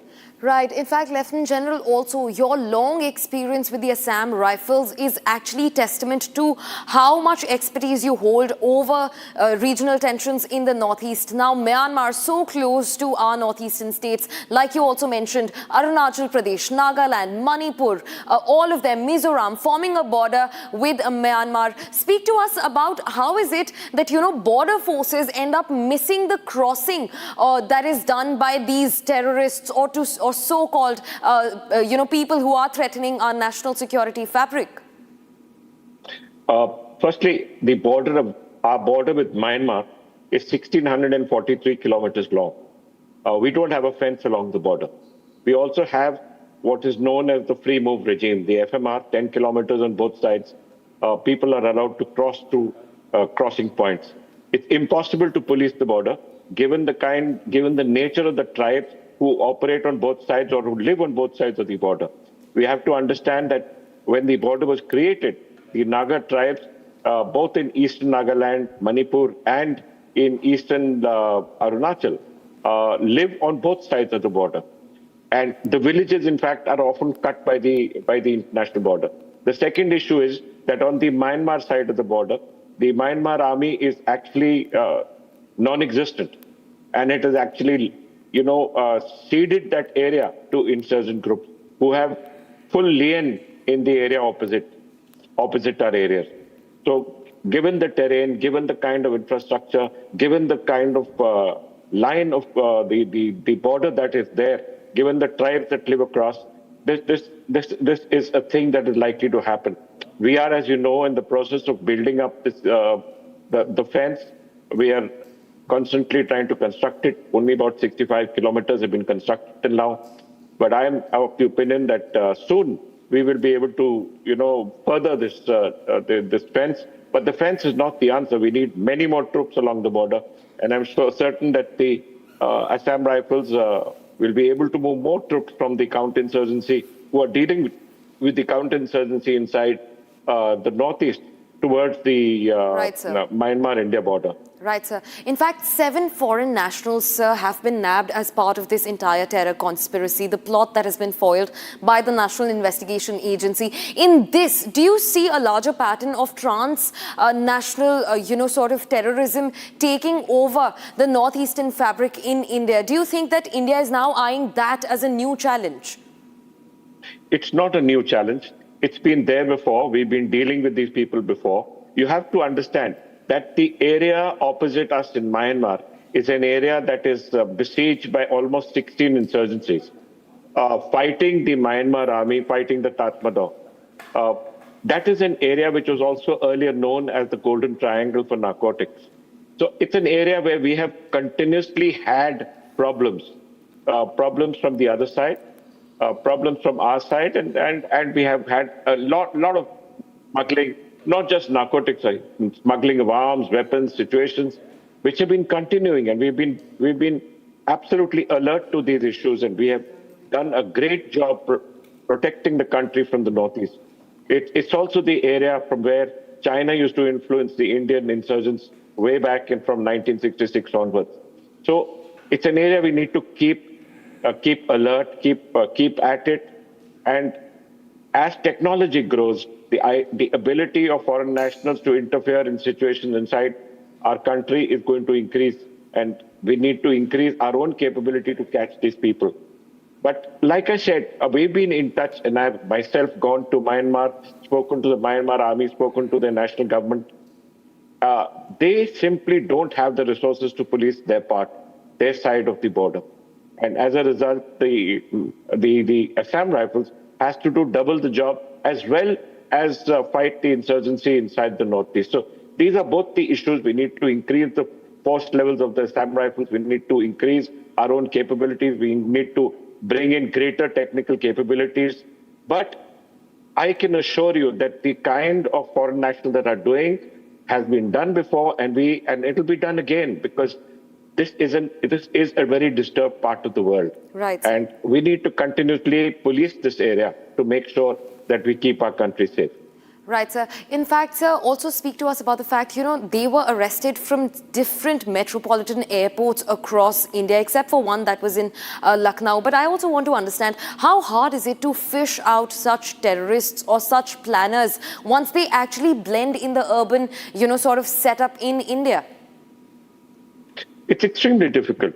A lot of people visit India. They come on valid visas, and we don't have a kind of situation where we are policing each foreigner who comes into our country.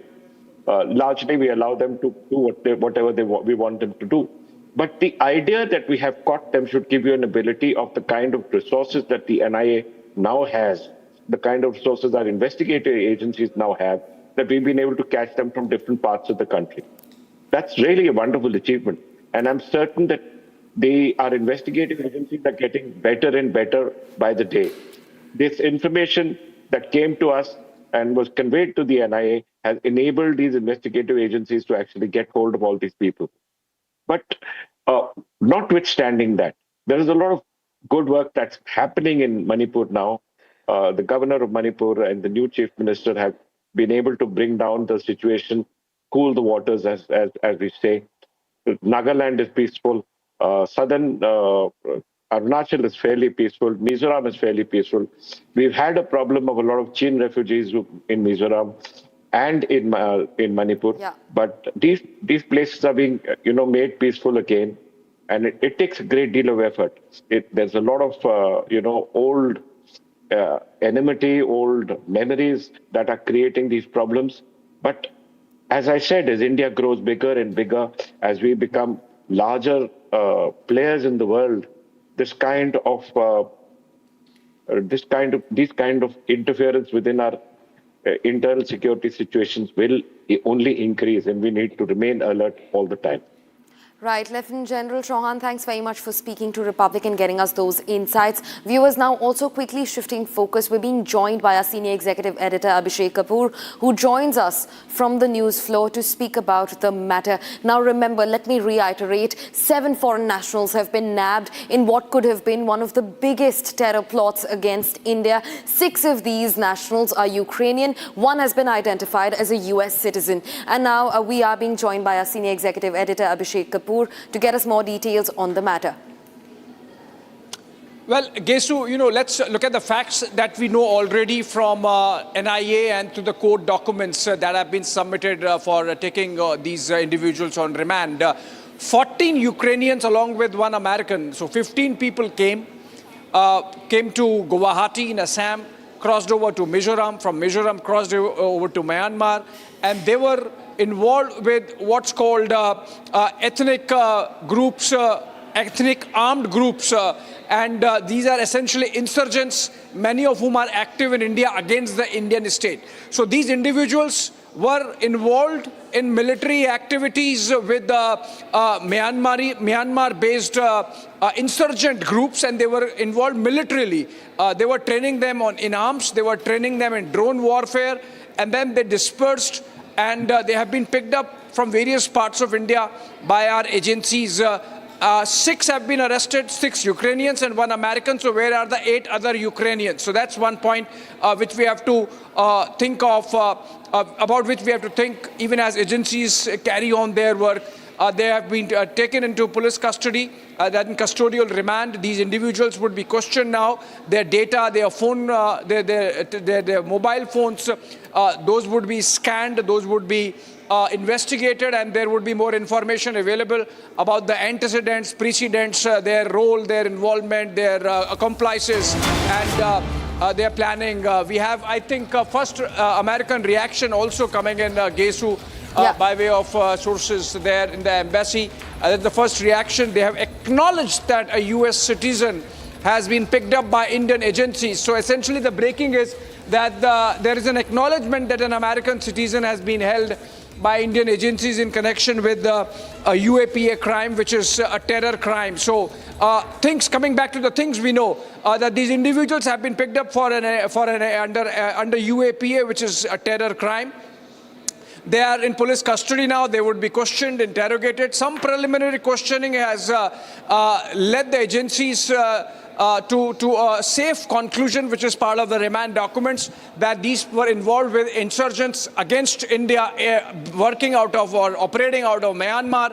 And so more needs to be known in terms of their role. They have already acknowledged their role in anti-drone warfare training to these insurgent groups based out of Myanmar.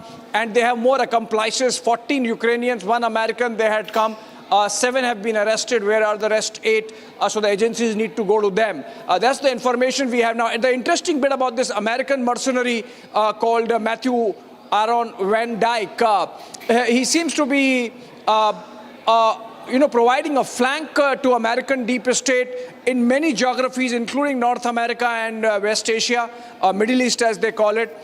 Through 2005-06 to 2011-12, he crisscrossed about a dozen odd countries, profiled them through documentaries. He was not part of any formal media platform, and yet he was embedded into American military units in countries like Syria, Iraq, Libya, and Afghanistan. and it perhaps might not be a coincidence that he was active in this geography, profiling these countries in a period which was a build-up to the Arab Spring, particularly with reference to Libya. And then he has, fought with the rebel forces in these countries, from Syria to Libya, and he was even arrested by the forces of Gaddafi. And then when the rebellion succeeded, he was brought out. Then he became a media personality back in the United States. He was active with the American forces, or embedded with the American forces in Afghanistan also. He has fought with the Assyrian rebel forces in Syria against Islamic State, and we know what has happened with the Islamic State in the Levant, and the fact that Americans were active trying to get the Russians ejected from that place using these non-state militias, and he was part of them. Similarly, in the case of Ukraine in 2022, he joined the Ukrainian forces against the Russians. He has trained them militarily, and now it seems he became active in Myanmar. So a very interesting history and geography there.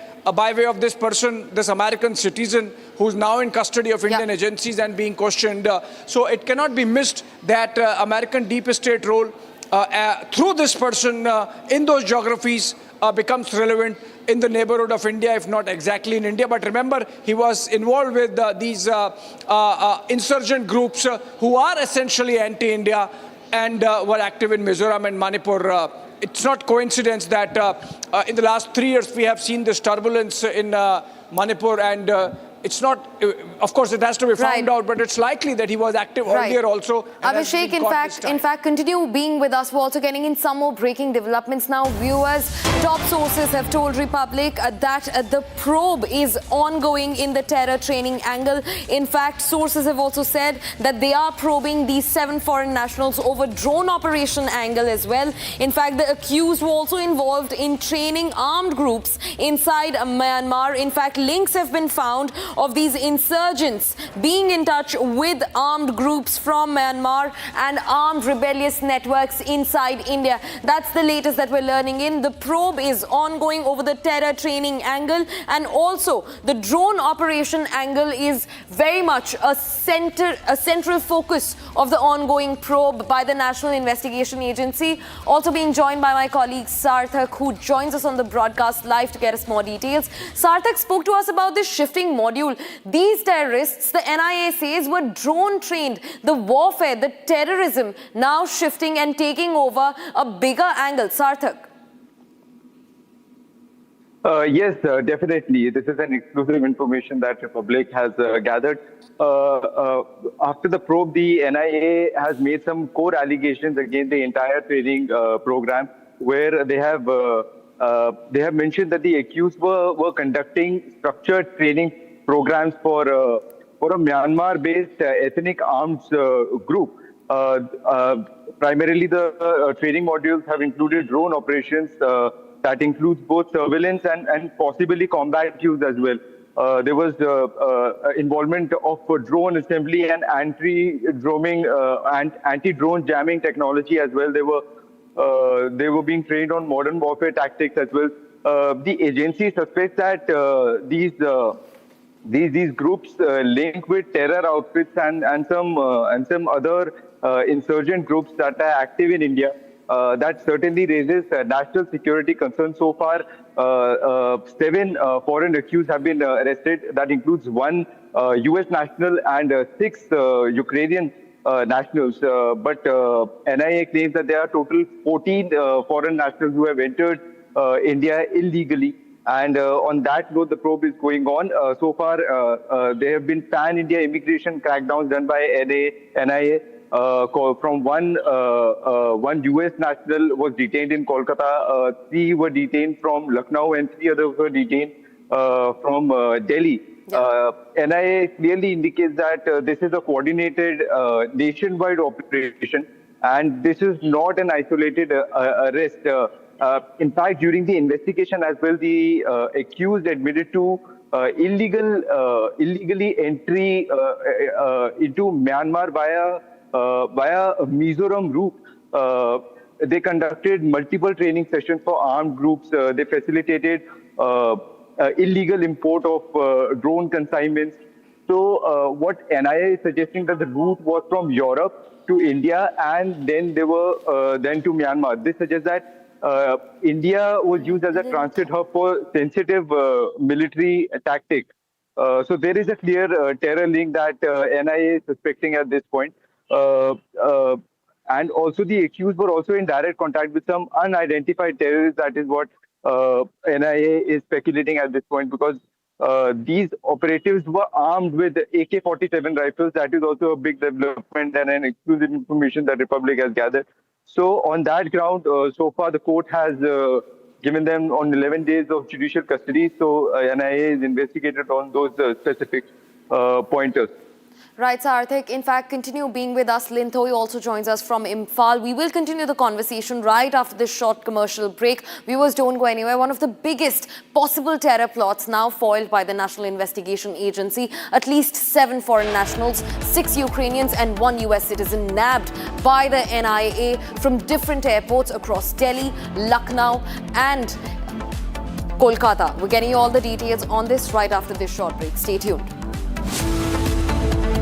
थोड़े में ज्यादा स्वाद यही तो है इसकी खास बात। वाओ मम्मा, क्या स्वाद है? अरे मेरी राजा।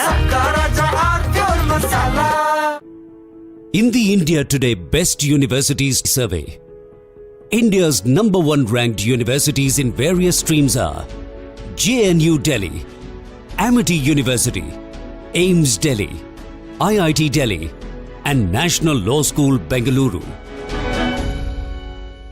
चमकी चाट से क्या बना है? आलू चाट या फ्रूट चाट? स्वाद बनाए चमकी चाट। क्या बात है? स्वादिष्ट पकोड़े और फरसान, अरे चमकी चाट है इसकी जान। असली स्वाद सिर्फ चमकी चाट। केसरिया से मन जोगी हुआ रे, दिल झूमे देखो मतवारा हुआ रे, केसरिया से मन जोगी। हर पल मनाओ केसरी त्योहार। विमल, बोलो जुबान Kesari.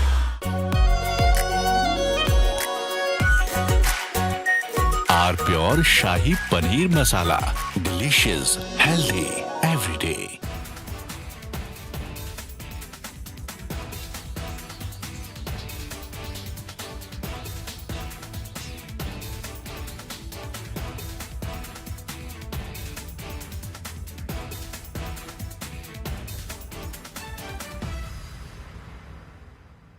First we saw the people dying, the killings, and that's continuing, destruction of infrastructure, and now the economic impact.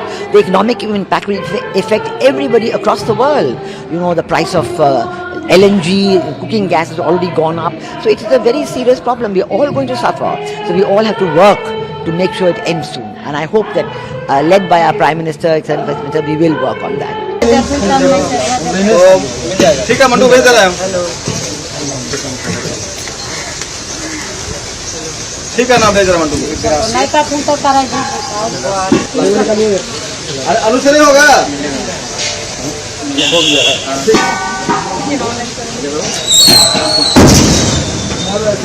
तुम तो कमाल किया तुम इसे। अब तुम फिर गाड़ी ले पूर्ण वाला। चलो वो टका गाड़ी मार चला।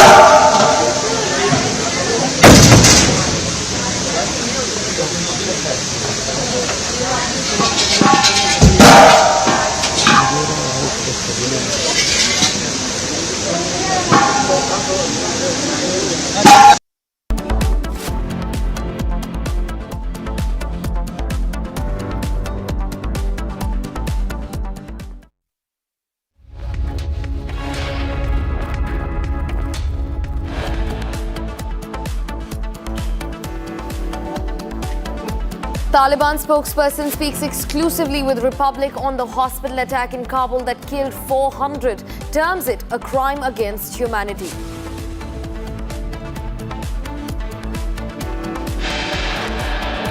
Republic reports from ground zero of the attack on a Kabul hospital. The Afghan government has termed the attack a slaughterhouse of dreams.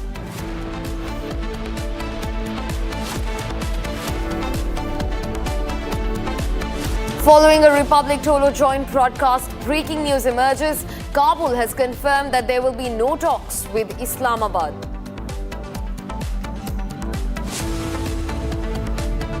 Israel claims top Iranian commander Gholam Reza Soleimani, the head of the Basij unit for the past 6 years, has now been killed.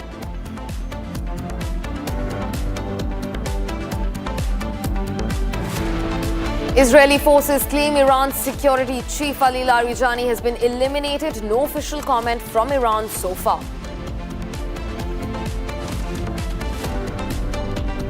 Exposing a major terror conspiracy against India, the NIA arrests 6 Ukrainians and 1 US man accused of training Myanmar militia and routing drones via India.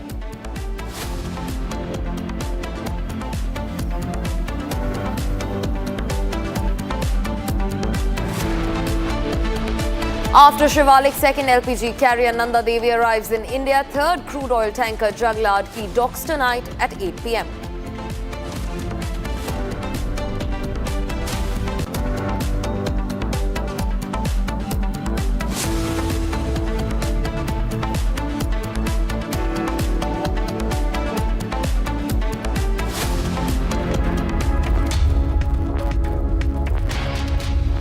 Viewers, now when innocents are caught between a bloody war between two military states and its leaders, who is going to hold them accountable? Now a UN inquiry has started investigating a fatal strike on a primary school on the first day of US-Israeli attacks on Iran. The attack on the Shajara Taiba school consisted of 2 missile strikes in quick succession that killed 168 school children, all girls. Now, Iranian officials said in Geneva on Monday that US military investigators believe it is likely that US forces were responsible but have not yet reached a final conclusion or even completed their investigation. The Pentagon has since elevated the probe. That's what the US has been saying. Now remember, a Tomahawk missile marked by the United States struck the school in Minab, an elementary girls' school with girls over 7 to 12 years of age studying inside the school when the roof collapsed because of the strikes, jolts, and after that at least 160 plus people were killed in the strike. Now remember, these are the visuals of the helpless, hopeless mothers holding pictures of their children, still asking for justice. And US's answer each time is that investigation is on. In fact, take a look at this report straight from Minab. Trump, this is a very clear and undeniable evidence of your genocidal attack on this girls' elementary school in the Minab city. Stop playing innocent and don't think people of the world are stupid. We as journalists and documentary filmmakers are here to document the evidence of your genocidal attacks here on this girls' and boys' elementary school in Minab city, so the whole world would see the all genocide you committed here. Trump, this is a very clear and undeniable evidence of your genocidal attack on this girls' elementary school in the Minab city. Stop playing innocent and don't think people of the world are stupid. We as journalists and documentary filmmakers are here to document the evidence of your genocidal attacks here on this girls' and boys' elementary school in Minab city, so the whole world would see the all genocide you committed here. Now, viewers, in a fresh launch of attacks, authorities in the emirate inside Fujairah have confirmed that a fire broke out in the Fujairah Petroleum Industries zone caused by a drone strike. Now, remember, the Fujairah port in UAE has been struck at least thrice by Iranian forces. Now, the attack sparked a fire in an oil tank inside, now far from after it was hit approximately 23 nautical miles east of Fujairah in the United Arab Emirates. Take a look at this.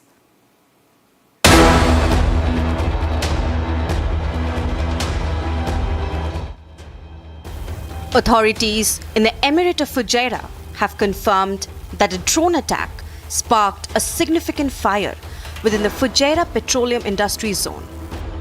Visuals show the site catching fire, although official statements confirmed that no injuries were reported despite the intensity of the flames.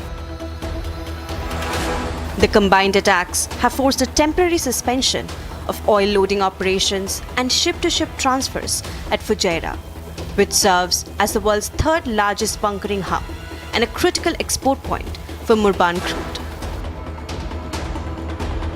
This escalation occurs against a backdrop of intense regional conflict involving Iran, with the UAE ministry urging the public to refrain from circulating unverified footage or rumors and to rely strictly on official government channels. In response to the growing maritime and infrastructure threats, the foreign ministers of the UAE and Saudi Arabia held an emergency call to coordinate a unified diplomatic and security stance against regional destabilization. Leaders from Egypt and Saudi Arabia have reaffirmed their strategic unity and solidarity with the UAE, condemning the targeting of civilian energy infrastructure as a direct threat to global energy security. The targeting of Fujairah is particularly significant as it is the only major Emirati terminal providing a bypass to the Strait of Hormuz, making its operational status a primary concern for international oil markets and global supply chains.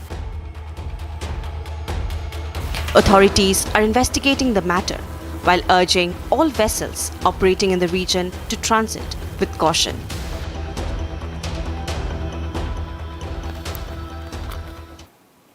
Viewers, now shifting focus to a fresh breaking development. The Israeli Foreign Minister Gideon Sa'ar has said that the Iranians are safer today after the Israeli Defense Forces eliminated Basij commander Ghulam Reza Soleimani and his deputy. In fact, he's also taken Ali Larijani's name. Now remember, Ali Larijani's fate, his state is not known yet. In fact, he said that Moshtaba Khamenei is still hiding, and he's thrown an open challenge at the newly elected Supreme Leader to show his face and come forward. That's the latest statement that's come in from Israel's Foreign Minister, where he said that the Iranians are safer today after the Israeli Defense Forces eliminated their Basij commander Ghulam Reza Soleimani and his deputy. In fact, he also took Ali Larijani's name. Now remember, Larijani, who is the National Security Council Secretary, one of the key figures in Iranian security fabric, in Iranian security apparatus, and he said that Moshtaba Khamenei is hiding. He's in fact thrown an open challenge at the newly elected Supreme Leader, asking him to show his face. That's the latest that's coming in from Israel.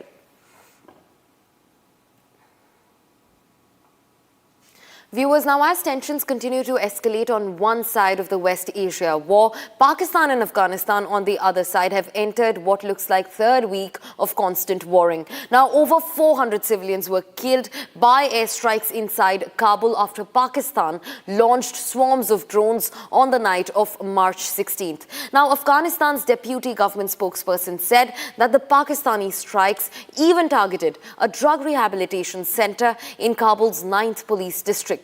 Pakistan, however, on the other side, has denied carrying out any attacks against civilian infrastructure. They've stated that they only targeted military installations inside Kabul. More details in the report that follows. Take a look.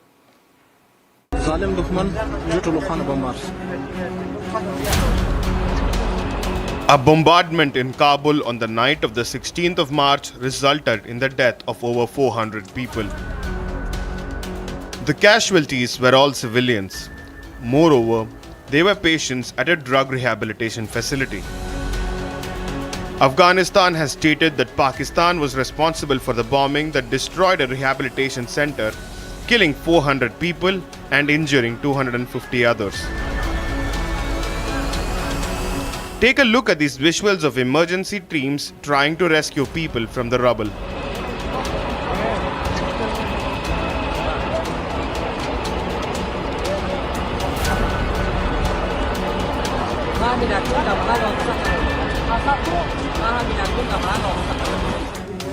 Kabul has termed the attack a crime against humanity.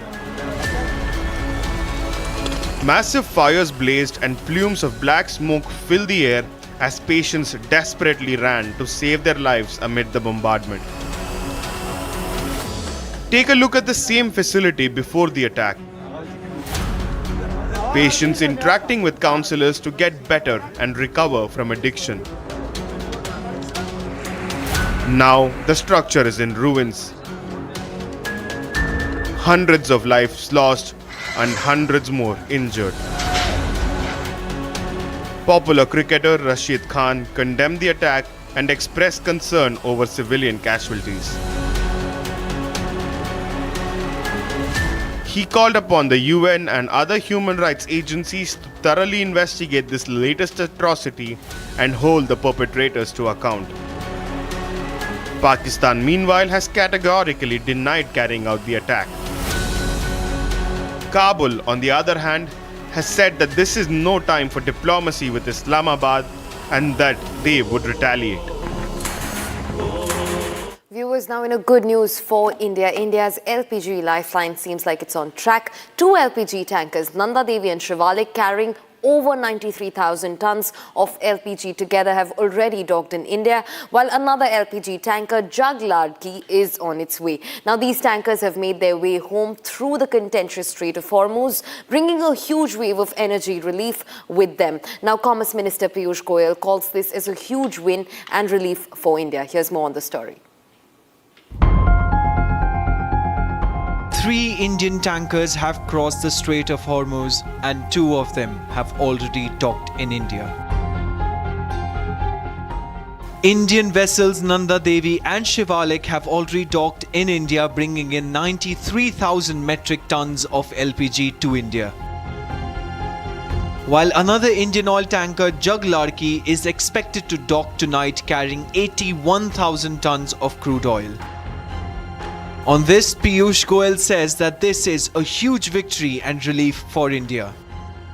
आखिर आज की इतनी बड़ी दुनिया में जो संकट है, उसमें कोई भी सोच सकता था स्ट्रेट ऑफ हॉर्मुज में शिप्स जा नहीं सकती हैं, फ्रेट 3 गुना हो गया है, इंश्योरेंस मिलता नहीं है। इस सब के बावजूद पिछले महीने फरवरी तक हमारा ट्रेड गुड्स का भी, सर्विसेज तो चलो शिप से नहीं जानी है, सर्विसेज में तो हर महीने बढ़त हो रही है, लेकिन गुड्स भी फरवरी तक फ्लैट है, घटा नहीं है। मार्च में भी लगभग मंथ के एंड तक, पहले हफ्ते में थोड़ी कमजोरी दिखी, दूसरे हफ्ते में पॉजिटिव हो गया और मार्च के एंड तक हम फिर एक बार मेंटेन कर लेंगे भारत का export. The Indian Navy took extreme care of these tankers by escorting them through the war-torn region. While the world struggles to even keep their tankers afloat in the Strait of Hormuz, India comes out victorious while bringing these Indian tankers home safe and sound.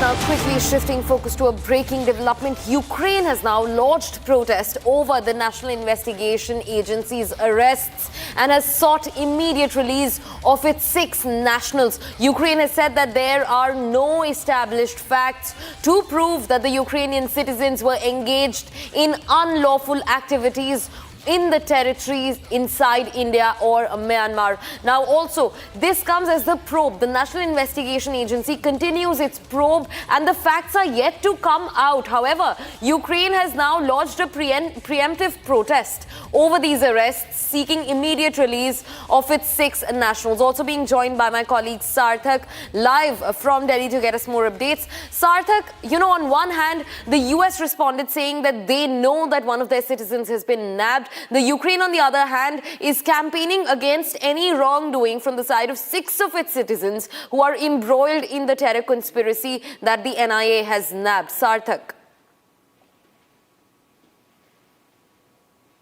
Yes, the latest that we're getting on this is that Ukraine has officially objected to the arrest.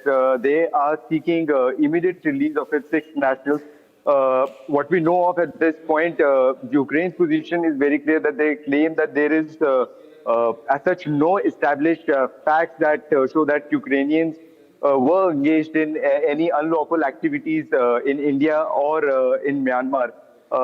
They imply that these arrests may be premature, and on that ground, this should be stopped because there are some unsupported. These arrests are unsupported by evidences, because they lack evidences at this point, and NIA should not be arresting these 6 Ukrainian nationals at this point. But what the core allegations that have been made by NIA during the entire probe is that these accused were conducting some form of pre-planned training for a Myanmar-based ethnic armed group. These trainings specifically included drone operations that also included tactical use of these drones. These drones were being assembled, and there was jamming technology also involved. So in a way, there was complete modern warfare techniques that were being incorporated in the entire training. Agencies at this point suspect a big link between these groups and some insurgent or terror networks that could possibly impact India. So far, 7 foreign nationals have been arrested, including 1 US national and 6 other Ukrainian nationals. And what NIA suspects that there are total 14 foreign nationals that have entered India illegally.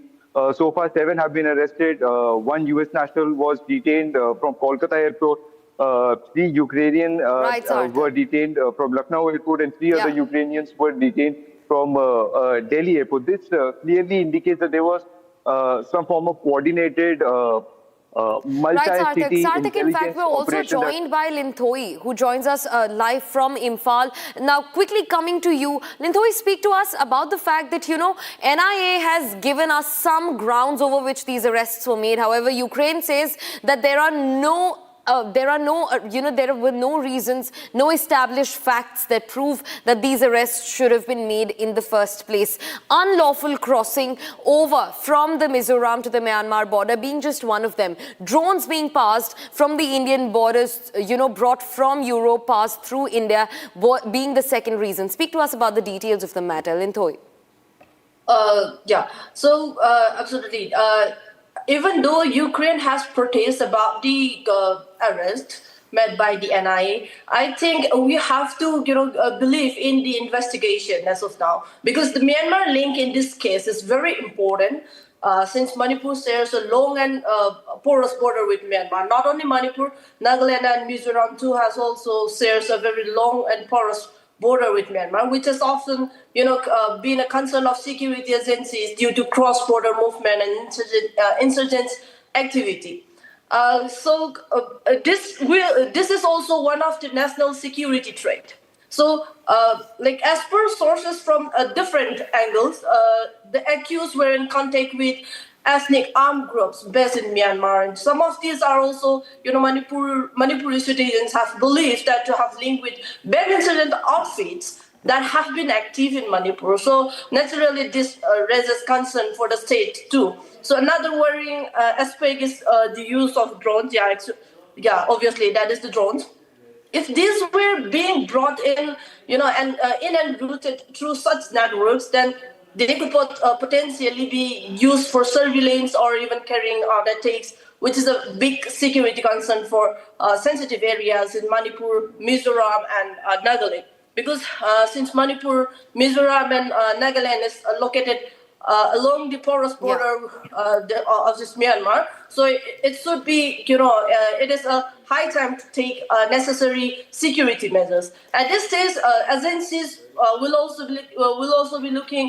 should also be looking into Manipur, whether Manipur was used as a route or if it was a possible target. Because according to NIA findings, that 6 Ukrainian and 1 American was used that Mizoram route to cross that Myanmar border. Myanmar. Yeah. Right, Linthoi, thanks very much for joining us on the broadcast. Thanks, Sarthak, for being with us. In fact, viewers, now quickly shifting focus. We're now going to talk about the US Embassy in Baghdad that has been struck once again amid the rising escalations in West Asia. Now, remember, just a day before, Iranian projectiles hit the embassy, completely bringing it to a standstill. In fact, they struck the helipad at the embassy. Now, this comes as Iran has vowed retaliation after the US military struck the Karg Island, the crown jewel of Iran, and struck multiple of their military targets inside the Karg Island. Take a look at this report.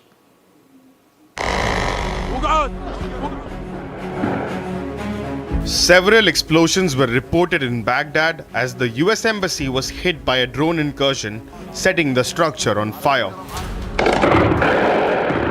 US CRAM system intercepted the incoming drone attack targeting the embassy.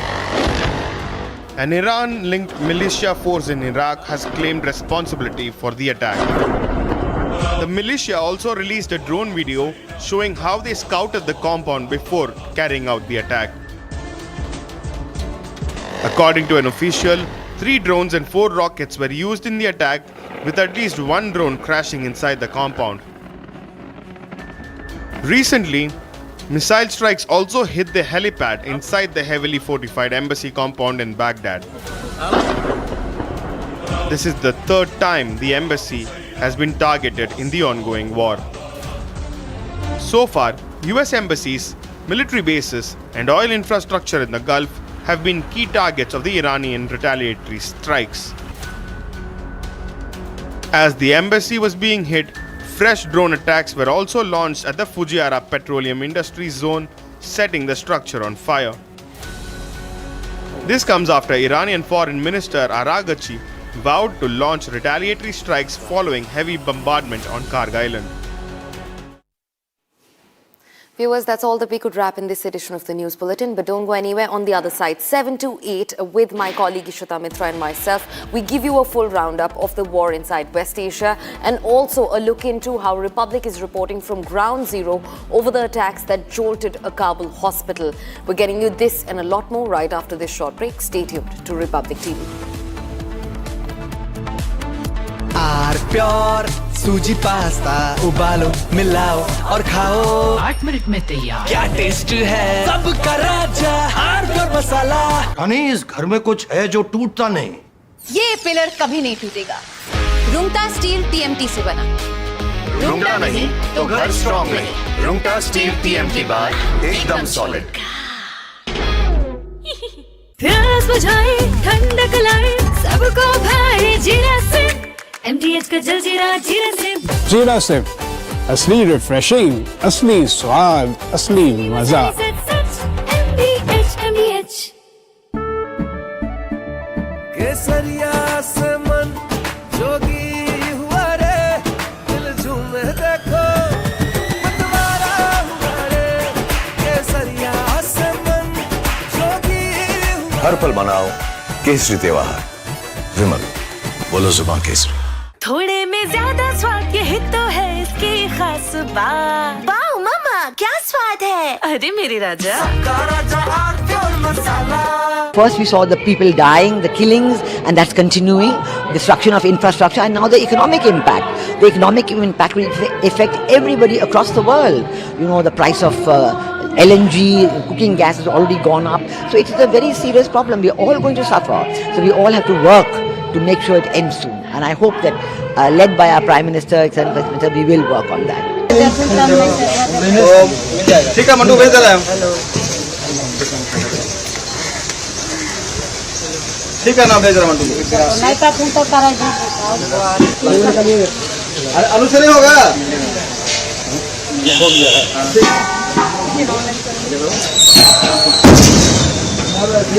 तुम तो कमाल किया नीचे। अब तुम गाड़ी में पूर्ण वाला, ना तो बोलते का गाड़ी मार रहा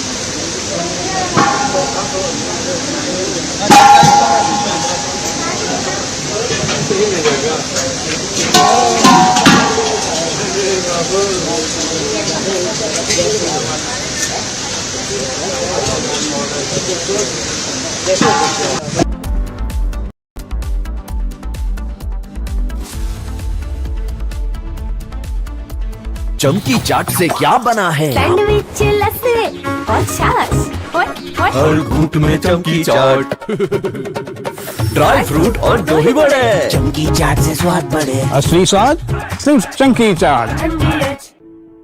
In the India Today Best Universities Survey, India's #1 ranked universities in various streams are JNU Delhi, Amity University, AIMS Delhi, IIT Delhi and National Law School Bengaluru.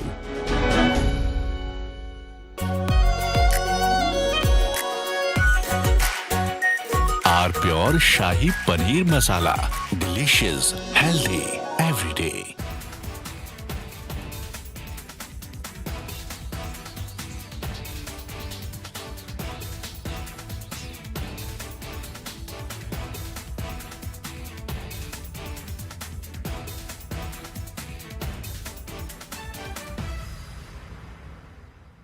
चमकी चाट से क्या बना है? सैंडविच लस्सी और छाछ और हर घूंट में चमकी चाट।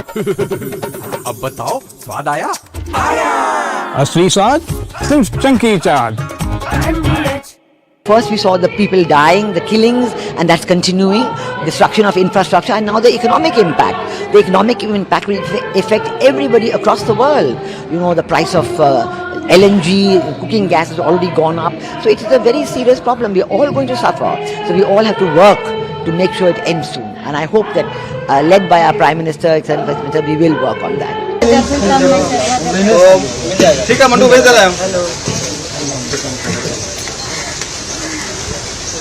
ठीक है ना भेज रहे मंडू। अरे अनु से नहीं होगा। हो गया।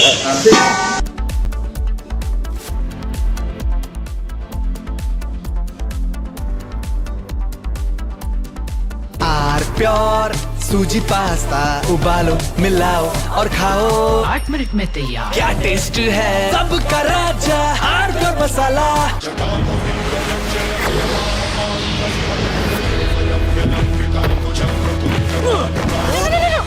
मेरी चिमनी टूट जाएगी। What are you doing? रानी, इस घर में कुछ है जो टूटता नहीं। ये पिलर कभी नहीं टूटेगा। रुंगटा स्टील TMT से बना।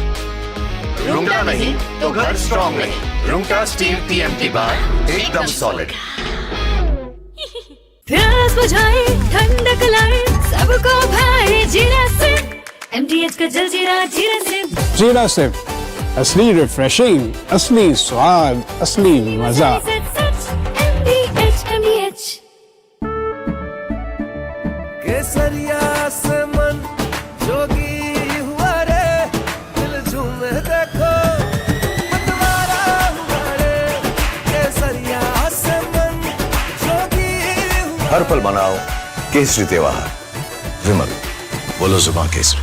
थोड़े में ज्यादा स्वाद, यही तो है इसकी खास बात। वाओ मामा, क्या स्वाद है? अरे मेरी राजा। First we saw the people dying, the killings, and that's continuing, destruction of infrastructure, and now the economic impact. The economic impact will affect everybody across the world. You know, the price of LNG, cooking gas has already gone up. So it is a very serious problem. We are all going to suffer. So we all have to work to make sure it ends soon. And I hope that, led by our Prime Minister, etc., we will work on that. ठीक है mandu भेज दे रहे हैं। ठीक है ना भेज रहे मंडू। अरे अनु से नहीं होगा। हो गया।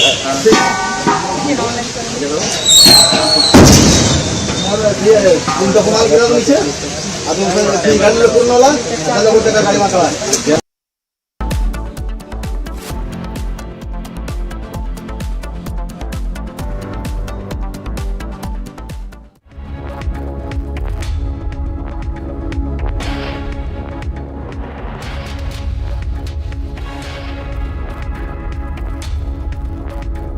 Hello and welcome viewers. You're watching our special coverage on the war in West Asia here at Republic, and the biggest escalation that has now come in the last 24 hours is the claim made by Israeli Defense Forces that Ali Larijani, the National Security Council Secretary of Iran, has been killed. Now, there has been counterclaims made from the Iranian side as well, but no denial has come in. We'll get you all the updates, but first up, let's take a look at the headlines we're tracking for you at this hour.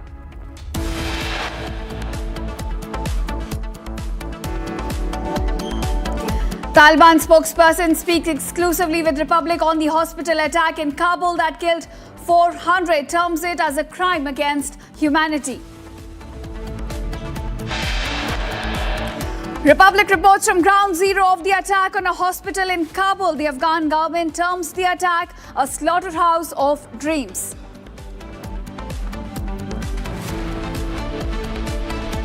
Following a Republic Tolo joint broadcast, a breaking news emerges. Kabul says there will be no talks with Islamabad.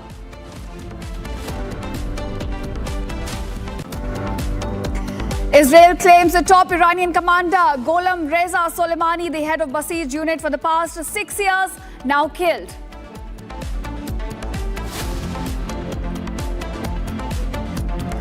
Israeli forces claim Iran's security chief Ali Larijani has been killed. No official comment from the Iranian side yet. Exposing a major terror conspiracy against India, NIA now arrests 6 Ukrainians and 1 American accused of training Myanmar militants.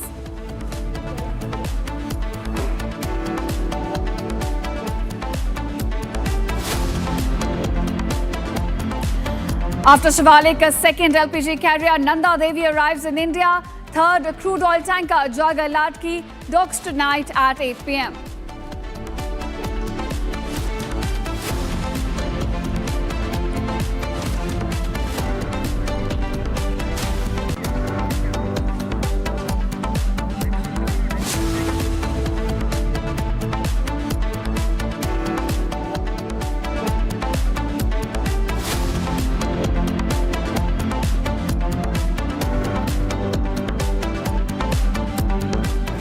Welcome viewers, our top focus at this hour. Now, amid the escalating tensions involving Iran and global powers, the Israeli Defense Minister now claims that Ali Larijani has been eliminated in the precision strike. But just moments after that claim, Larijani released a written statement paying homage to the soldiers killed aboard IRS Dana. Now, key political figure in Iran's political establishment, Larijani is a bridge between Iran's hardliners as well as pragmatic conservatives. Now, Larijani is not just another politician, he is a key insider in Iran's power structure. In conflict zones, information warfare runs parallel to military actions. Here's more on this story, the claims and the counterclaims coming to light. Israel claims another big win, saying Iran's National Security Council Secretary Ali Larijani has been killed. But just moments after the claim, Larijani releases a handwritten statement paying tribute to the Iranian soldiers killed in Iranian warship Dana. Claims and counterclaims now being made amid the war of attrition. Just a few days ago, there were rumors that Israeli Prime Minister Benjamin Netanyahu has been killed. Busting these rumors, Netanyahu released a video of him sipping coffee and claiming he was alive. It seems this is no longer just a war of missiles and munitions.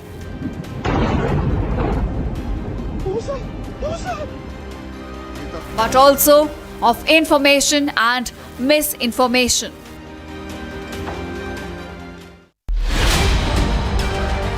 How has Taliban really responded to the strikes that were carried out late last night by the Pakistani Defense Forces? The Pakistani military regime airstrikes targeted at 2,000 bed drug addicts rehabilitation hospital in Kabul. 400 addicts who were under the treatment have been killed and more than 250 were injured. Bodies everywhere, the missing bodies of the victims all over the place. Government here also last night was Thelonious. He confirmed that they are going to avenge these attacks on civilians, and now there is no room left for diplomacy.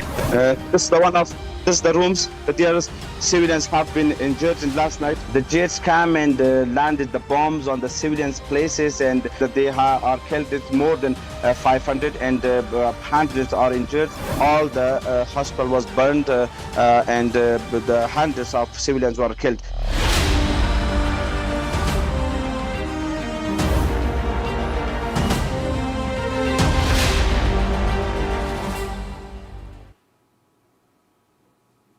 And now viewers, moving on, a US embassy in Baghdad has been struck again following a drone incursion just days before the embassy was attacked by an Iranian missile strike and hit its helipad.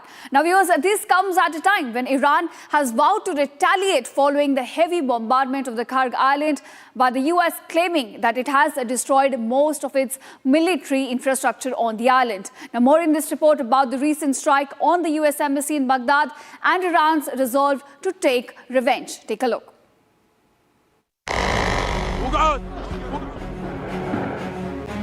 Several explosions were reported in Baghdad as the US embassy was hit by a drone incursion, setting the structure on fire. US CRAM system intercepted the incoming drone attack targeting the embassy. An Iran-linked militia force in Iraq has claimed responsibility for the attack.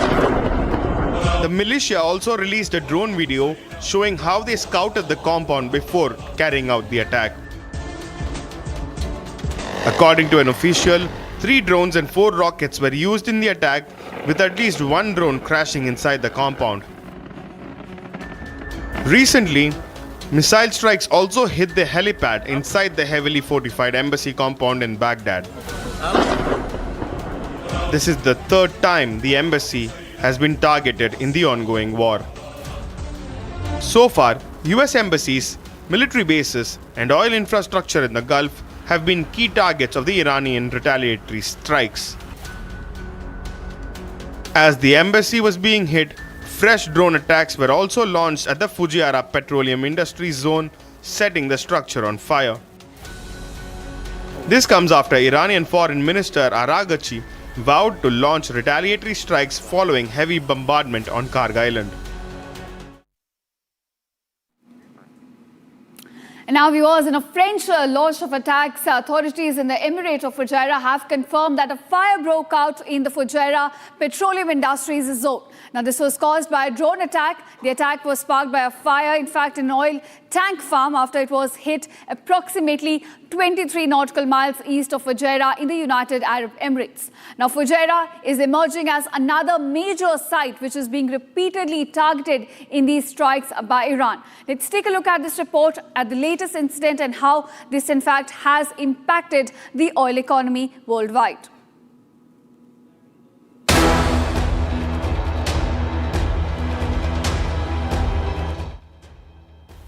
Authorities in the Emirate of Fujairah have confirmed that a drone attack sparked a significant fire within the Fujairah petroleum industry zone.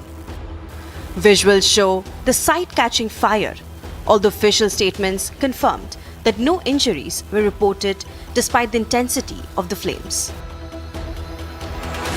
The combined attacks have forced a temporary suspension of oil loading operations and ship-to-ship transfers at Fujairah, which serves as the world's 3rd largest bunkering hub and a critical export point for Murban crude. This escalation occurs against a backdrop of intense regional conflict involving Iran, with the UAE ministry urging the public to refrain from circulating unverified footage or rumors and to rely strictly on official government channels. In response to the growing maritime and infrastructure threats, the foreign ministers of the UAE and Saudi Arabia held an emergency call to coordinate a unified diplomatic and security stance against regional destabilization. Leaders from Egypt and Saudi Arabia have reaffirmed their strategic unity and solidarity with the UAE, condemning the targeting of civilian energy infrastructure as a direct threat to global energy security. The targeting of Fujairah is particularly significant as it is the only major Emirati terminal providing a bypass to the Strait of Hormuz, making its operational status a primary concern for international oil markets and global supply chains. Authorities are investigating the matter while urging all vessels operating in the region to transit with caution.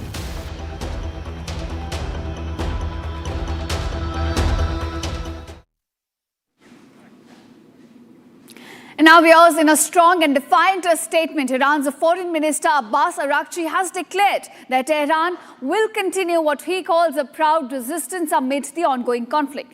Now Araghchi made it clear that Iran has neither sought a ceasefire nor sent any message requesting one. However, he also insisted that the war must end in a manner that prevents any future aggression against Tehran.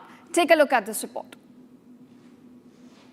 ما در حال یک مقاومت غرورانگیز هستیم. به این مقاومت خودمون ادامه خواهیم داد بدون هیچ تزلزلی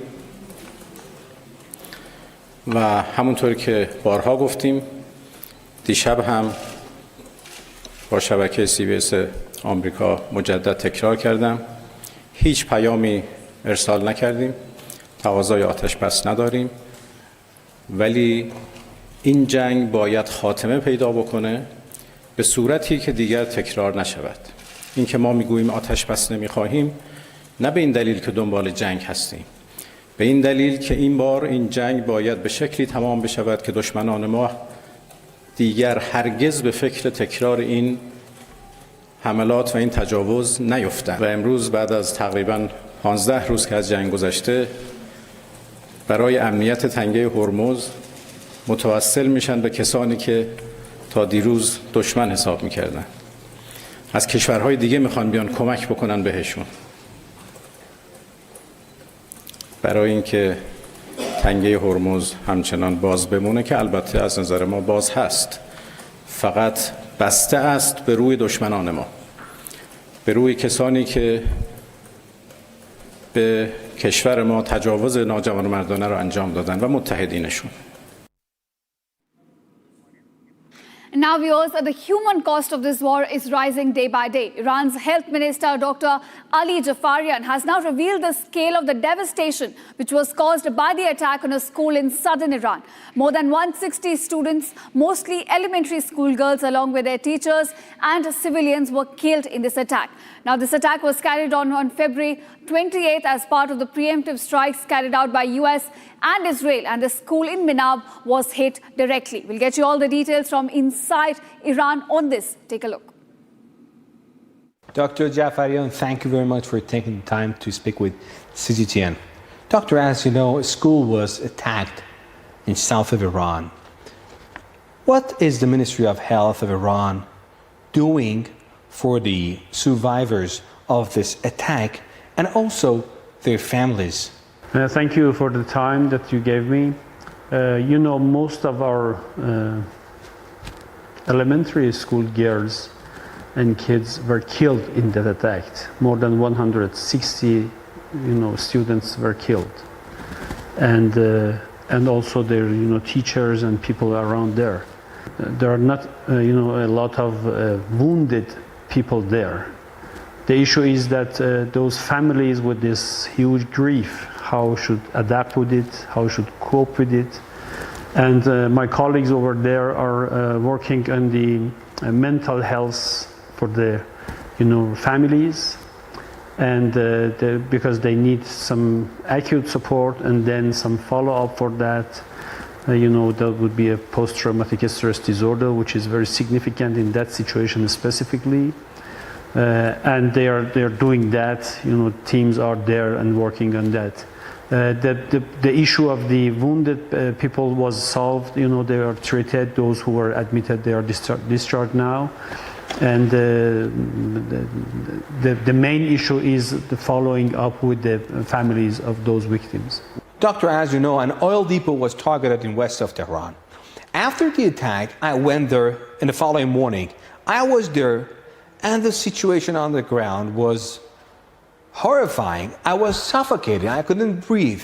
Can you please tell us more about the health risks of such attacks and also the precautions that families should take? I was also there at the time of that attack to Shahran, depot, fuel depot. I was very close to there at that time, and I was driving. I didn't know what has happened now, just that was an explosion, but later on when I reached home, I could find that there is a fuel depot. Our Vice Minister for Health, for Public Health, because the day after the explosions, the sky was dark in Tehran and there was some acid rain in the city. All the cars were turned to black, and there was some liquid things that was black, and if you touch that, your hands would be black. And these are dangerous for the skin, and these are dangerous also for the respiratory system. It is some type of war crime, I think, because it is not it is not military target to be attacked. It is something that has direct effect on the population health and on the environmental health. Doctor, thank you very much. And now, viewers, Iran's Cultural Heritage Minister Reza Salehi Amiri has also alleged deliberate attacks on the country's historical and civilizational landmarks amid this ongoing conflict. Now, according to the ministry, at least 80 historical sites across Iran have been damaged. Among them, the iconic Chehel Sotun Palace in Isfahan has reportedly suffered serious destruction. Tehran has now formally raised this matter with international institutions, calling for urgent global intervention. Take a listen. آن چیزی که امروز برای ملت ما بسیار تلخ و ناگوار هست، تهاجم آگاهانه و عامدانه هست به آثار فرهنگی و تمدنی ایران زمین. تا دیشب بر اساس آمارهایی که من از همکارانم در سراسر کشور گرفتم، 80 اثر تاریخی ما دچار خسارت شدند. بخشی از اونها مثل چریستون اصفهان خسارتش بسیار جدی است و بخش خسارتش کمتر هست. ما طی 8 مکاتبه این موارد رو به یونسکو و نهادهای بین‌المللی منعکس کردیم. از همین تریبون از همه افکار عمومی جهانیان تقاضا می‌کنیم از وجدان‌های بیدار، از نهادهای بین‌المللی، سازمان ملل، لاهه، نهادهای فرهنگی، یونسکو، آیسیسکو تقاضا می‌کنم که رژیم کودککش رو تحت فشار قرار بدید تا از تهاجم به بناهای تاریخی خویشتن‌داری کنه، خودداری کنه، چرا که تهاجم به آثار ما در حقیقت تهاجم به And now, viewers, a time for a special segment where we show you the 5 defining moments of the war in the last 24 hours. Now, starting with the visuals of the explosions that were reported near the U.S. Embassy in Baghdad of a drone strike.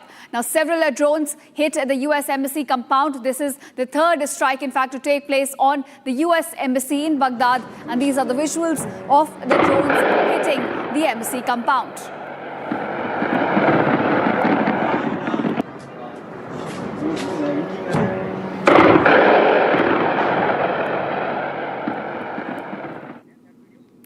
Now, viewers, on your screen is another video showing you a different angle of the visuals of the drone attacks which were launched by Iran towards the U.S. Embassy in Baghdad. Now, it's the same attack but from a different angle. Video showing you the attack right now. It's been captured from a different angle of the same attack that took place near the U.S. Embassy in Baghdad.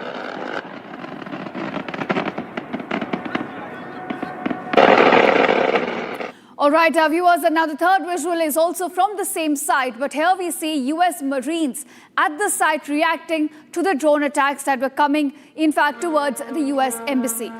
You can see how the Marines, in fact, are reacting to these attacks as drones start striking at the U.S. Embassy compound in Baghdad, one after the other.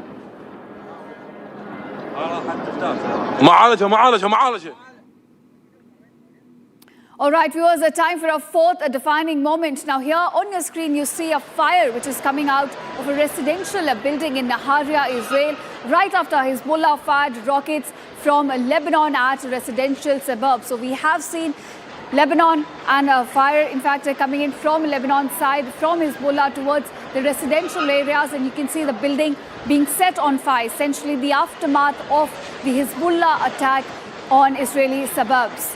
You can see the residential buildings on fire on your screen right now.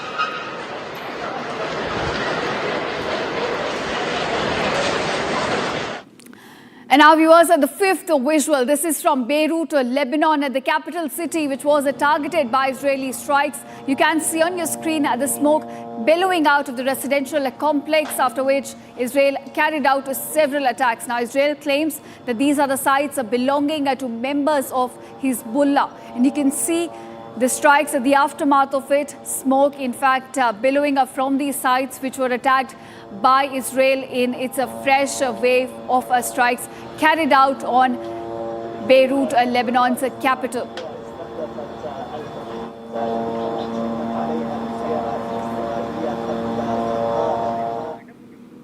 All right, viewers, that's all we could pack in this edition of our coverage on the war in West Asia. Thank you so much for watching, and don't go anywhere. On the other side, our special coverage on the war in West Asia continues.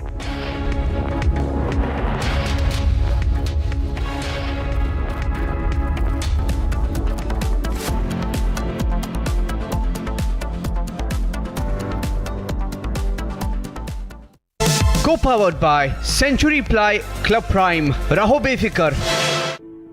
In the India Today Best Universities Survey, India's #1 ranked universities in various streams are JNU Delhi, Amity University, AIIMS